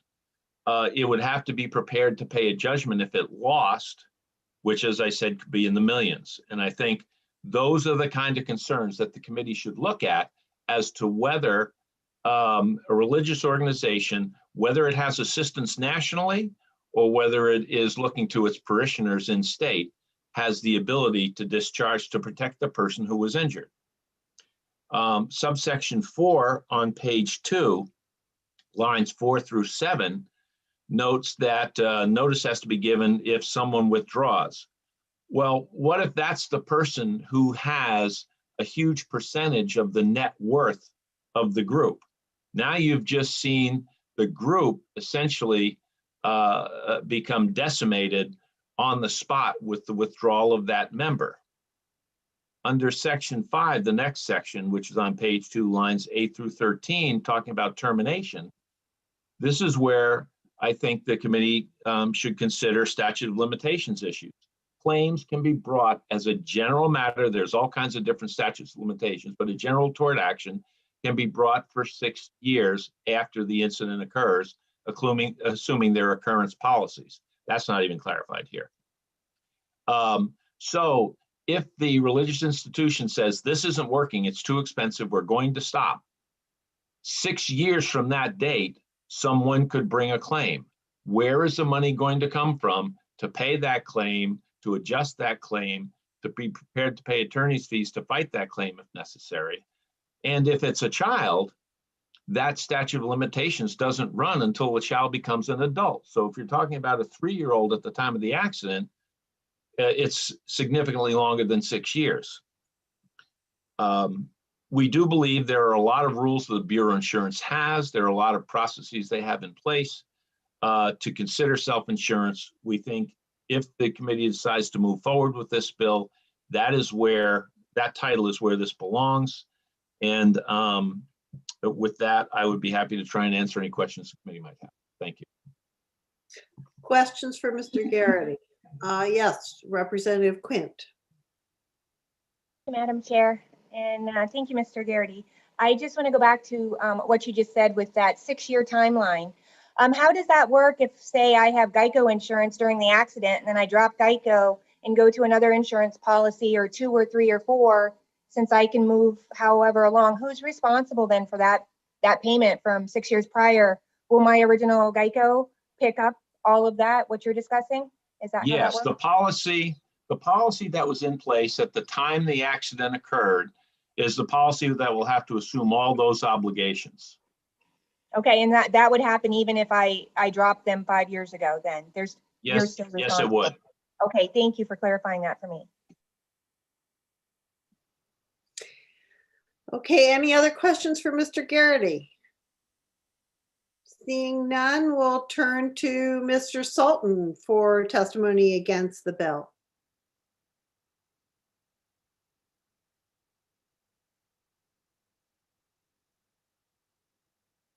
Mr. Sultan. Thank you, Representative Tepler, Senator Sanborn. Members of the committee, my name is Charlie Sultan, and I am here on behalf of the Maine Association of Insurance Companies in opposition to the bill. I would agree and adopt, and hope you do too, all the statements of my colleagues who have opposed the bill. I would add one additional point, and that is even groups that self-insure for whatever line that they can do that. They often have insurance at a high level to protect exposure that may occur as they blow through what they're willing to retain for liability. And in here, there is no such protection.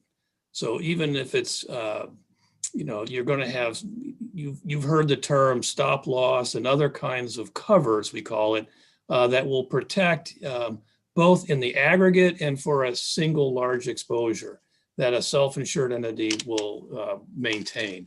And that is purely for this protection, not only of the self-insured group, but then also to make sure there are funds available for those that are seriously injured. And so I think that's important to understand in what we'll call the normal context of self-insurance. There's multiple reasons it's been explained why this is not good public policy. Certainly we have a very sympathetic group who has a known history of providing for themselves and for their colleagues within the faith. But I think if you look at what levels they're looking to have a self-retained level, to have 25 vehicles at a level that the rest of us are required for one vehicle shows that it is quite a large exposure that is out there. And so we believe that it's just not possible, a good public policy, and would ask you to oppose the bill at this time. Thank you, Mr. Sultan. Any questions for Mr. Sultan? Thank you. Seeing none, thanks for your testimony. And finally, on my list, speaking against the bill, I have Mr. Waddell.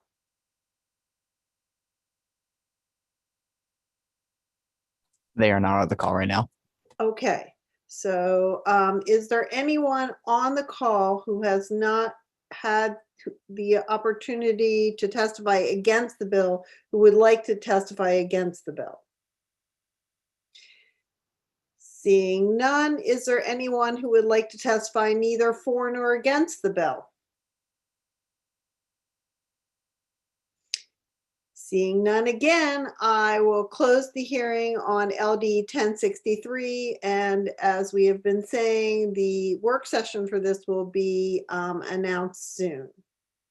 And we'll move to our last bill of the day, LD 368, which is sponsored by our very own Senator Sanborn. So please go ahead, Senator Sanborn. I need to find my mute. There we go. Thank you, Representative Tepler, honorable colleagues of the committee. I am pleased to introduce LD 368, an act to amend the laws governing proof of financial responsibility with respect to motor vehicles on behalf of the Department of the Secretary of State. When we register a motor vehicle, we're required to show proof of financial responsibility in case of an accident and damage to one's property. Almost all of us fulfill this obligation by purchasing an insurance policy. However, in Maine statute, there is already currently two alternatives that can be used to demonstrate financial responsibility. One option is for an individual to deposit money or securities into an account with the state treasurer that could be accessed if the person is found liable for damages. Until recently, there is no record of anyone attempting to use this option, and because of that, there is currently very little guidance on how the process works. It is my understanding that the department became interested in the issue when a Maine resident recently sought to utilize this option on the grounds of religious objections to purchasing insurance. Therefore, this bill seeks to set up the framework for someone to use that option, and it would do so through rulemaking. And the second option is for a corporation to prove that it has the financial ability to self-insure. This option has been used by Central Maine Power for decades. This bill would eliminate this as an option for proof of financial responsibility. The department feels that determining a corporation's ability to self-insure is beyond its area of expertise. Someone from the department will be here to speak on this bill in more detail, but I'd be happy to try and answer any questions that you might have at this point. Questions from the committee for Senator Sanborn?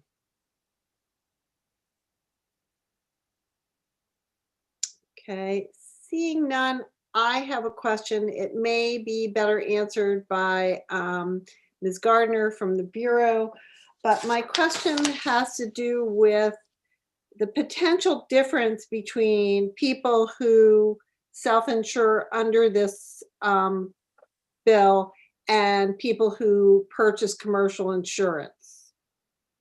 And the difference that I'm concerned about and would like to hear more about is that when you put the minimum amount into trust with the treasurer's office or the Secretary of State's office, and let's say you have an accident on January 1st, some of that money may be used to pay out the liability that you have as a result of that accident. However, you won't know how much of that will have to be used to pay out for that accident until the judgment is more complete.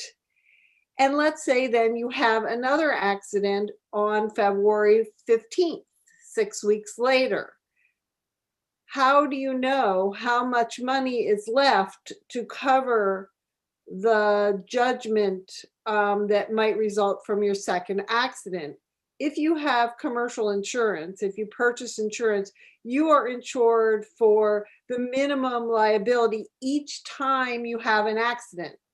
Your rate of payment may change based on the number of accidents you have, but you're still insured for that amount. It's unclear to me if you put a single amount away, whether you are actually covering all the potential accidents you could have. And that's just, so I just want to put that out there and express my concern that that's two different things. Yep, and I think that the idea with this particular bill is to allow the treasurer to adopt routine technical rules that would deal with those sorts of issues, because this has been on the books for a really long time, and wanting to make sure that you know, we're thinking through those particular issues. There is language in the bill as written that would require proof of no unsatisfied judgments against the depositor, and would require that the money value be maintained at a particular level, again, which would be set in rule and could be adjusted over time in rule.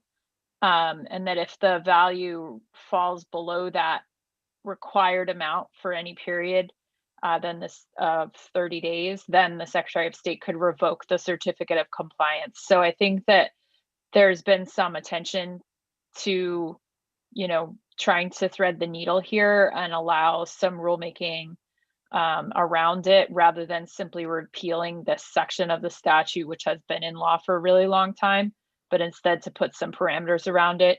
so that folks that did have the financial means and were motivated by probably by religious views to use this, because it's going to be more onerous and more expensive potentially than insurance, right? I certainly don't have $175,000 sitting in some insurance company. So insurance is probably the way to go unless you have some religious objections. So so I think that the desire here with the Secretary of State's office was to not respond to a religious person's inquiry about this existing statute by saying, we're just going to repeal it, you can't do it. But instead to provide some parameters around what that deposit of securities would look like and how it would be administered, and worked with the Secretary of State's office, worked with the Treasurer's office to be able to put some more parameters around that within this bill and then through rulemaking. So I hope that addresses your question, Representative Tepler. I think to some extent it does, Senator Sanborn. Unfortunately, the Treasurer's office is not with us. They were going to present neither for nor against. They did provide some written testimony, but hopefully they'll be with us for the work session, because I think I have some questions for them about that. And sure. Representative Evans, you have a question for the sponsor?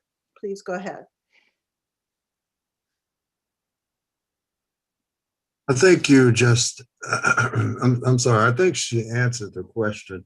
The only thing that I'm still a little leery about is what happens in the case that Representative Tepler mentioned.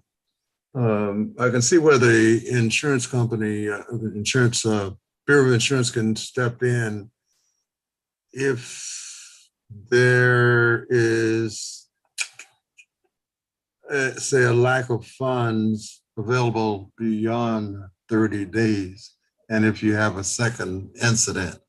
But I think that's probably a question for the Bureau that they could clarify. I'm looking at the paragraph. I don't think it's the, sorry, Representative. No, go ahead, I'm sorry.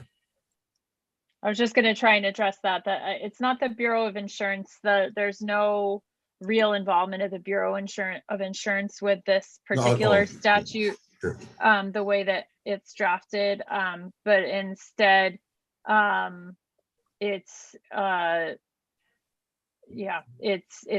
Secretary of State and the Treasurer that are responsible. But I think I can't totally address the issue of serial accidents as Representative Tepler, nor honestly can I address the issue of the tail question that Mr. Garrity brought up in the last hearing. And I think that the tail question is a question. So it's, it's worth raising. The tail is the question of what happens in the years after you're self-insured, if there's a judgment against you 6 years later.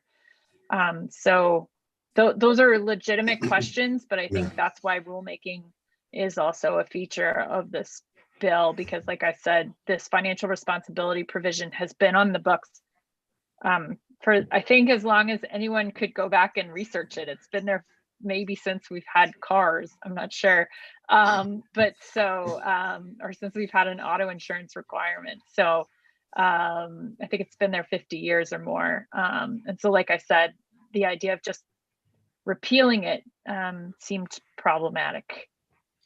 So before I call on Mr. Olson, I want to let Mr. Olson, who is in our attendee panel, is here and will get an opportunity to speak, but he's testifying neither for nor against, so I'll wait. But since we mentioned the Treasurer's office, I think that's why his hand is raised. So I would like him, if it's possible, to wait until after we've called Ms. Gardner and finished the questions, and we'll pull him in then. Oops. Yeah, thank you, Mr. Olson.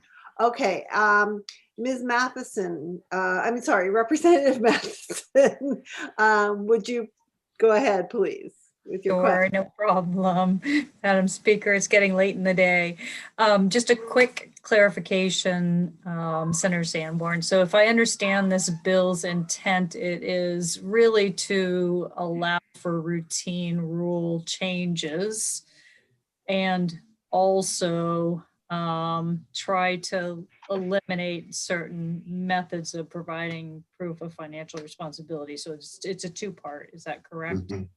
Okay, thank you. And yeah, it also eliminates the corporate financial responsibility piece, which to my knowledge is only being used by CMP. And I know that the Secretary of State reached out to CMP and I don't believe they've weighed in yet. So I don't know anything else about that other than what I just said. Thank you, Senator Sanborn. Seeing no further questions for the senator from the committee, I will turn to Ms. Gardner from Bureau of Motor Vehicles again. Please join us, Ms. Gardner, to testify in favor of the bill.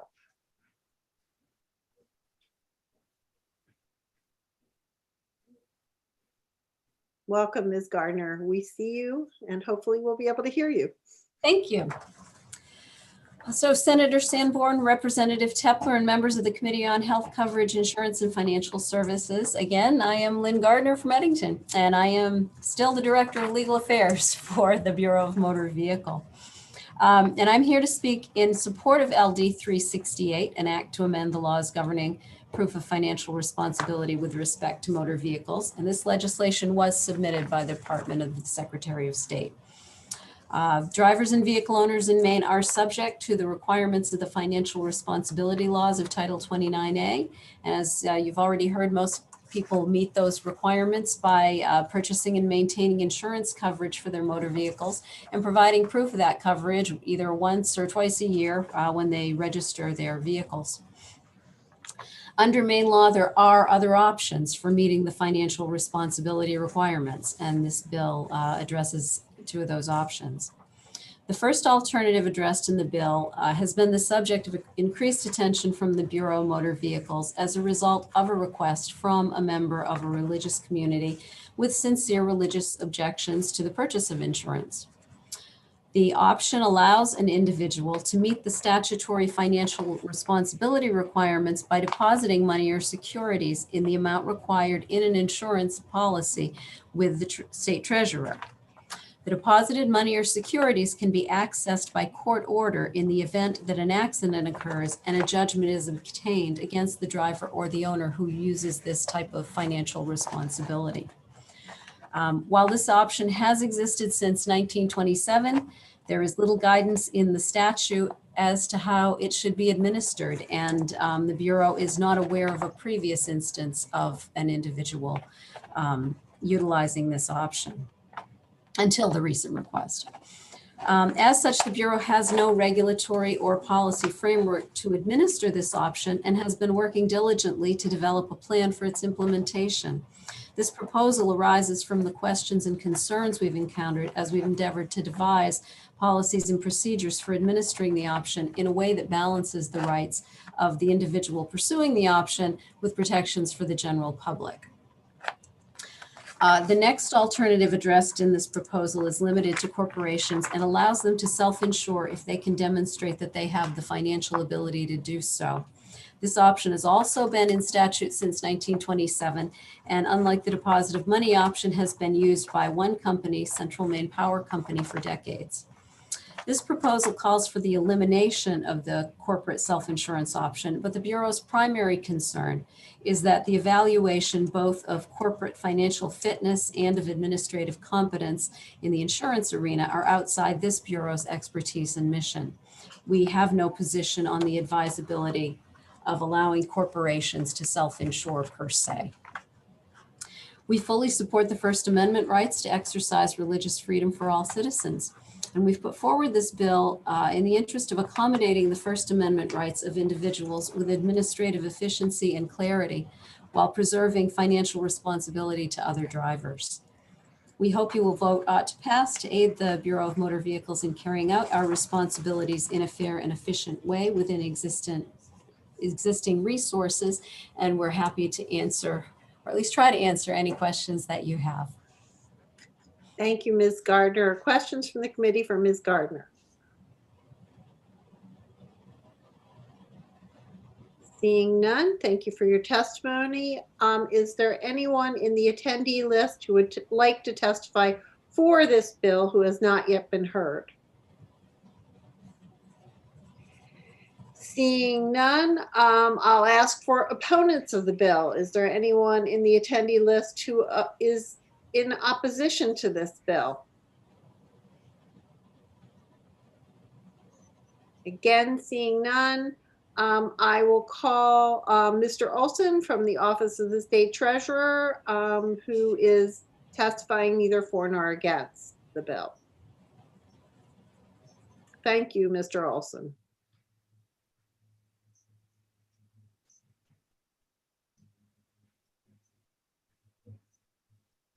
There he is. Thank you for being here, Mr. Olson. Yes, good afternoon. You can hear me fine? Yes. Well, good afternoon, Representative Tepler and Senator Sanborn, other distinguished members of the Healthcare and Insurance and Financial Services Committee.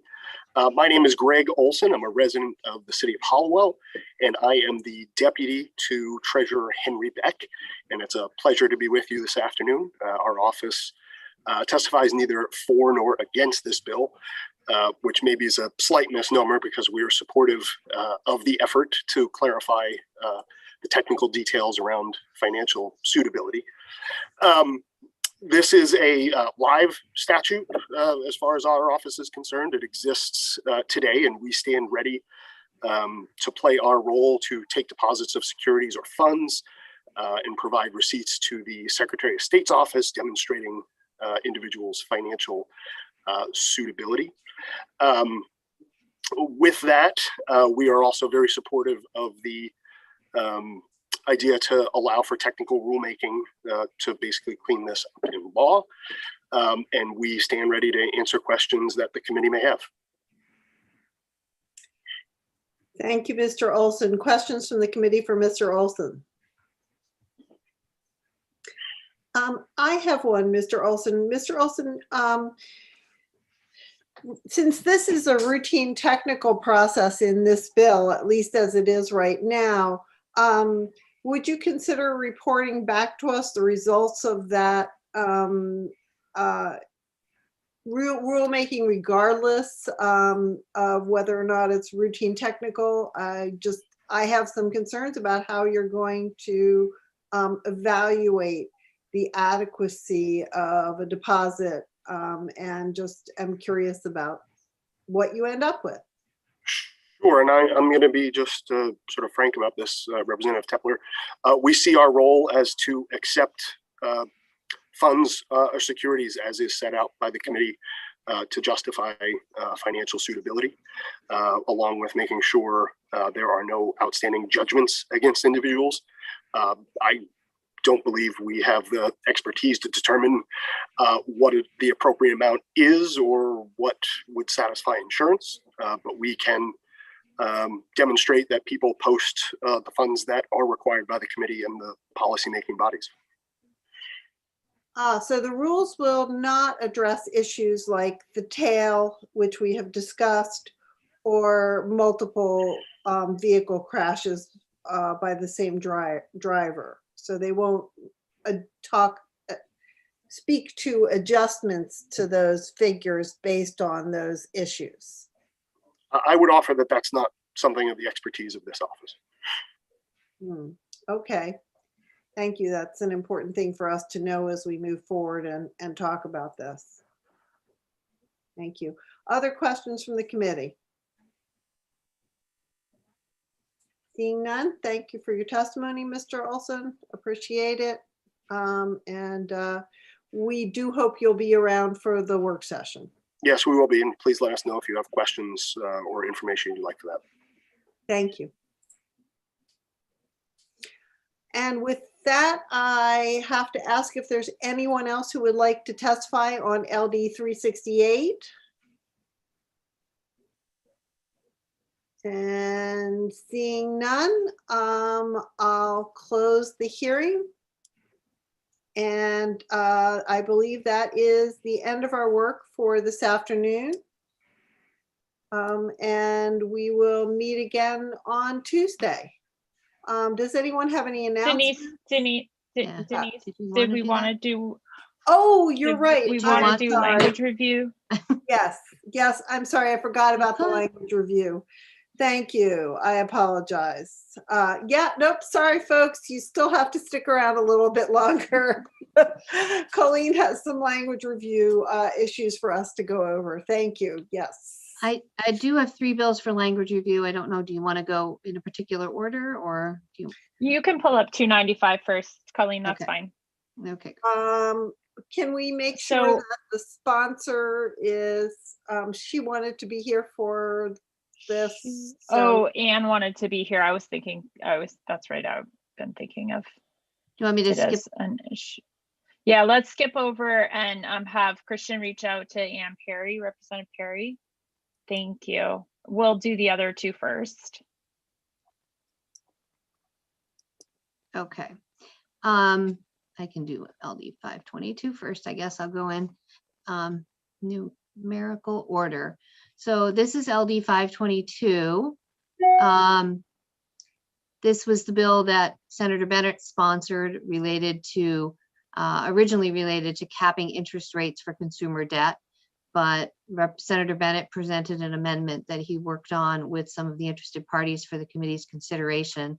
You actually saw most of this language when you voted the bill, but I had to put it sort of in proper statutory form, and you also made some changes to the study provisions that I can highlight as we go forward. But I did propose a new title to the bill, since it no longer caps interest rates, but addresses certain lending practices in other ways. It would add 2 provisions to the Consumer Credit Code, stating that they would be violations of the code to engage in sort of false pretenses to evade the requirements of the article, of the statutory provisions that the article refers back to, the truth in lending provisions and the provisions related to permitted activities of lenders and other entities subject to the Consumer Credit Code. And then the second provision gets at those entities that might be attempting to provide loans through sort of the rent-a-bank or rent-a-lender provisions. It would set forth that those are a violation of the statute as well. And then 2 provisions, sections 2 and 3, just add some further protections for consumers, stating that if creditors violate the provisions of the Consumer Credit Code with regard to making supervised loans, the debtor would not be obligated to pay the loan. And also, if there is a provision, if there are any violations, the lender would not be permitted to furnish information concerning that debt to a consumer reporting agency and may not refer the debt to a debt collector. So that was language that you saw when you voted on the provision. And then you also saw this language related to requiring the Bureau of Consumer Credit Protection to conduct a study. But you had verbally identified a couple of additional changes to what was studied, and I just wanted to highlight those for you. In 1A here, we expanded the language to require that the Bureau would look at other New England state laws relating not only to maximum interest rates, but any statutes related to permitted fees and finance charges and other provisions regulating consumer debt.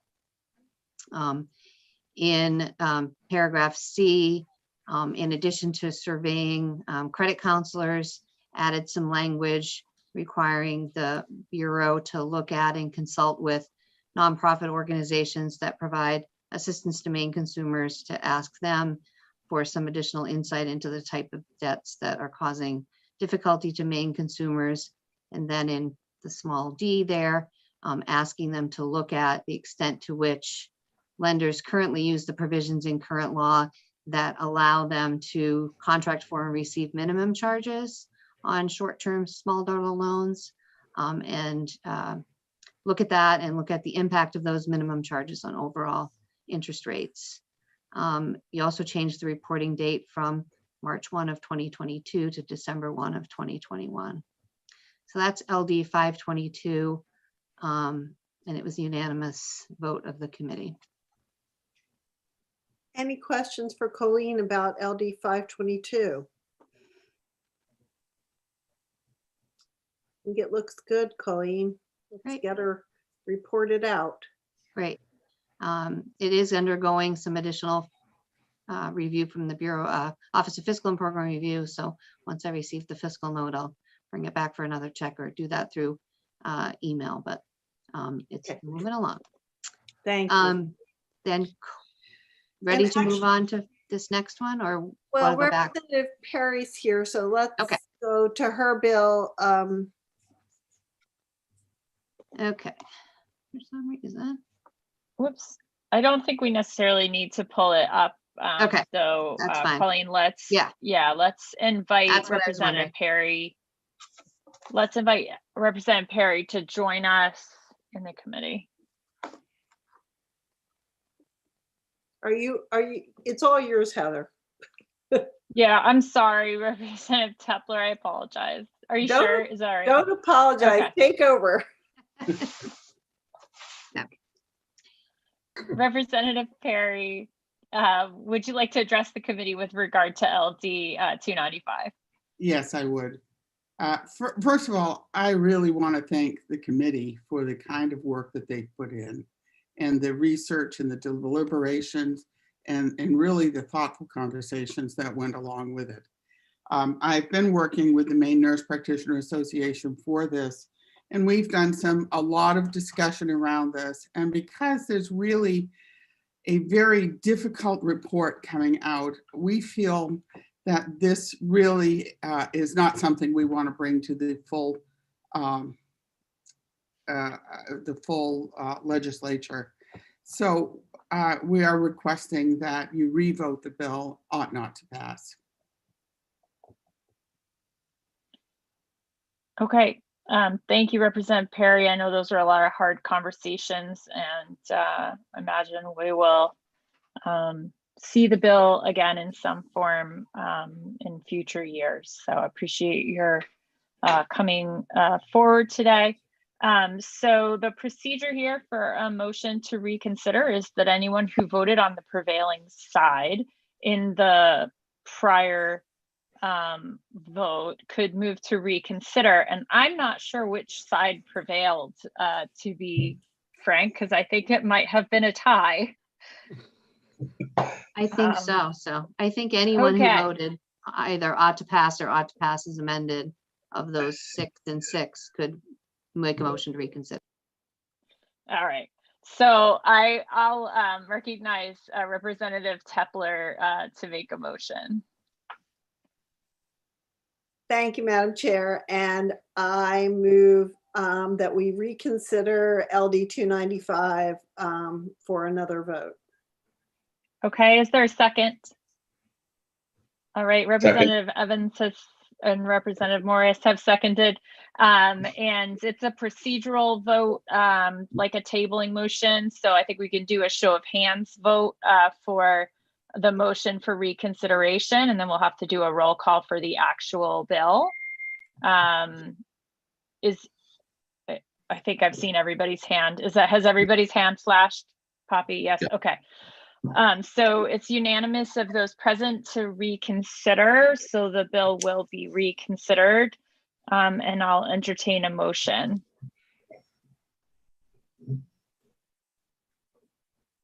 I will move ought not to pass on LD 295. Representative Morris moves ought not to pass. Is there a second? Representative Tepler has seconded, and the clerk will call the roll. Representative Quinn. Yes. Representative Quinn, yes. Representative Connor. Representative Connor, absent. Representative Blyer. Representative Blyer, absent. Representative Morris. Yes. Representative Morris, yes. Representative Matheson.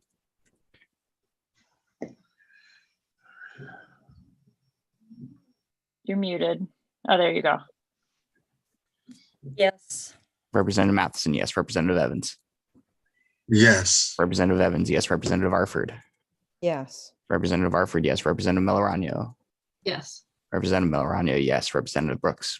Yes. Representative Brooks, yes. Senator Stewart. Senator Stewart's absent. Senator Brenner. Yes. Senator Brenner, yes. Representative Tepler. Yes. Representative Tepler, yes. Senator Sanborn. Yes. Senator Sanborn, yes. That is 10 yes, 3 absent. Okay. you. Thank you, Representative Perry. I hope we'll get a chance to work on this issue again. I trust we will. So thanks for your hard work on it. Yeah. Okay, and so we have one more bill to do language review on. Colleen, go ahead. Just really quickly, this was also a bill that Representative Perry sponsored. This was LD 541. This was the bill related to data collection by the Maine Health Data Organization related to cancer incidence registry and vital statistics. Those were the two changes that were made in the committee's amendment at the suggestion of the Department of Health and Human Services, just to recognize in their the provisions of statute that govern the cancer incidence registry data and the provisions that relate to the Bureau of Vital Statistics, that there be additional authority added in those sections of statute that would direct the department to report data to the Maine Health Data Organization. The bill itself provides authority for MHDO to collect that data, but there was no corresponding statutory authority for the departments to provide it. So this language, which you saw at the public hearing, just directs the departments to report that data to MHDO, and to the extent to which that data includes personally identifying medical or protected health information, that MHDO would keep that data confidential and release it only in accordance with the rule that they have currently on release of data to the public, but they would update their rulemaking to address these two areas. So these first two sections add that statutory authority. And then in section A7 is an amendment to the MHDO statute that directs both MHDO and the Department of Health and Human Services to adopt a joint rule, essentially relating to reporting this type of data, and how it would be requirements for its confidentiality, and then the release of that data being in accordance with the existing rule that would be updated. And just to be clear, the reporting of the data would protect personally identifiable information. So the extent to which the data would be reported, it would be reported in the aggregate and without that identifying information. So that's LD 541. And then the last thing, there was a provisions in the statute related to the, which I mentioned at the work session, related to the establishment of an advisory committee to MHDO. There were legislative members on that advisory committee, and I just made two technical changes to reflect one, that terms of legislators would coincide with their legislative terms of office, not sort of a 5-year term, which was what was contemplated for non-legislative members of the task force. And then with regard to compensation, compensation for legislators is required to be done by the legislature. And so that just makes that clear, that if the extent to which legislators would be compensated, that money would come from the legislative budget. So those are the two changes. The fiscal office is still completing their review. I would say, with regard to the legislative membership on the advisory committee, it is likely because of that it would be referred to what's called the study committee and further review by the legislative council if the bill moves forward. And so we'll get more information at the fiscal review stage. So the committee might have a further opportunity to consider additional changes to the makeup of the advisory committee if you would like at that time. But right now, this is the version that they're doing their review on. So I'll stop there and happy to answer any questions. Representative Tepler, go ahead.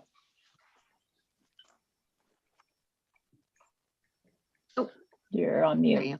I think you're still on mute. Sorry. I muted myself instead of unmuting myself. Thank you, Colleen, and thank you, Madam Chair. I just was wondering if this had to go to judiciary for Oh, yeah. a review as well. It Yeah, does. okay. I forgot to mention that, but yes, it does. And I'm working with their committee staff about scheduling a date. It's not going to be imminent, I think, but because the next session date isn't until the end of April, I think we have some time to schedule that with the Judiciary Committee. So My thank you. follow-up question to that is there a time by which MHDO is expecting to have this done so that they can move forward? In terms of timing, Yeah.